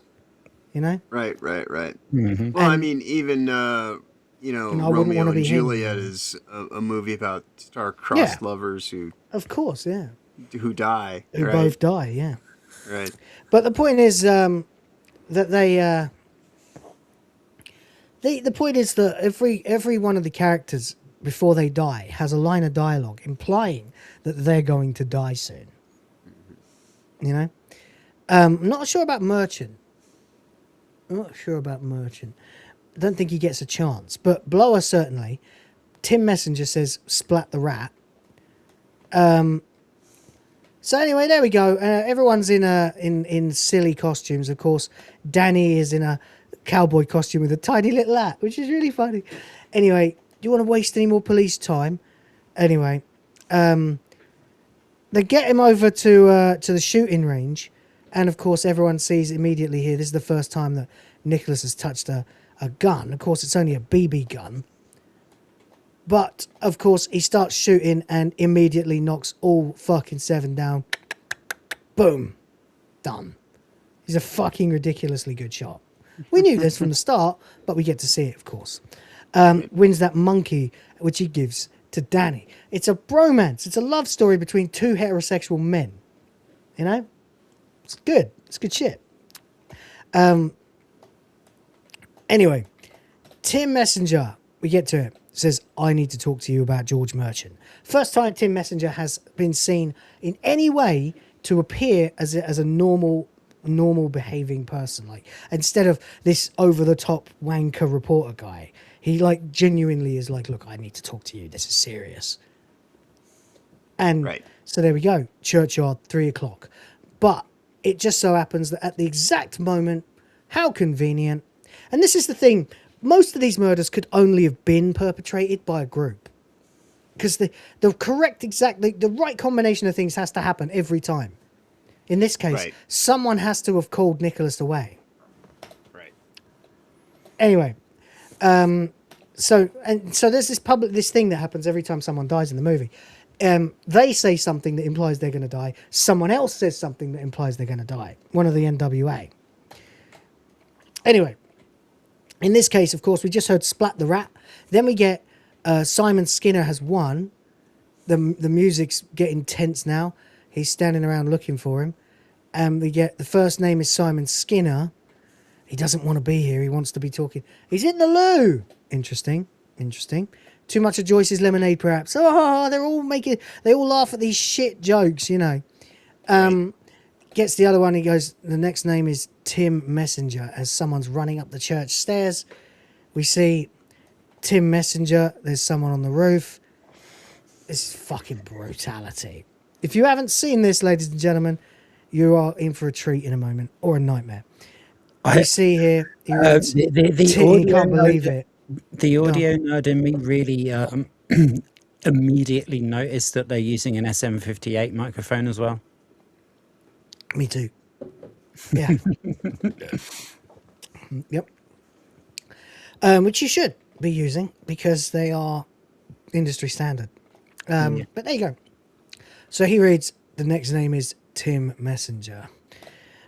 And for some reason, Angel gets just this sense that something doesn't add up. And, obviously, I can't share the audio, but the audio, the strings are going, and it's this sort of kind of like horrible wailing noise that tells you that something is not right here, something's going on. It ain't the drama's reaching an apex as this person pushes. Almost certainly the person doing it is Lurch, but it could be a combination of him and Skinner, because Skinner isn't there for this conveniently. But almost the entire rest of the NWA are there, and then we get the line from the priest, Tim, your number's up. Right. Which of course, once again, just like he'll be in bits or whatever, is so we've had Messenger himself say something that sounds like with a double entendre that he's going to die, and someone else from the NWA has said something that implies he's going to die. And for some reason, that's the moment when Angel's police intuition kicks in, as the thing is flung off the church, pushed off, and he meets Angel just in time to say, for his head to go splat as the fucking grotesque. That's the spot in the head. Oh, that is you hit, and that makes it immediately explode. Yeah, that is bafflingly. That is so grotesquely violent, and the music's like there's a theremin going woo, like at the time, and there he is with it being impaled down into his body. Like into the sternum area is kind of horrifying, isn't it? Yeah. Horrifying. A real horrible way to go. Stand back, stand back. There's been a terrible accident. Accident? Oh, just an accident, he says. I'm sorry, it's absurd. Each one of these murders gets more and more ridiculous. Right. Until, there's no way that just happens. And lands directly on someone's fucking head. Hell, the murderer is lucky that it went that well. Right. Right. And once dead again, on bullseye precision. It's once launched again, in the neck cavity. It's too much. Like that is probably the moment of the movie that is the least easy to believe. But it's so fantastically gory and awful that that it genuinely bothered me the first time I saw it. When I was a younger man, I've told you before, I wasn't much of a horror guy. Gore and stuff like that really did kind of bother me. The scene where all the zombies rip out Dylan Moran's fucking stomach in Shaun of the Dead and his head falls off actually really terrified me when I was like a kid. I wanted to keep watching Shaun of the Dead, but I could never watch that fucking scene. I always had to close my eyes. I'm not kidding. I was a fucking pussy when I was younger. Now I couldn't care less. I couldn't give a flying fuck. Played too many Doom games, torn too many bodies apart with my bare hands myself, Right. But in video games, and now I couldn't care less. But yeah, these things used to really bother me, but not anymore. It's fucking horrifying. Anyway, he runs up to the top. Of course, there's nobody there. Sir, I think all these deaths are linked. He says, whoa, whoa, whoa. And this is the moment where the chief of police seems to have decided, and I don't know about you, but of course you and I and most of the audience probably already know that Butterman here is the leader of the organization, the NWA, even though he's not in it, right? He's the chief of police. He's the originator. He's the one behind all of this, right? And he says, are you saying that this is a crime scene? Yes, sir, I am. And immediately he spins round and actually does some copying. He goes, Right, start interviewing everyone who was at the fete. What? Secure the area. Get the CSI down here. Walker, search the church. Nicholas, Danny, you know what to do. And, of course, no one's happy. And we cut to them standing in the pissing rain for ages and ages. Everyone is fucking livid with Danny and well, not Danny, but Angel. You know? Right. Because now he's become a conflict. He's come into direct conflict with the rest of the police who wanted to go to the pub, you know? Right. But they quite now, like you know, given that there was an obviously very severe fucking case of head-crushing reverse impalement with a piece of fucking masonry, you know, like a huge fucking spike of stone plummeting through a man's head and into his chest cavity, you know, is you might want to have some police around, you know. But I want to go to the pub, you know. Of course, Angel's right, but you also can understand why they would hate him, because they're so used to doing fucking nothing. He says, "Are you saying this is a crime scene?" So here's the point I wanted to ask you. This is the moment where I think Butterman has decided he's going to try and he's going to give Angel what he wants. Right? Mm-hmm. To try and get him on side by, like, showing him that we can do your investigation. I promise you it's going to reveal nothing. Right. But he's not going to say that. He needs Nicholas now to come to the conclusion that this is all bollocks, that there's no connection, that it was an accident. And the only way he's going to get Nicholas to stop pulling at this thread is to have them do a complete investigation that reveals nothing at all. Right? So that's about the point where I think we hit not quite breaking point, but close to breaking point for the NWA attempting to integrate Angel. This is like Butterman's final gambit to get Angel in and get him to start playing ball with them. And, you know, in other words, not doing any fucking work. Right. Because otherwise, they're going to have to kill him too.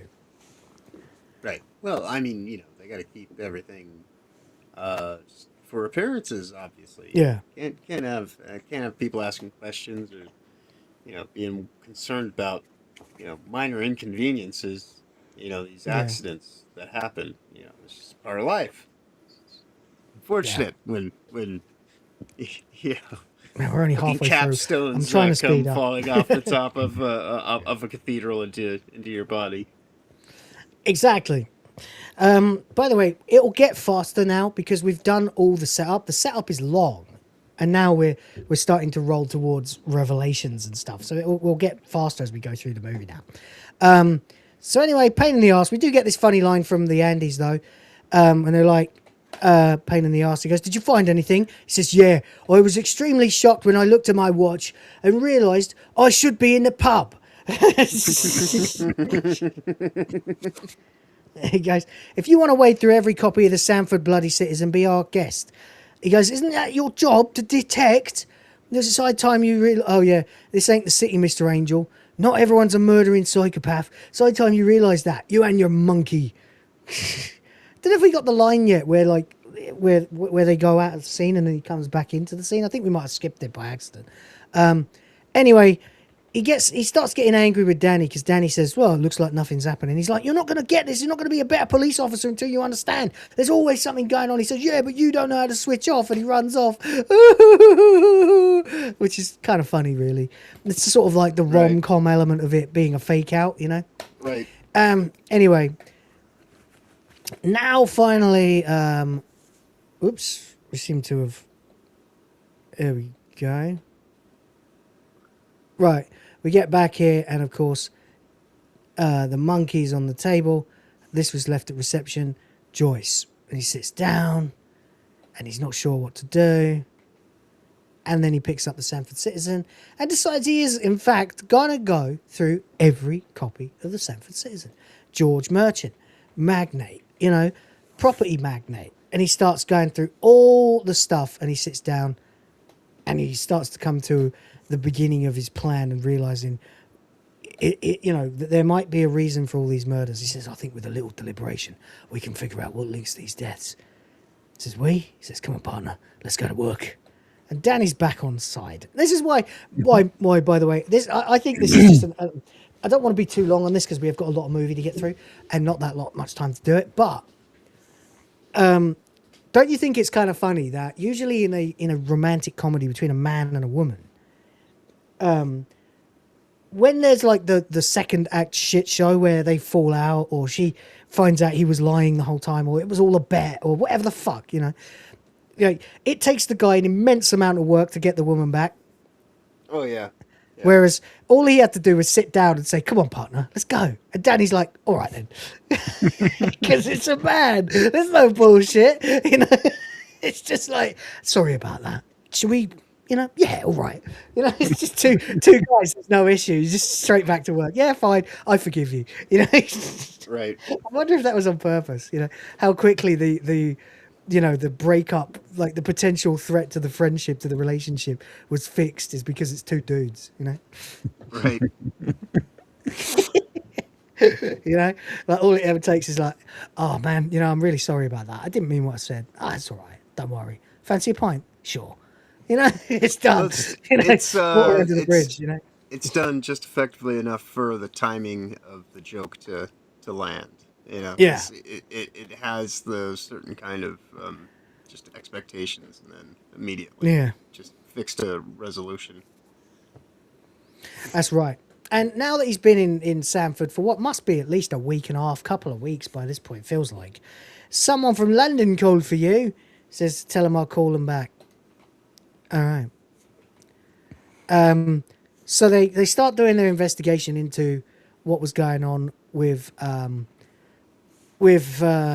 fucking hell, Tim Messenger, editor and journalist of the Sanford Citizen. Nevertheless, had uncovered important information about George Merchant, self-made millionaire, fancied himself as a property developer, said he had big plans for Sanford, pissed on the floor in the Crown, but more importantly was a good friend and client of Martin Blower, respected solicitor, affirmatron, leading light of the local drama society, bad actor, undoubtedly, bad driver, not necessarily, cheated on his missus, most certainly, and we know who with, Eve Draper. But Blower's leading lady, distinctive laugh, true, favoured older men, fingered, worked at council, more specifically Department of Planning and Development, where George Merchant secured permission to build his dubious mansion on Norris Avenue. So, maybe they were all accidents. People, no! Anyway, he said, look sharp, there's been a report of a fire. It turns out it's Danny's birthday.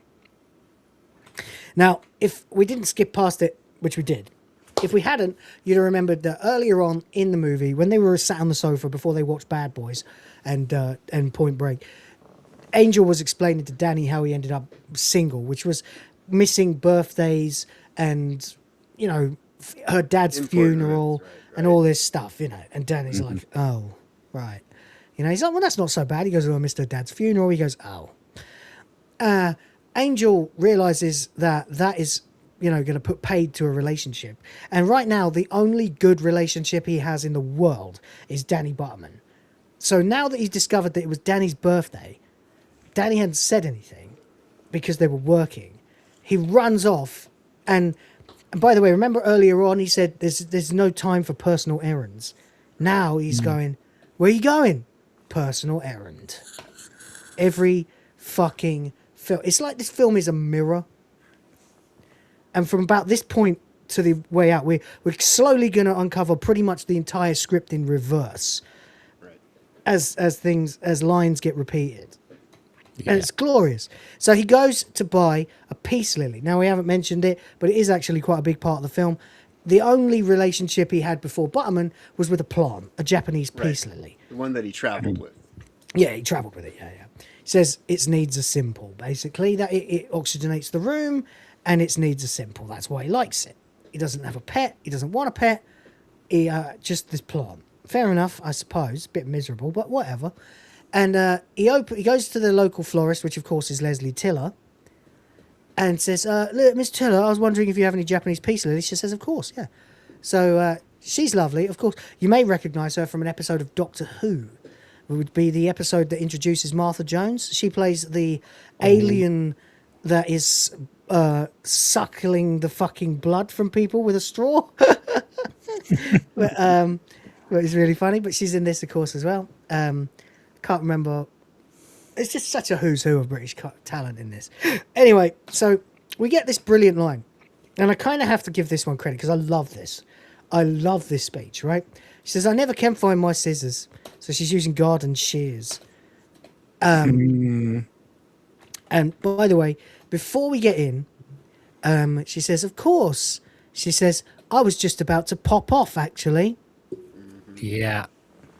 See, yet again, a character who is about to die says something that can be interpreted as them about to die. Pop off can mean die. Never can find my scissors. There's garden shears. Suddenly we're close. Suddenly we're getting action close-ups of the shears and stuff. And he looks like a, kind of nice. He's being a bit friendly. He's much nicer than he used to be. Is it for someone special? He says, yes. Yes, it is. Yes, it is. Yeah. Now, she says, are you going somewhere, Miss Tiller? Yes, I'm moving away. And this is it. This is the moment. But not before we get one of the best fucking little speeches in the whole movie. Because, like, it's madness. But she's about to tell a little story that should be just a normal story. But every time she mentions someone's name, she has to say, God rest him. Mm-hmm. Right? And the point is to play that for laughs, but it is also so nuts that the whole town, it gives you this impression, which I assume is what the purpose of it is, that the whole town are just like that. They're so used to people they know dying that they don't even bat an eyelid.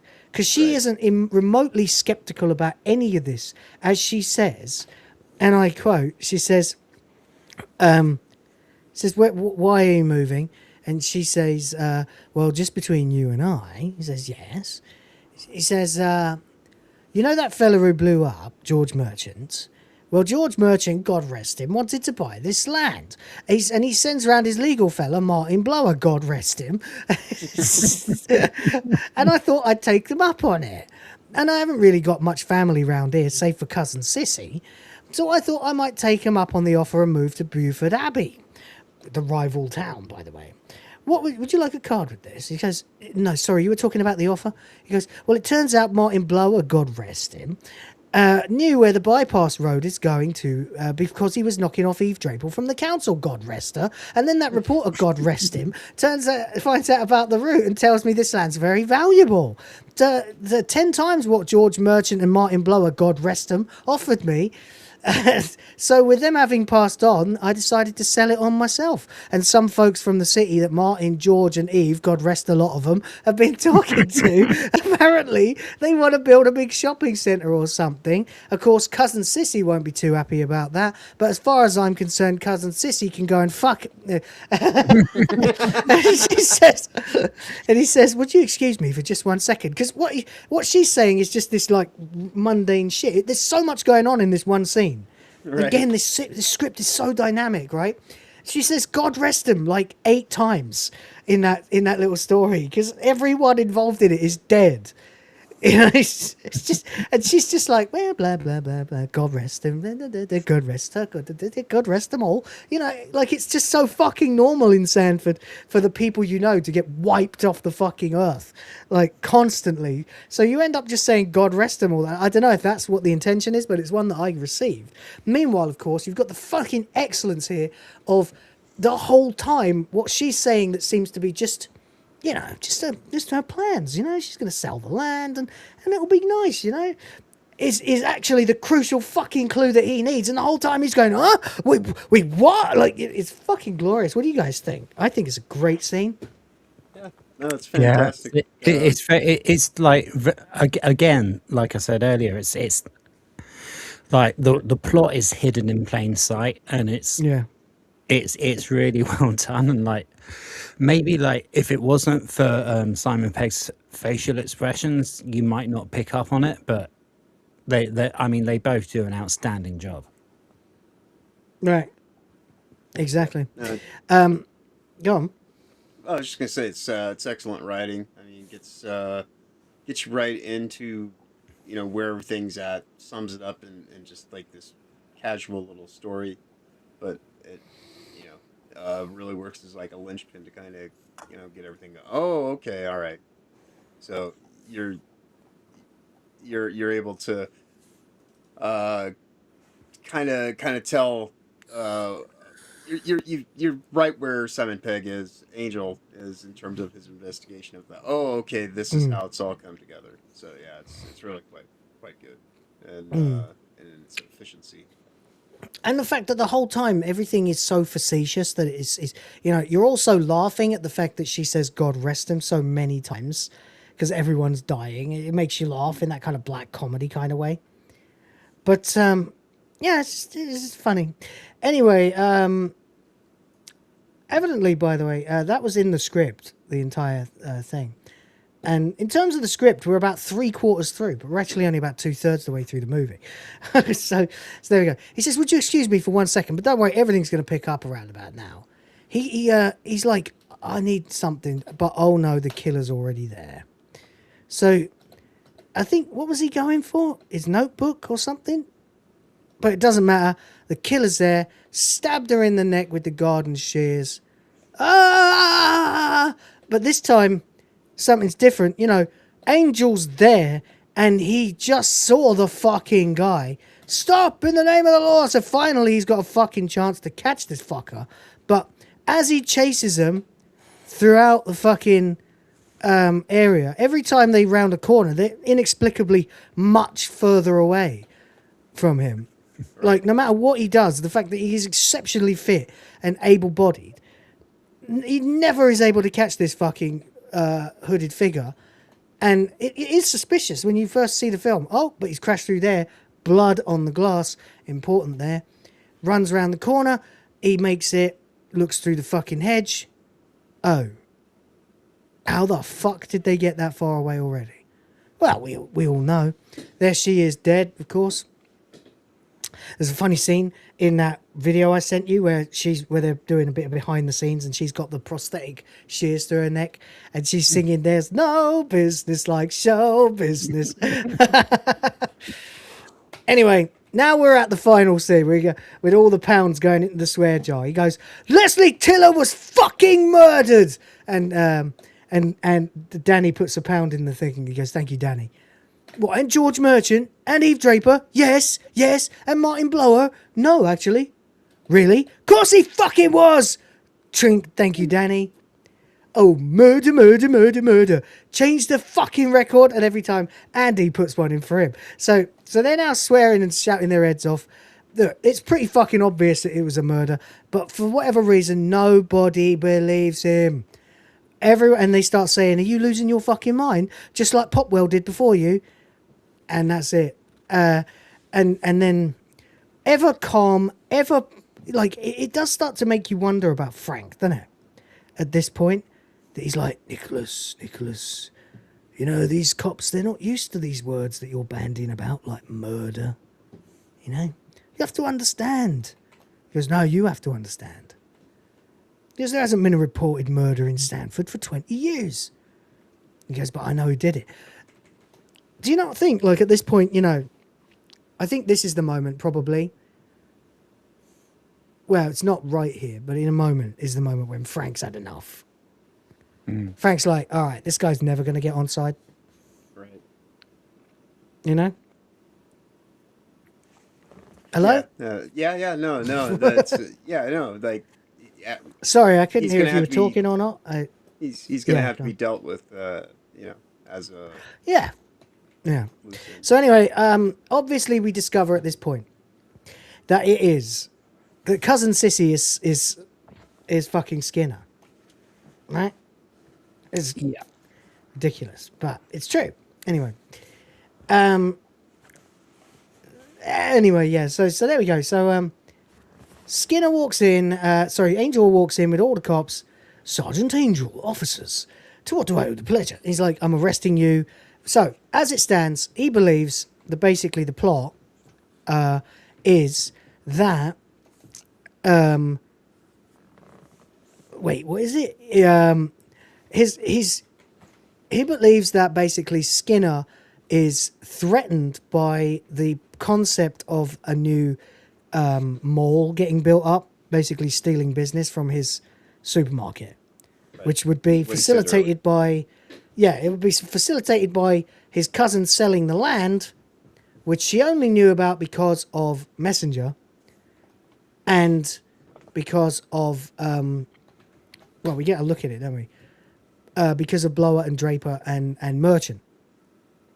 So the idea basically would be not only the Sanford bypass, but the fact that like a mega mall, a mega mart would be built where the bypass would go, which would take customers away from...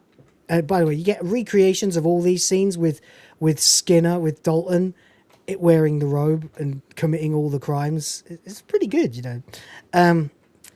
Anyway, there we go. So basically the idea is that at the end of the day, if she sells that land, then someone will be able to build a giant fucking mall. And this is known because of the planning permission department that Eve Draper knew, and of course all of this that Tim Messenger knew and Merchant knew, and that he thinks that that's the logical reason why Skinner has killed all these people, to stop that from happening and thus taking business away from him. Pretty good detective work, wouldn't you say? Mm-hmm. Yeah. Logic, yeah. Yeah, it's a perfectly good logical conclusion, except for the fact that he Sissy Skinner, what a gaylord. Except for the problem that he doesn't have any hard evidence, and he thinks he might have some hard evidence because he chased him from the scene of the crime earlier, which would mean he has got a cut on his leg. But unfortunately, he has not. And it's funny how immaculately dressed Skinner always is. He's even wearing sock suspenders. Mm-hmm. Do feel free to spool through the CCTV. And we get the exact smile he's got on his thing. Yeah, just like at the beginning with Angel and his furious face, and then it's just as furious on his badge. But you get the same thing. So obviously, it becomes clear here that Skinner was not at any point out of the office or the supermarket. And that's the pat on the shoulder of death from Frank, I think. So there we go. He thinks he's starting to lose his mind. Anyway, there we go. Oh, then we get a moment where Pegg gets to... is it here? Yeah. Jog on. He says to Skinner as well. And then finally, Yarp. We see him looking... Can't believe Leslie's dead. How did it happen? And even Pegg says she tripped and fell on her own shears. And then downs his glass of wine. Right.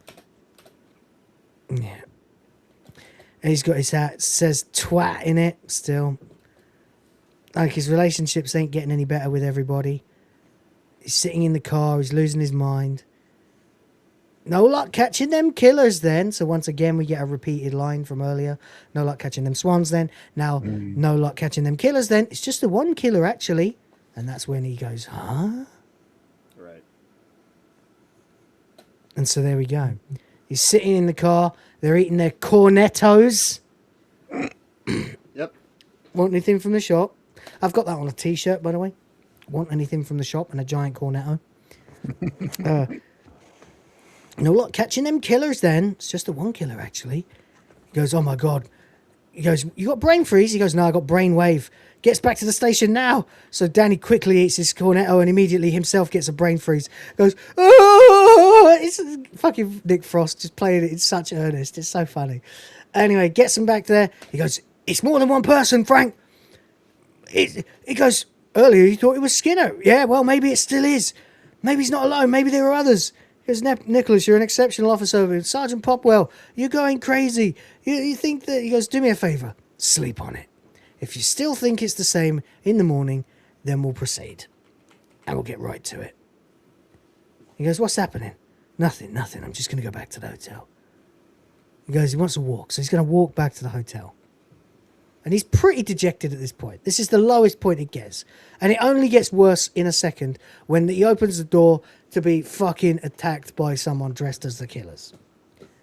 And this had to happen now, didn't it? Yep. Mm-hmm. Yeah. He manages to get the hood off. We realise that it's Lurch. So he beats him up, and manages to distract him with the monkey, which is fucking hilarious. You're like, pretty funny, Right. Pretty fucking funny. I think so anyway. Isn't this the same guy who played the Hound? I'm pretty sure. Yeah. Rory McCann. Yeah, Lurch. It's the Hound from Game of Thrones. Oh, okay. Yeah, it's the same actor. Of course it is. Yarp. And also, lots of people name their swords. Lots of cunts. The same actor. Anyway, there we go. Anyway, yeah, there with the scar on his head, you can tell, can't you? Anyway, there we go. So he manages to knock him out. He goes, hey, big one, playtime's over. And then he hits him over the head with his fucking peace lily. Peace lily, yep. Which is actually quite impressive because that means he's like, sort of, symbolically released himself from that. Like he's had to smash something he really cared about. And that's when we get Skinner's voice coming through the radio. So if you think that it was all a big fucking ruse, nah. Skinner is there, an attempt on Angel's life, and Skinner is on the other end. Of course, you get the hilarious scene where he says, Sergeant, is everything okay? And of course, Lurch is unconscious, so he has to go, Yarp. He goes, Sergeant Angel's been taken care of? Yarp. He's not going to get up again? Uh-oh. No. And he sort of flinches and goes, Narp? Good. Proceed to the castle. And he gets away with it. That's one of the only lines, one of the only times in this fucking film, till like near the end, that Simon Pegg actually gets to do a joke. Because he's playing the straight man throughout the entire film. And that's fucking funny though. Yeah. Anyway, he calls Frank. It's an older code, but it checks out. Right. He goes, Frank, this shit just got real. Quoting Bad Boys 2 now.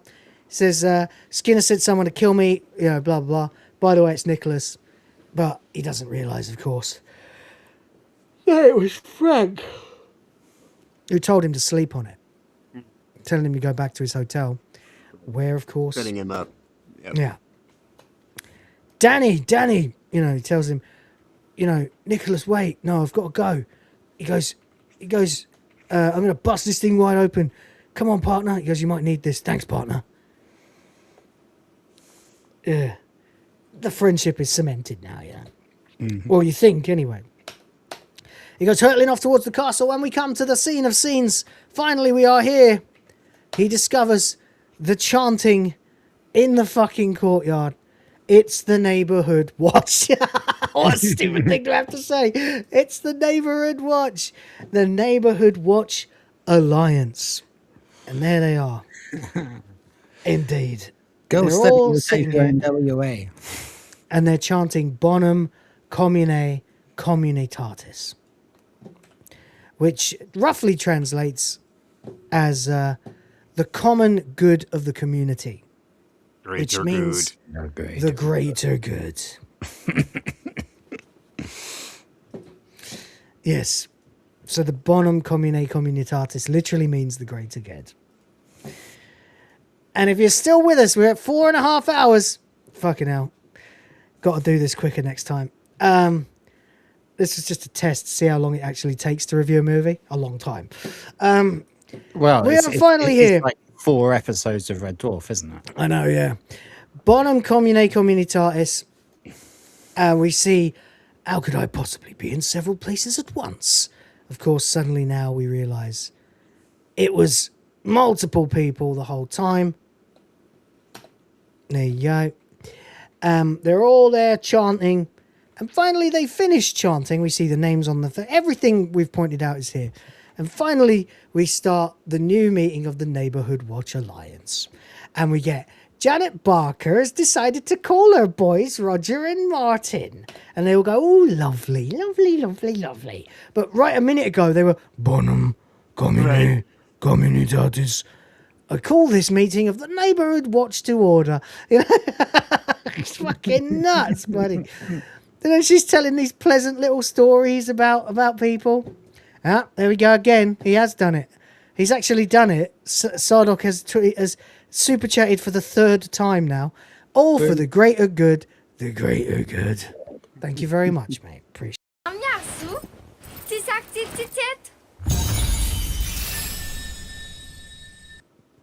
Legend. Appreciate you, mate.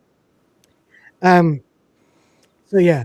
So we get basically a carbon copy of what we got in the original scene, except that they're all dressed in hoods and they're chanting. But then they proceed to have what otherwise is almost exactly the same Neighborhood Watch meeting.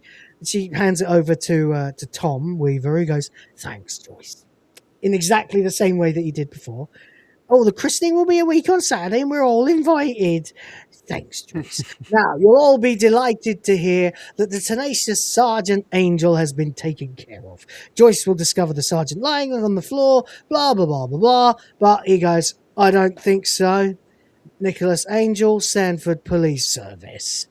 My, he is tenacious, isn't he? And now we've got, you know, cartoonishly evil villainy, you know. Right. You know, like Dr. Claw here, you know, I'll get you next time, Gadget, you know? And yeah, we've now entered into the just absurd insanity part of exactly. The movie where it's just, but here's the thing. over. Here's the thing. You believe it, right? Yeah. For the purposes of watching the movie, your willing suspension of disbelief is unbroken. It builds up quite well, yeah. It's you know, they amplify it well, but to get to this point to where it's like, all right, yeah, this is within the boundaries. Yeah, this is just nutty enough that I can see it. Like, they're all a bit of a screw loose. You know, maybe they are also a fucking cult. You know? Do you remember the first time you saw this movie? You picked up the accent there, by the way. What? Oh, yeah, I believe it. My accent, I've told you this a million times, my accent changes depending on what I'm doing. When I'm doing Lister, I start to sound a little Scouse. When I'm doing Exeter, I start to sound a little bit Sheepshagger. You know? It's tough. It's tough. I can't help it. I've just got that kind of thing. It's good. It's useful. When I'm hanging out with a Filipino, I sound American. When I'm talking to you guys, I depends what we're covering. You know? Yeah. It's something I have no control over. I wish I did, but I don't. So when you first saw this, what was your immediate reaction to this twist? Like, I mean, that's a long ass time ago. The first time I saw it, so I don't know. 20 years. Yeah, I still remember the first time I saw this. Yeah. For me, it was in the cinema. I saw it like the day it came out. I was a big fan. I remember sitting there and going like, whoa, this is escalating quickly. This is even nuttier than Shaun of the Dead, you know? But then like being like, well, let's see where it goes, you know? Yeah. At no point was I like, this is stupid. This is too much. You know? Because they've managed to get me to believe. It again there, by the way. At no point was I like... Are you sure? Yeah, absolutely certain. Watch it back. Okay. All right. And that's really cool. I'm not taking the piss. I think it's really cool. No, I don't know if I'm doing it or not. My accent does just get affected by these things. It's weird. Yeah. But at no point was I really thinking this is too much. I don't think it makes sense. You know, my suspension of disbelief was never broken. Yeah, no. I was it all like, makes sense within the world space of just the storytelling itself. They've just about given me that. What they've done, I think, really well is created an impossible whodunit. And when the reveal is that it was all of them, very, very, Murder on the Orient Express, It's all of them. You know, the murderer was all of them. Right. And it's nice, too, because they do this reveal right here, and so they kind of get it out of the way, so that after this, like, the next little bit is just kind of like an action sequence, just to kind of Well, really from here have, on like, out, cheesecake. But yeah, this is kind of the climax of the movie, because now it's like it's resolved, at least in terms of mystery is solved, but it hasn't necessarily, like, the accountability aspect has yet to play out. Yeah. So he goes, I'm arresting you on suspicion of murder, blah, blah, blah. Oh, come on, Sergeant. You should be ashamed. Calling yourself a community that cares, but we do care, Nicholas. It's all about the greater good. The greater good. And he goes, how can this be for the greater good? The greater good. They're just so used to repeating it. See, as much as I enjoyed your wild theory, Sergeant, the truth is far less complex. Blower's fate was simply the result of his being an appalling actor. And they all go, appalling, like one after that. You murdered him for that? It's like, yeah, well, he murdered Bill Shakespeare. What? The Dramatic Society is an important feather in our cap. Couldn't have Blower jeopardizing that. Not when we had two semi-professionals waiting in the wings. Let's not forget that Greg was an extra in Straw Dogs, exactly the same line as before. And Sherry played a cadaver in Prime Suspect. And they wave and smile just exactly like they did before. He goes, yes, I know that. So he goes, Martin was less concerned with the reputation of the village than he was with his sordid affair with Eve Draper. And so Eve deserved to die too? Well, she did have a very annoying laugh. Annoying, they all go. And George Merchant, well, he had an awful house. Awful. We begged him in vain to make his residence more in keeping with the village's rustic aesthetic. What about Tim Messenger? What was his crime? You know, Tim Messenger's tenure as the editor of the Sanford Citizen has been unbearable. You know, spelling errors and always. Our once great paper had become riddled with tabloid journalism. Not to mention persistent errors. It listed her age as 55 when actually I'm 53. Exactly the same delivery as earlier in the movie, like I said. What about Leslie Tiller? Simple. She was so good. If she was going to move to Beaufort Abbey, if we can't have her, no one can. The greater good. So, these people died for no reason whatsoever. That's it. They all start, shut it. He goes, the greater good. That's it. He goes, how can this be for the greater good? The greater good. Shut it! All these people died for no reason whatsoever. Oh, I wouldn't say that. And of course, here's Frank. Hello, Nicholas. I was like you once. I believed in the immutable word of the law. That is until Mrs. Butterman was taken from me. Turns out she was the head of the Women's Institute and the Floral Committee, and they started the Village of the Year contest, and she worked round the clock. I've never seen such dedication. Interesting aside here. Do you think that there is a line between the workaholic nature of Nicholas Angel and the workaholic nature of Mrs. Butterman?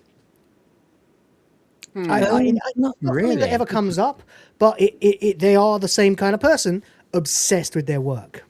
And it eventually drives her insane, and she goes and drives herself off a cliff.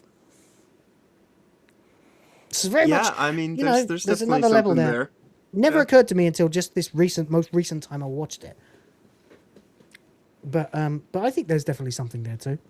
That it turns out, she and he have a lot in common. Which I guess is why he's described in the script as tenacious. Yeah. Well, he is tenacious. He will not give up, no matter what. So anyway, the eve of the adjudicator's arrival for the first Village of the Year contest, some travellers moved into Callahan Park. Before you could say gypsy scum, we were knee-deep in dog muck, thieving kids, and crusty jugglers. And they all go, crusty jugglers. We lost the title, and Irene lost her mind. A bit silly, really, that. Losing your mind over such a thing. She drove her Datsun Cherry into Sanford Gorge. They have a gorge? All right.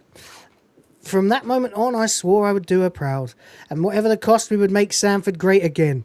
Uh-oh. Sir, this doesn't make any sense. Make Sanford great again. We will make Sanford great again.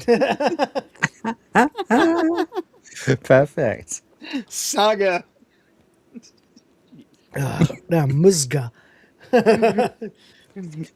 There you go. Yeah. The adjudicators arrive tomorrow. We have to get everything ready. Are you saying this is all about winning the Best Village Award? Nicholas, this is the best village. You've seen the people. They're happy, contented. They're living in a dream world. Sergeant Popwell thought the same as you. Well, I'm very happy to disappoint you, sir. And it goes on and on and on until eventually a hand arrives on his shoulder. One is Lurch, the other is Danny.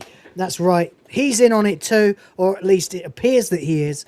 Whereas, in fact, it does seem much more like he's just realised what's going on as well and is trying to help. But then maybe he's not, because then, of course, Nicholas has a knife to it, a machete to his fucking, or a combat knife to his throat.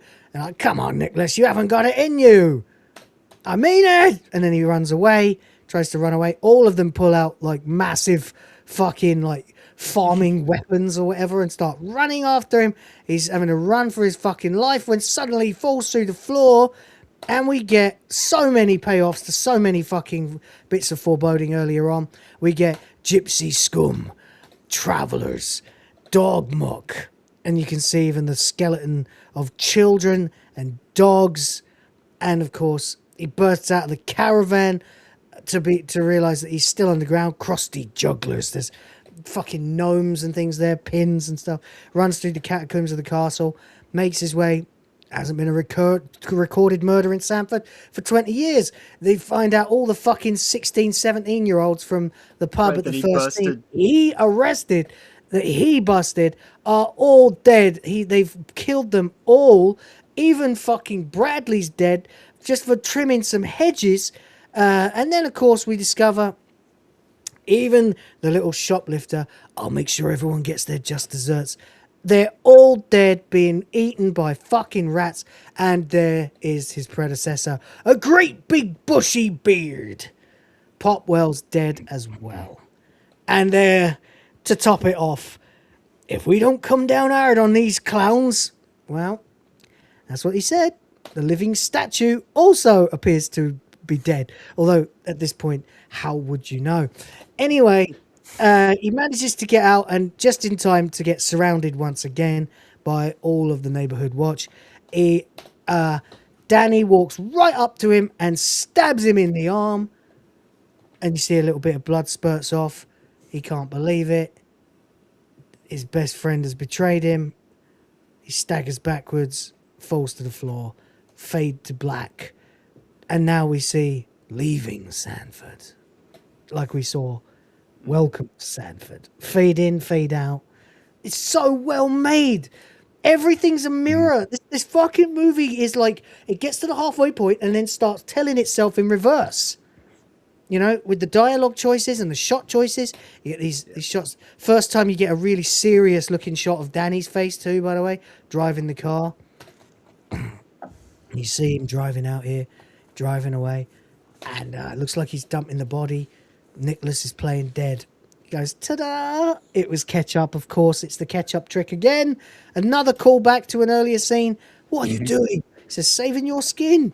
He says, this isn't a murder. He goes, no, it's not. It's ketchup. He goes, I'm not talking about that. I'm talking to the others. The NWA have murdered everybody. He goes, no, they haven't.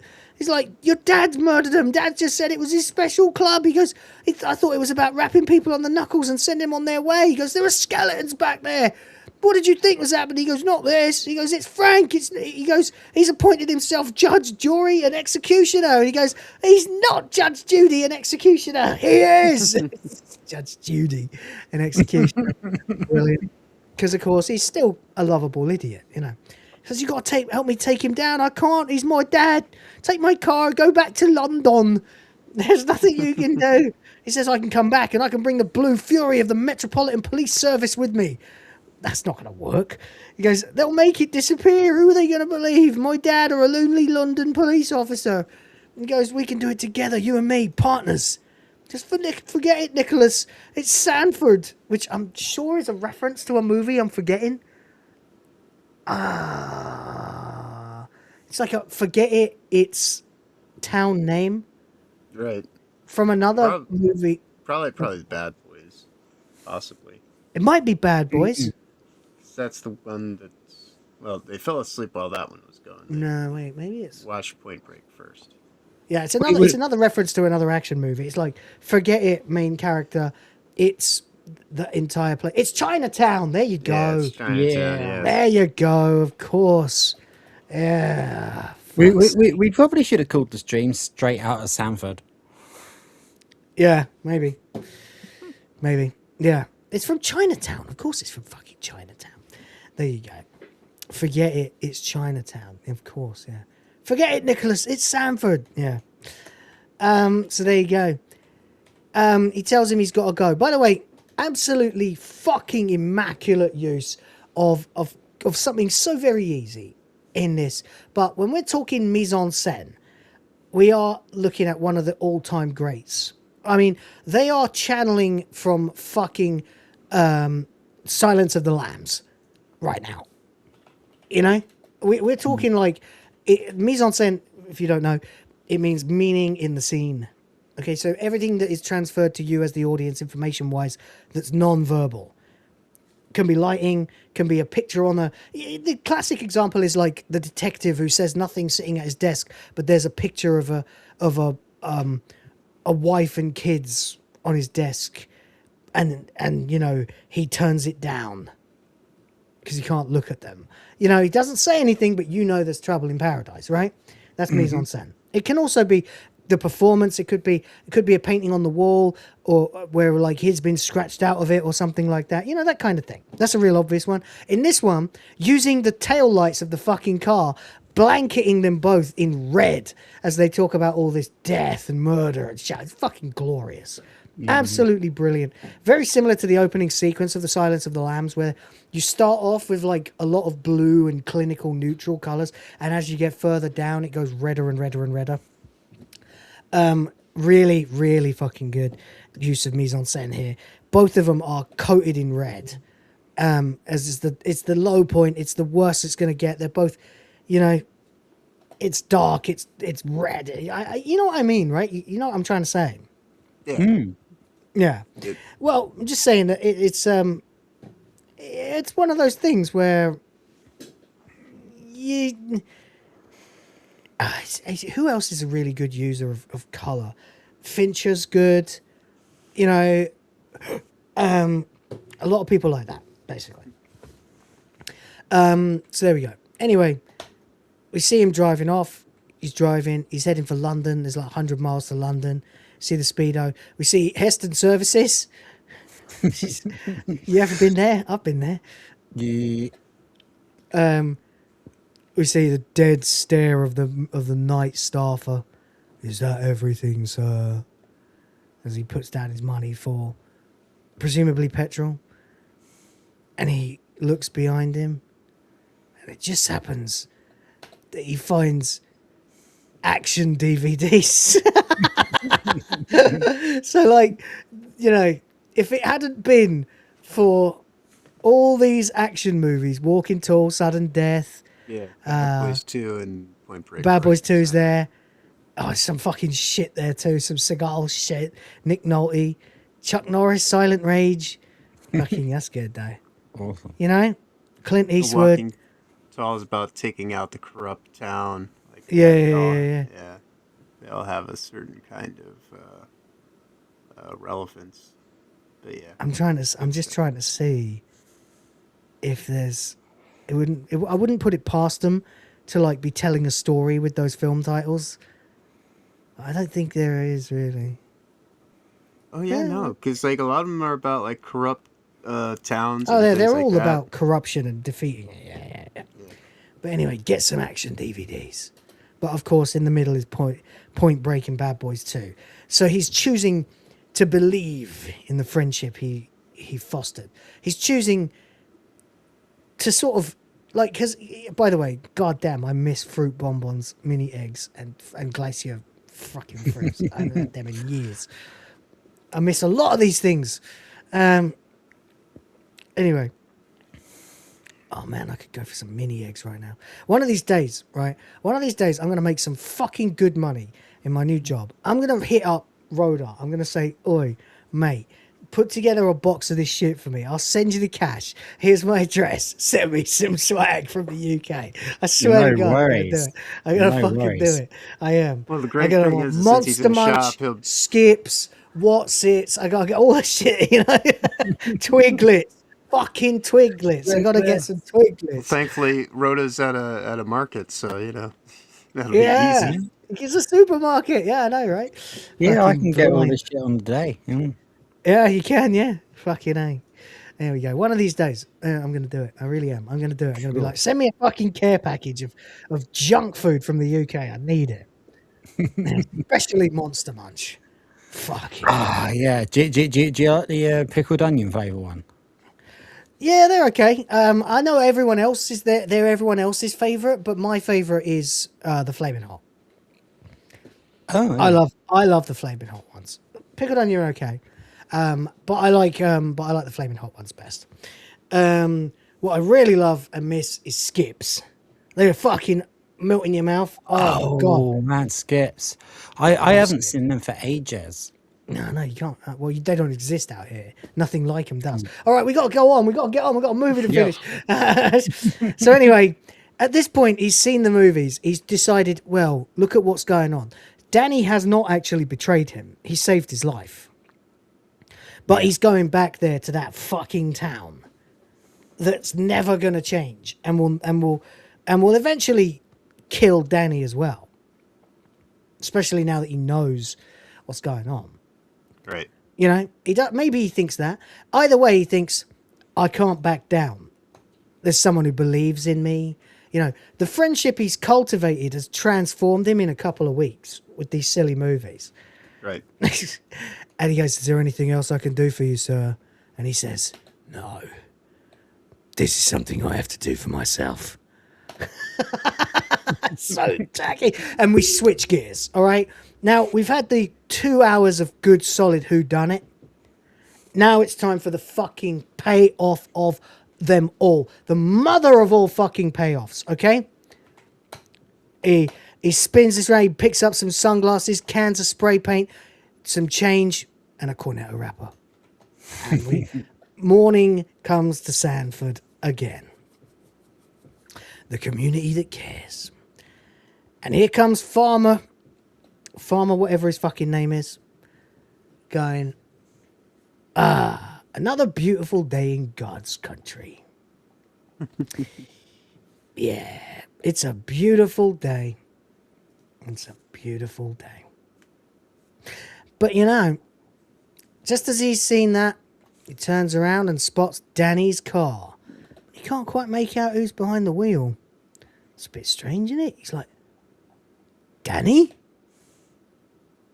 And then he realises, no, mate. No. And is this the minute where he put... No, it's not. And he immediately just drives back in, runs over the fucking... smashes into his car as he's about to get on the radio. He goes, it's...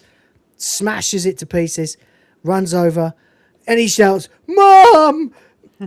Lays him out in one punch just to prove every time there's a joke, like farmers' mums, it turns out it's not a joke at all. Farmers' mums are packing. There she is. But she's not very fast at reloading, what would be an 80-odd and all. And so by the time she manages to reload that double-barreled shotgun, he fly kicks her in the face. Motherfucker just kicked an 80-year-old woman. Fucking flying kicked her in the head. Holy shit. Angel's had enough. Yeah, let's fucking go. Right? Bow, bow, bow, bow, bow. Oh, yeah, baby. Believe it. Yeah.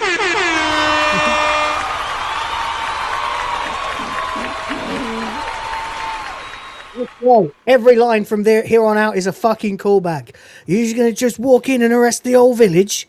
That's what they said he did when he arrested all the kids, remember? Where Bill Bailey said it. He said, well, I see you've already arrested the whole village. He goes, not exactly.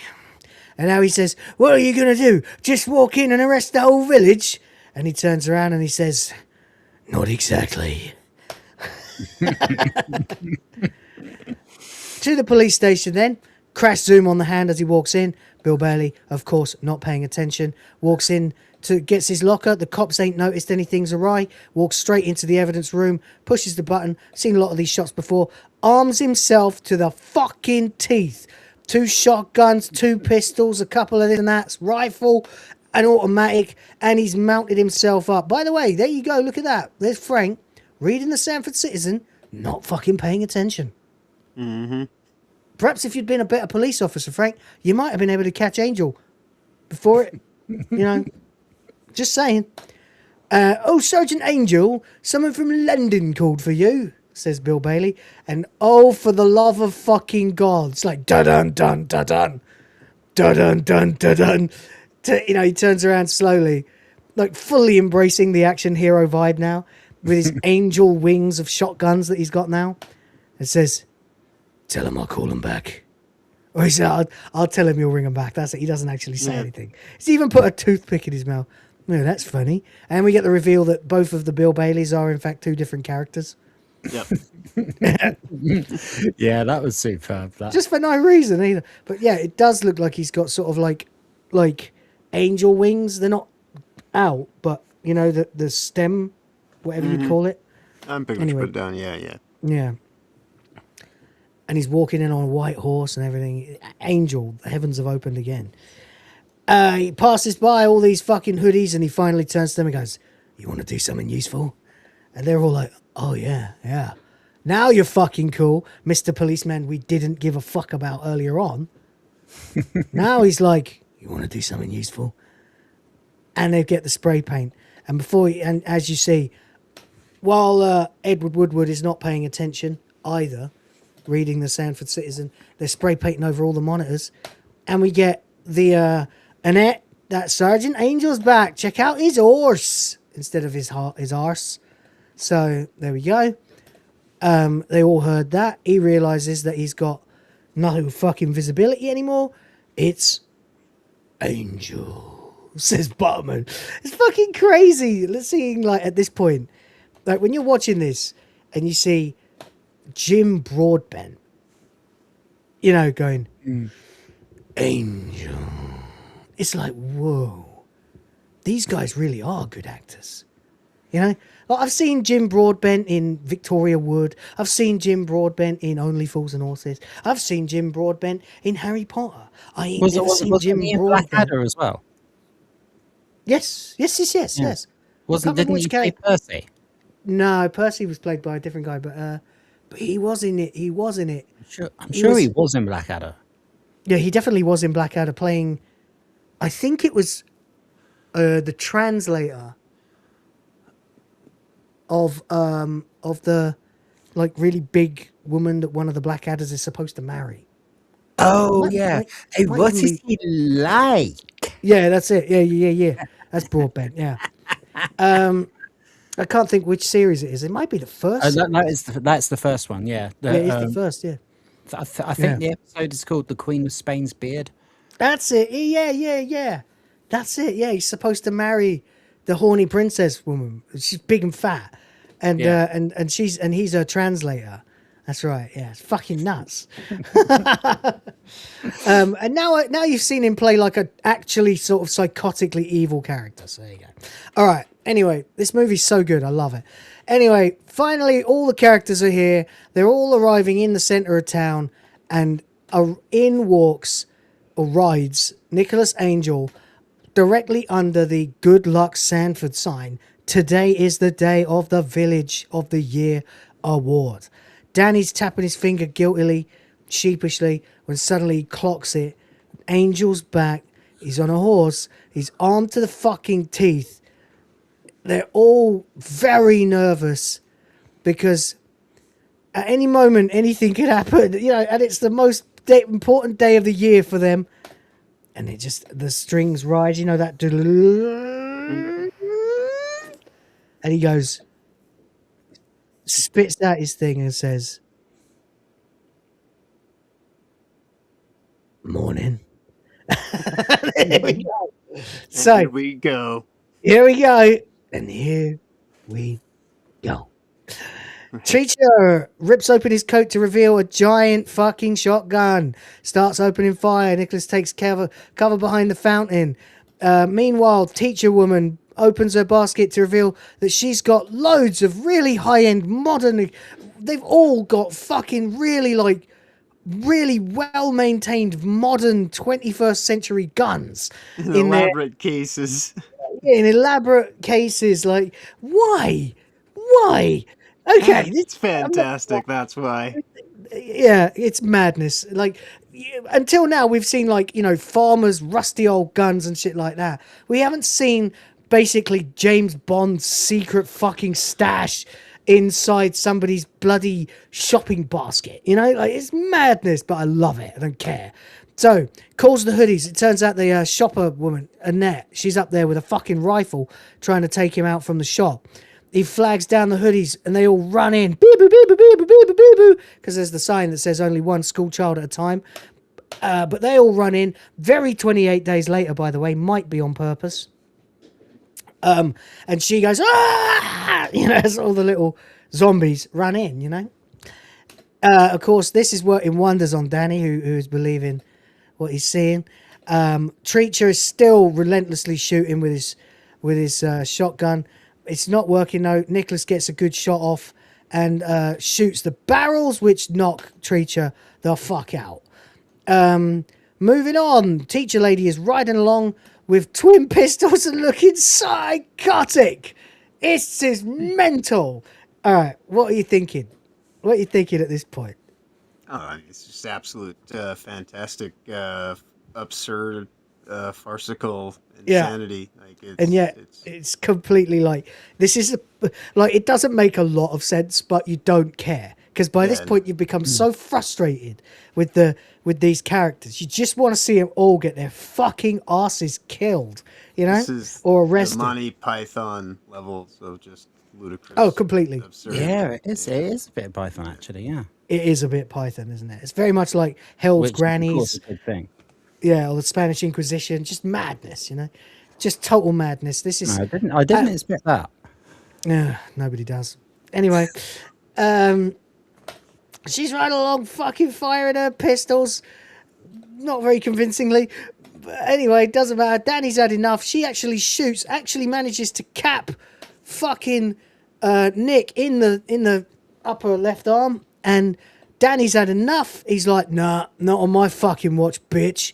You can see how pissed off he is. He opens the door and knocks her on. She's down, bitch. She's down. KO. Immediately, Nick chucks him a fucking shotgun. That's what I'm talking about, he says, which is completely insane because, like, Angel's never seen any of these fucking movies except two, apparently. Right. But he knows exactly what to say. And he's talking like this all the time. That's what I'm talking about, he says in a British accent. Very strange. Sonia's in chat. Hello, Sonia. They race up towards the castle only to see the glass crashing down. Of course, they are being shot at by it's the actors, the acting couple. The two extras that didn't get the parts because of Blower and Draper. That's right, yeah. They don't last very long and they get taken out. In fact, they get shot. She gets shot in the fucking neck. It's not very nice. But no one gets killed. Then we turn around and it's Joyce, the lady from the check-in, and she this time shouts, "Fascist!" And she actually means it. Opens fire with some sort of World War II side-loading automatic. Not sure if that's British or German. Looks British actually, but she unloads with that, and he takes her out. Oof! You get a bit of blood spatter as she cracks her head on the roof of the car, and as he stops, he puts it down, and goes hag. So you get fascist and hag called back as well, paid off. By the way, her husband finally isn't asleep. Wakes up. He's awake today, and he's a fencer. So suddenly we get proof that Nicholas Angel really is as good at fencing as they said he is at the start, for whatever reason, for no reason really. There's a sword fight in the middle of this, which Nicholas Angel wins. Then, of course, finally the preacher, Reverend Shooter, says, stop this, please. Let us stop this mindless violence. Nicholas, my son, you may not be a man of God, but surely you're a man of good, of peace.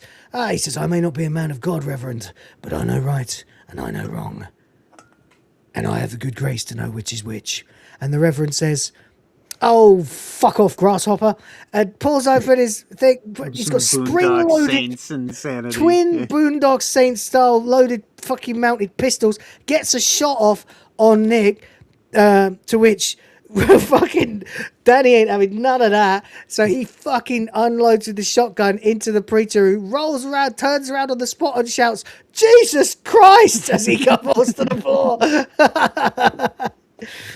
Anyway, it turns out that Nick has some fucking bulletproof gear on, so we're fine. Doctor comes out, says, I brought you into this world. It should be me who takes you out of it. You and your interfering little friend. It's also cartoonishly evil. This is like shit that Dr. Claw would say. This is like shit that Dr. Evil would say. Your interfering little friend, you know? Anyway, he says, drop your gun. Danny does, but he throws it.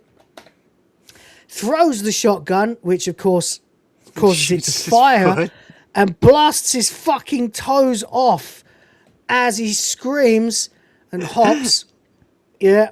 Also a callback to earlier on when Danny accidentally shot the doctor in the leg with the BB gun at the fair, and Angel says he's a doctor, he can deal with it. Now he stands up and says, you're a doctor, deal with it. And Danny just goes, yeah, motherfucker. It's madness. Like, he's known these people his whole life, but he's so into like Angel that he's now just turning on them all. He's turning complete turncoat on them all. Yeah, motherfucker. You know? So there you go. He goes, Danny, let's roll. What are you thinking? Danny puts his sunglasses on as he goes, pub, which of course is the line. Every time Danny tried to get Nick to go to the pub, he would say, why don't we do something to celebrate? He'd say, what are you thinking? He'd go, don't know, pub. And then finally it worked and they became friends. Now finally we get this fucking ridiculous pair of sequential textbook Michael Bay 360 spinning shots as the choreography and the camera work in this sequence is absolutely on par with all the greatest action movies you've ever seen ever. Pub, you know? So they throw the fucking sign through the window and they unload from behind the fucking bar. And now what do we get? Have you ever flown through the air firing two guns? No. Not yet, you haven't. Boom! They come flying in. Multiple shots of them flying through the air for several seconds longer than they should be. It's fucking glorious. It's great. It's beautiful, ludicrous insanity. Completely insane. They throw over the chair, which is helpful because Mary's got a fucking shotgun and they're about 10 feet away. Like, you're in big trouble here. Finally, I think, Nicholas gets a shot off on the bear trap above the bar, which lands on Roy's fucking neck, doing some serious damage to him as Mary screams. And then says, somebody call the police! Which, of course, is exactly what happens. All of the fucking fuzz have arrived in the riot gear that has never been used as Frank shows up and tells them to arrest them. But Nicholas is able to explain to them, you've been brainwashed. It's all a fucking scam. It's all been connected. Have you never wondered why the crime rate in Sanford is so low, but the accident rate is so high? It's the NWA. It's the NWA. They're behind all of it. That's what he says. Yeah. He says, that is literally what he says. It's pretty funny, actually. Yeah. But yeah, he says, you got to help us bring this absurd story to an end. Yeah. You know, no, what? Yeah, no. He goes, you've been brainwashed, Tony. Brainwashed into naivety by an old man with a murderous obsession. He goes, this is ridiculous. No, Dad, it's very unridiculous. And it's only now I'm starting to realise how unridiculous this all is. And he's like, I can see what you've become. Mum would probably kill herself all over again. He says, for the last 20 years, the village has been controlled by Frank and the NWA. Fuck the police. Fuck the police. Anyway, crazy. But no, not that NWA. The, what is it? Neighborhood Watch Alliance, of course. The village has been controlled by them for 20 years. They've lulled everyone into thinking it's a perfect village and killed anyone who threatened to change that. And the old guy goes, he's got something there, which he get asked. Danny starts to translate, but now Nicholas has learned to interpret what he says. You're not just to show us that he's one of them now, you know. You're not seriously going to believe this man, are you? He's not even from round here. It's like the shittiest reason. He's not even from round here. Like that does sound like something you would hear in the UK. Like, yeah. And then even fucking Andy says, maybe it's time to give it up, with sir. the mustache. Andy Mustache 1, yeah. Says, Yes. maybe it's time to give it up, sir. You incompetent flatfoots. And he shoots the ceiling, and it's like, it's Jim Broadbent, but he's like a serious bad guy in an action movie. It's so dumb and yet brilliant. You incompetent flatfoots. And then you get this shot of him here, looking at him through the fire as he runs away. And I'm just like, I remember even the first time I saw this film, when that shot came up, I started laughing my head off because I was like, I can't believe what I'm seeing. Jim Broadbent. Like this, you know, like Jim Broadbent, who plays these like soft-spoken characters, usually, whether they're good or bad, you know, whatever. He always plays someone who's fairly soft-spoken. Not this, you know, it's so mad. He must have had such a fucking blast playing this, like, really evil guy, you know. Anyway, there you go. The rest of them head over to want anything from the shop, which of course is the line that was said twice in Shaun of the Dead and yet has not been said recently in this movie. Want anything from the shop? Cornetto. Oh no, it was said in this movie earlier on, that's right. Summerfield. They're at the fucking Summerfield. Yeah. Summerfield is like the most British of fucking... It's like Tesco or Yeah, Co-op. I'm not sure it's a British supermarket. We used to have one in the town that I grew up in, and previously it was Gateways. Same as that. Yeah, we had a Gateway when I was a kid, and it became a Summerfield, and then it became a Co-op. Yeah, I think the one in the town that I'm from, I've not been there for a couple of years, but I think it became a Marks and Spencer. Fucking hell, upmarket much. There's Marks and Spencers here, you know. Not many of them, but they do exist.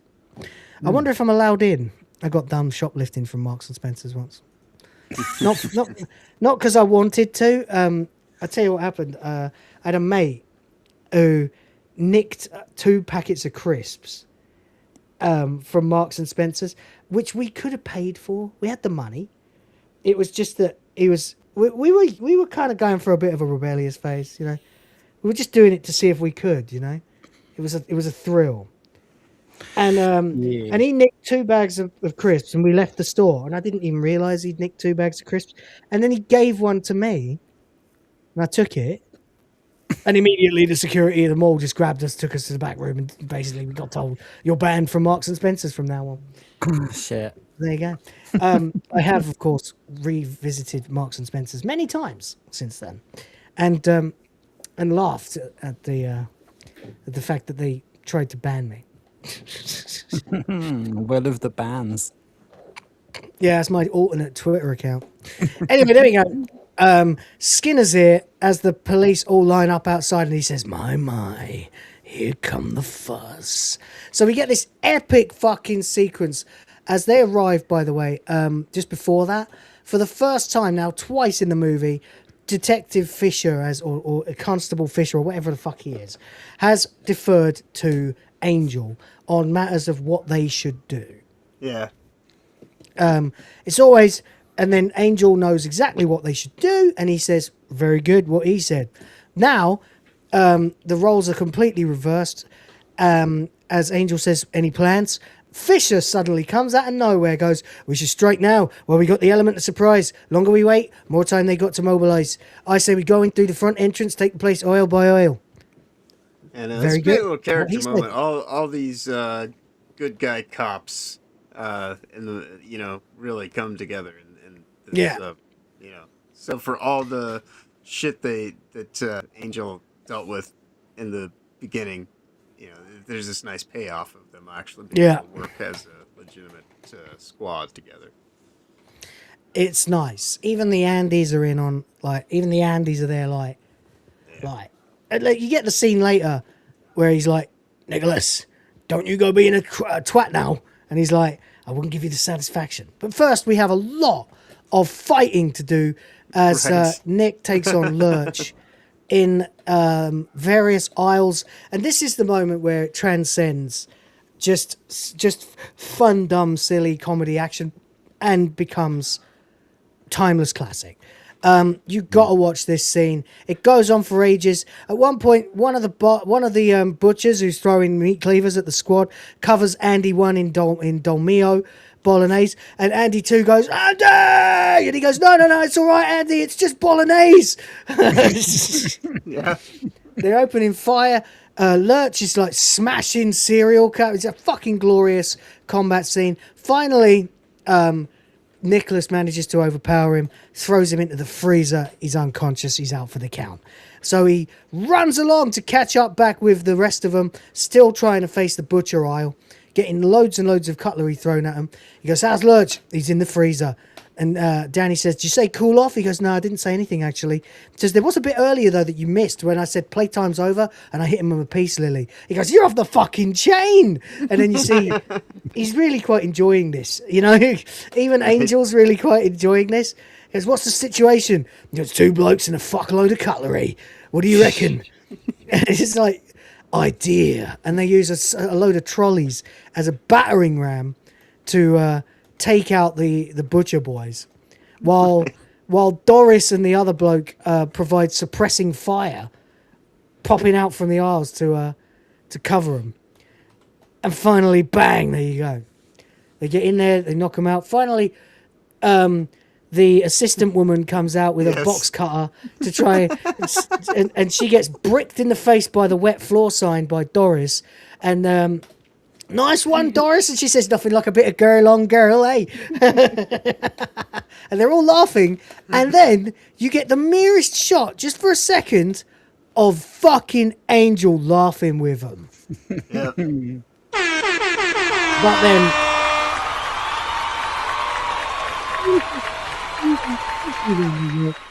this supermarket seems to be like an evil henchman of the NWA.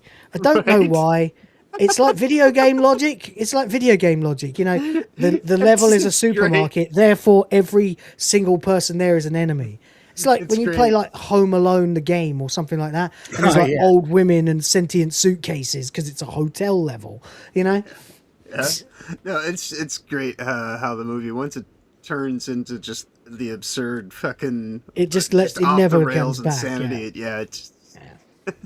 It's fucking... We get Daddy, let's rock, and then we get Angel, don't go being a twat now.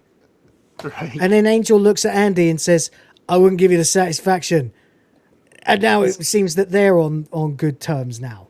Right. It's just sort of, it's a little unbelievable how quickly they came around, but yeah, I guess, he did prove that Butterman's mental. So, right. Right. And but he wasn't insane the whole time. Right, as fantastic as this whole supermarket thing is, though, it's not even close to as great as, what's coming up in a minute. Yeah, after the car chase. I don't know, man. I don't know. I think for anyone who's British and lived in a town or ever been to a Summerfield, there's a special kick you get out of the fact that, a supermarket is the setting for an insane Hollywood action movie. A boring British supermarket has become a combat zone for like a Hollywood level action scene. Something in that reel tickles me anyway. But this is glorious too, just as good, if not maybe better. Yeah. So we go. I'll drive, shotgun, punch that shit, and we're off. It's just gone nuts. And here, of course, as they drive away, the adjudicators are here. Now, I have it on fucking fairly good authority, and I can't remember exactly why I know this, but the bloke in the middle, I think, was Edgar Wright's film teacher, or someone like that, or a relative of his, or someone that he invited to be in the movie because they were going to film around the area where Edgar Wright grew up. And this is, you know, he used to do like work in Summerfield. So, you know, that's why they had to have a shootout in a Summerfield, you know, stuff like that. This movie was very much his baby for stuff like that. I think that's great. So we got insane car chase now in this movie in the British rural countryside. We got... Have you ever fired a gun whilst in a high-speed collision? A high-speed pursuit? No. Well, you have now.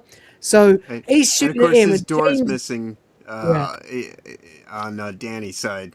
Yeah. Of course.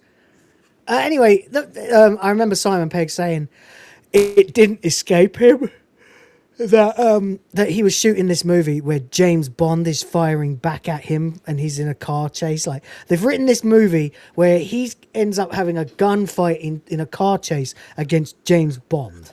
That's pretty fucking cool, right? So yeah, there you go. So let's open fire. They're firing. Not much is going on. And finally, they're about to pull over when Frank and Skinner, Frank Skinner. That's Frank Skinner. They just barely swerve to avoid the swan, but they end up crashing, flying over the model village that we've heard so much about. As little kid here is watching this car just careen over multiple different shots from multiple different angles of the same fucking shot. And then finally, swan! They pull over, and finally, they manage to capture the swan. That's right. Yeah, that's right. Piss Taker will be very happy. So there we go. Meanwhile, in the model village, Skinner's escaping, but nah, they've arrived. And they head straight into a hostage situation. But little Aaron A. Aronson, as we find out he is, bites his hand, and you little fucker! And they have a giant kaiju fight. Yeah. Over the entire village. In many ways, obviously, this is supposed to represent, it's my village. Get out of my village. It's not your village anymore. For the future of the village, they've now become giant and they're fighting over the future of the village. Angel and Skinner. Had to be this. Why not? And of course, it is escalated now to the point where it's basically a kaiju fight. He says, "Get out of my village!" And but you get the sort of da da da da da da da, as he catches the last punch. And it's also similar to the fight in the Matrix, right there. Exactly what I was going to say. It's very much like the Matrix. Exactly, yes. And he catches it.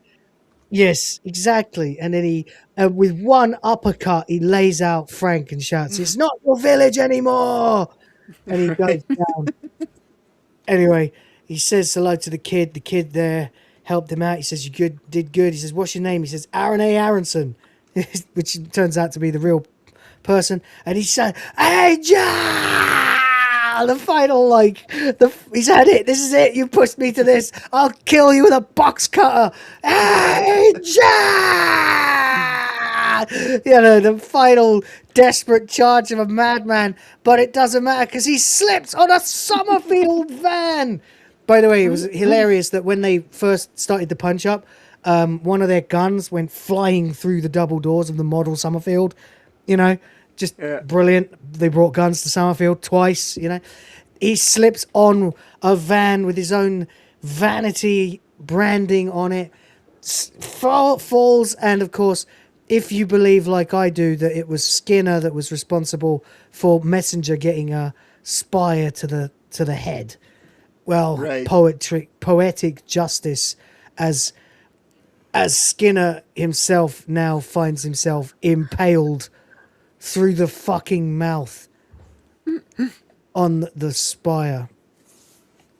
And it's sticking through his mouth. But no, he's not dead. Of course not. That's not fatal. Just in a lot of pain. Yeah, that's right. Yeah. He goes, it's over, Danny. And we see Danny's got his dad with him. And then we hear, oh, this really hurts. I'm going to need some ice cream. James Bond. Yeah.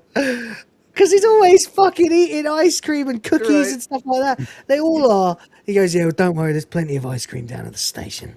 But, oh, no. Now Frank's pointing a gun at his son. And now, like, metatextually, I always read this as metatextual, where he goes, he's just like, oh, fuck's sake, how much more of this have I got to tolerate, you know? Like, he genuinely has had enough of how dumb this is. You can see it here when he goes, pack it in, Frank, you silly bastards. That's what he says. Yeah. Go pack it in, Frank. It's so British, you know? It's not like he's going, you son of a bitch, you know? He's just like, what are you fucking doing, you madman? This is all so fucking stupid. Pack it in, you know? It's glorious. Anything to say? No, that's pretty spot on. Fair enough. It says this whole thing started when you lost somebody you love. Don't expect me to believe you'll let it end the same way. Frank can't kill his son. Of course he can't. It doesn't matter. Danny grabs the gun. Frank starts to run away. And of course you get exactly the scene from Point Break remade as Danny fires into the air and screams. And Frank runs away and escapes in the cop car. But one thing that Frank had not bet on, the Swan is in the car. No! And then you get the most mundane of car crashes as we slowly return to ultimate normality. callback though, that fucking Swan. Yeah, the Swan evaded them the whole way through. They finally caught it at the last minute, and it saves the fucking day. And then, just for good measure, because it's, you know, an action movie, you have to have a helicopter flying in overhead because we're ripping off Michael Bay. So, of course, we get the helicopter flying in, and you start thinking, why is there fucking helicopter flying in? And, well, it turns out they're actually from London. It's the boys from the Met, who it turns out haven't been having such a good time of it lately, as in only a couple of weeks, their numbers have fallen off a cliff. They need him back. And now he says, we need you back. Figures have been a little squiffy in your absence. It has to be said. Come back to London. Sanford's hardly a fitting place for such an exceptional officer. Well, the thing is, sir, and we get one of the oldest callbacks to the first scene of the movie. He says, I kind of like it here. Just like he said about London in the first scene. So then he calls back again. Besides, we have to do a considerable amount of paperwork. Another callback. Then we get another montage of them all getting arrested. Yeah. All these old men like. I love how the montage has Roy's in the bear trap. Skinner's got the spire sticking through his jaw. You know. Yeah. They're all trying to look as menacing as possible. Broadbent ears like, I'm gonna fucking come for you. I'm gonna kill you. You know, it's really good. Yeah. Anyway, there you go. So the Neighborhood Watch Alliance has been arrested and imprisoned, presumably, you know, somewhere serious. Not, you know, we're not talking like they're not in the local prison cell of Sanford. They're probably in Broadmoor or somewhere. Anyway, finally, we get this. Fuck's sake, Nick, this is going to take me ages, but there they are, and they're all doing their paperwork. Nicholas has chilled. He's sort of met Danny on his level a bit more and learned to let loose and enjoy himself a bit more with his job. And Danny is learning too. He says, we say, it's going to take me all night. Well, good job we got the manpower. And then, says Doris. And then he says, well, official vocab guidelines. And it's actually Danny saying it. Says, official vocab guidelines state that we say staffing, not manpower. And then, ooh, because manpower's a bit sexist. And then Nicholas says, you don't mind a bit of manpower, do you, Doris? So there we go. So it's good. Everyone's like, oh, you cheeky fucker. There we go. So it's pretty good. Unfortunately, there was one person they forgot. the head of the NWA, who has got a blunderbuss. A fucking antique blunderbuss. All right. He goes, you know what you are? He goes, a bloody busybody, and which is pretty funny because he's the head of the biggest organization of busybodies that's ever existed. He shoots, but he catches Danny. Oh no, he shot Danny. And then, so Angel flips the bin onto his foot, kicks Iwa Wuwa in the head as he goes backwards into the evidence room, landing, of course, right next to Chekhov's sea mine, which, had a button you needed to switch. And it starts ticking. Oh, no. Bang. Evaporating fucking Iwa Wuwa, but somehow not harming anyone else.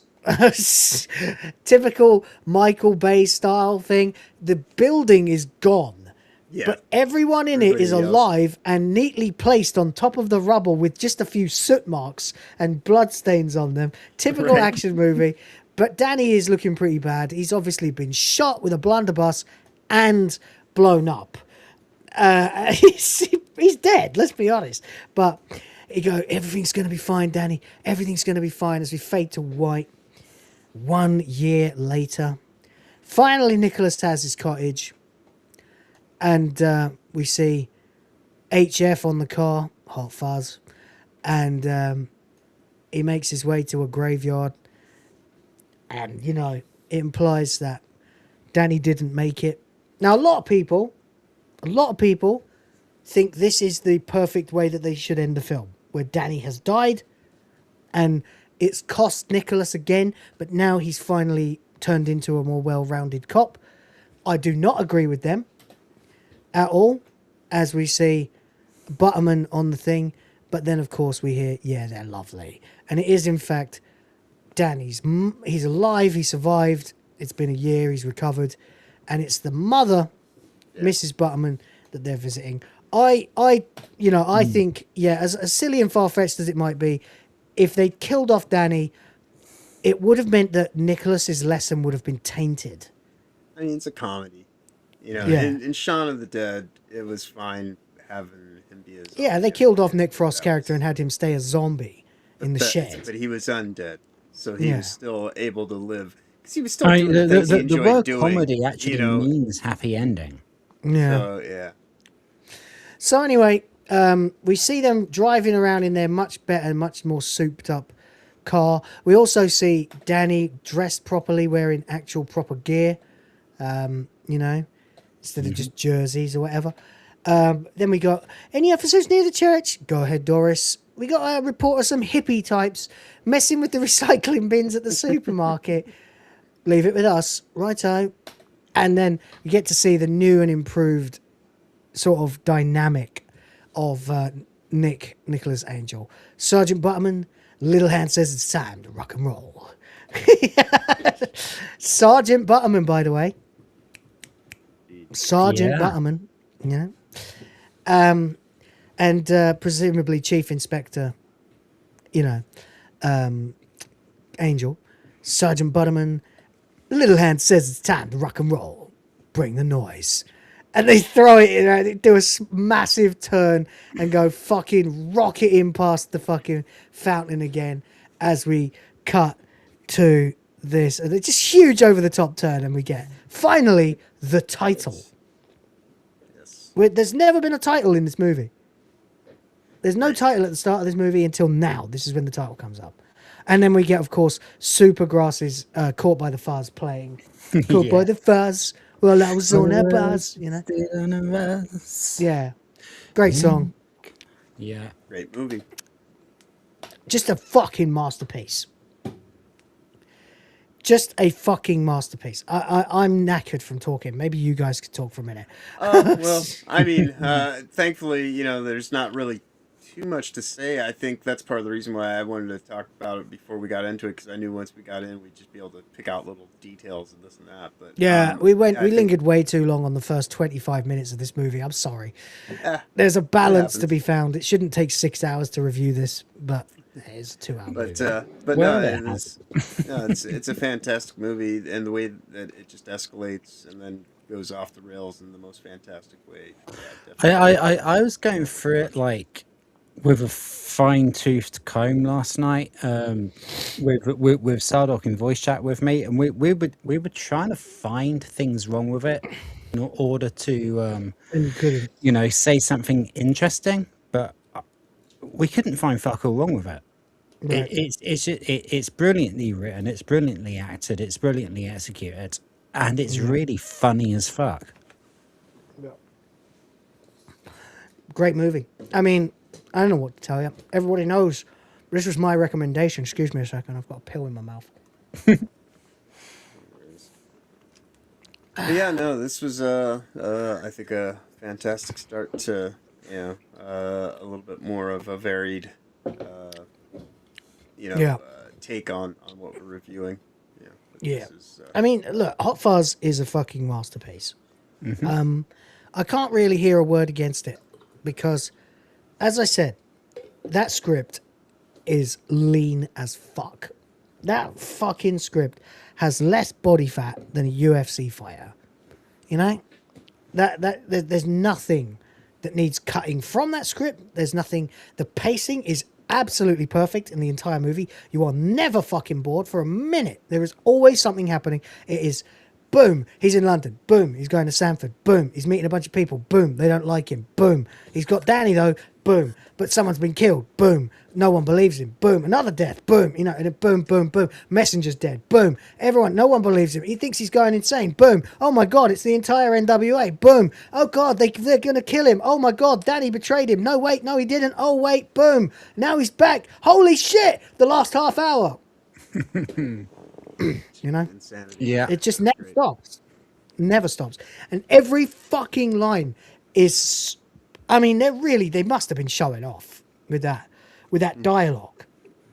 Like the number of fucking lines that appear in this movie and then appear again towards the end, recontextualized.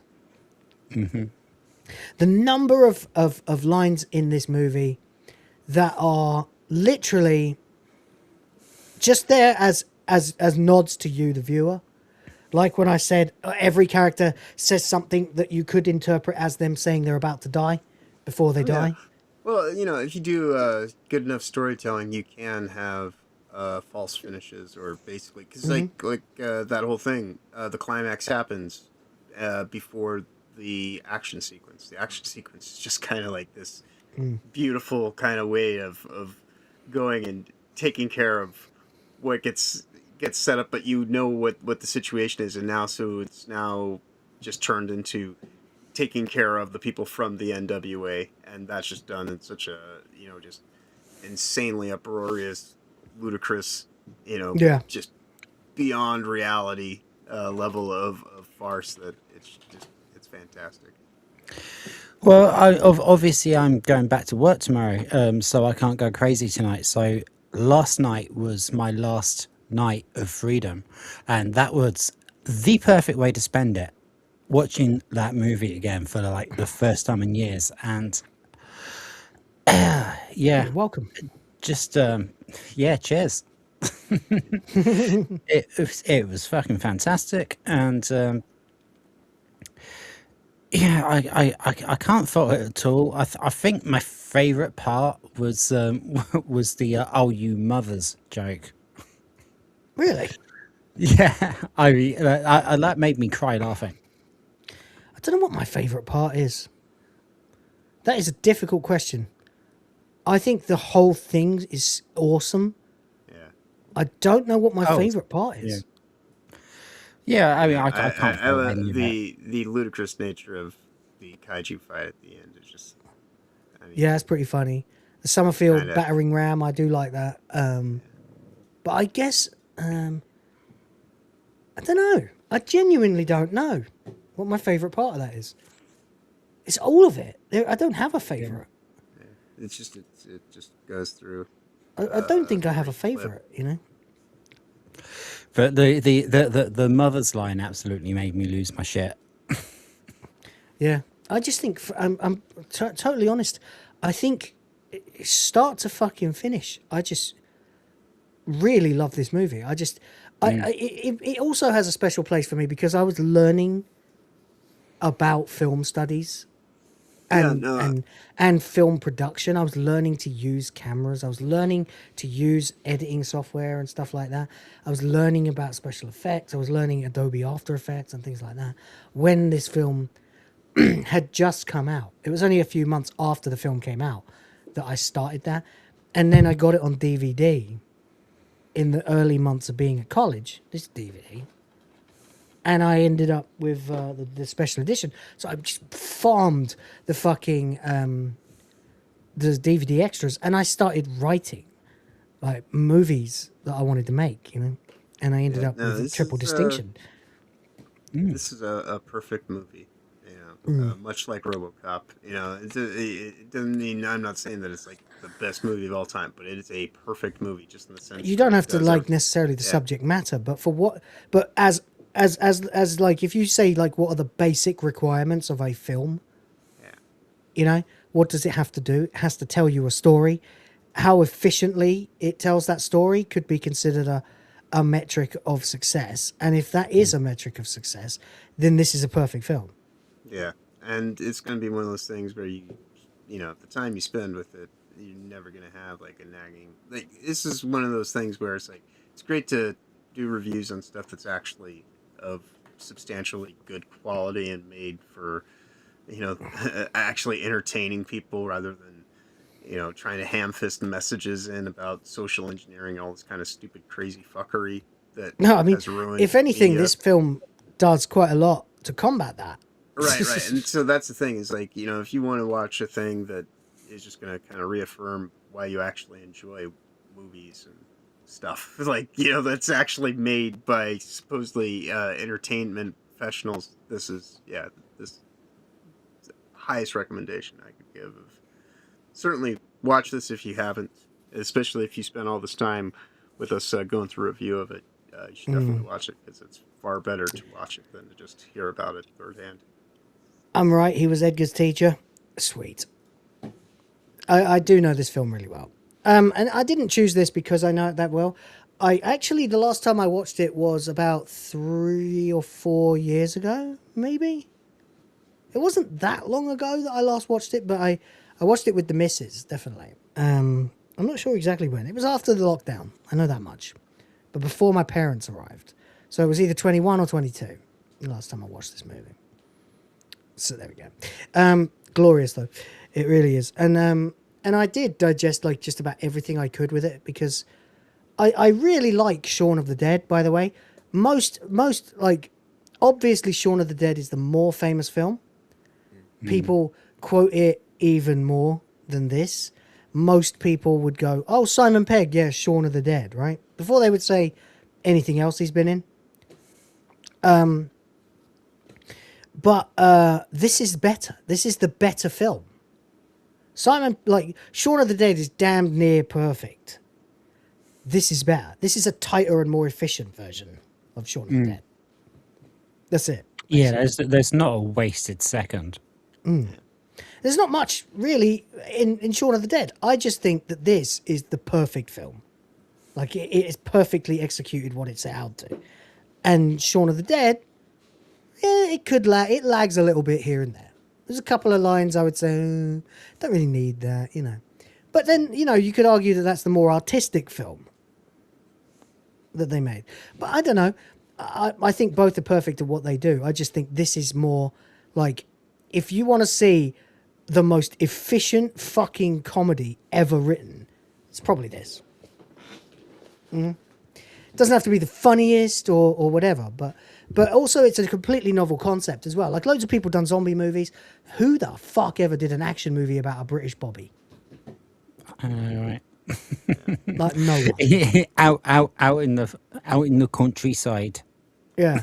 In the middle of some fucking Gloucestershire, like in the sticks, out in the West Country, Yeah,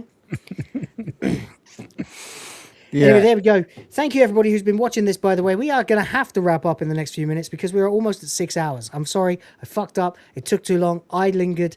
I've been enjoying myself way too much, and apologies to everybody. So we are going to have to wrap up. Hey, if you want to help us out, help fill the limit. We're at 22%. Yikes. So there we go. But, yeah, any final thoughts on this? Oh, I think I gave mine. I highly recommend. Yeah. Did go I watch see? it? What? I said I would highly recommend to go watch it. I can't say anything more than I already have. Yeah.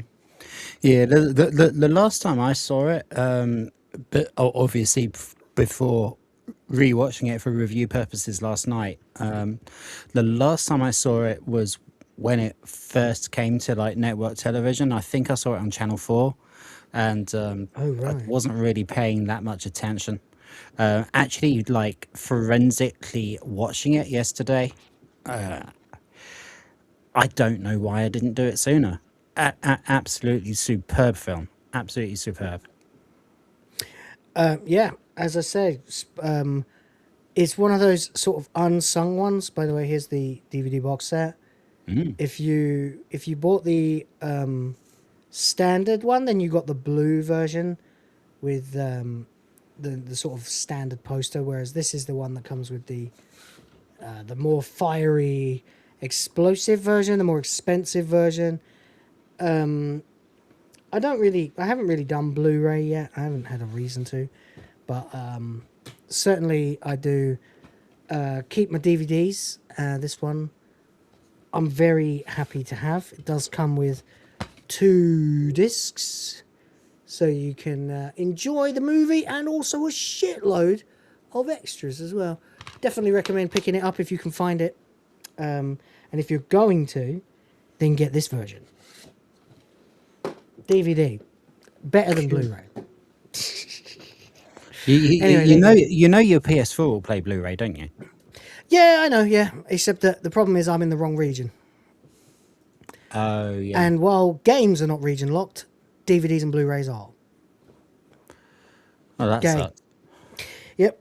And there ain't no such fucking thing as an HD DVD player. Not here anyway. Or rather there is, but I couldn't get it to work. So what I did in the end was I bought a DVD drive for my PC. And to be honest with you, if I'm going to watch something at Blu-ray quality, I'm just going to fucking go to Tortuga. Everything I've got is 1080 anyway. Even my monitor's a 1080. I can't go bigger than 1080. I don't need to. Hell, I need fucking reading glasses now to see the fucking, like, the manga up close. Hello there, you know? So there we go. Indeed. Oh, that's actually nice. It's actually nice. I'm going to put these on for a minute. Oh. Nah, it's all blurry, but it does help my eyes feel like they're resting a bit more. Just don't make a spectacle of yourself. Jesus fucking Christ. Sorry, I can't help it.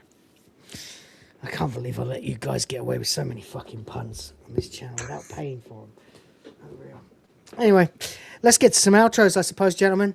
Thank you so much for being here, ladies and gentlemen. I've really appreciated this. I hope you have too. I know it's been crazy long. Probably a really dumb idea to try and do a movie as dense as this and actually try to go through scene by scene.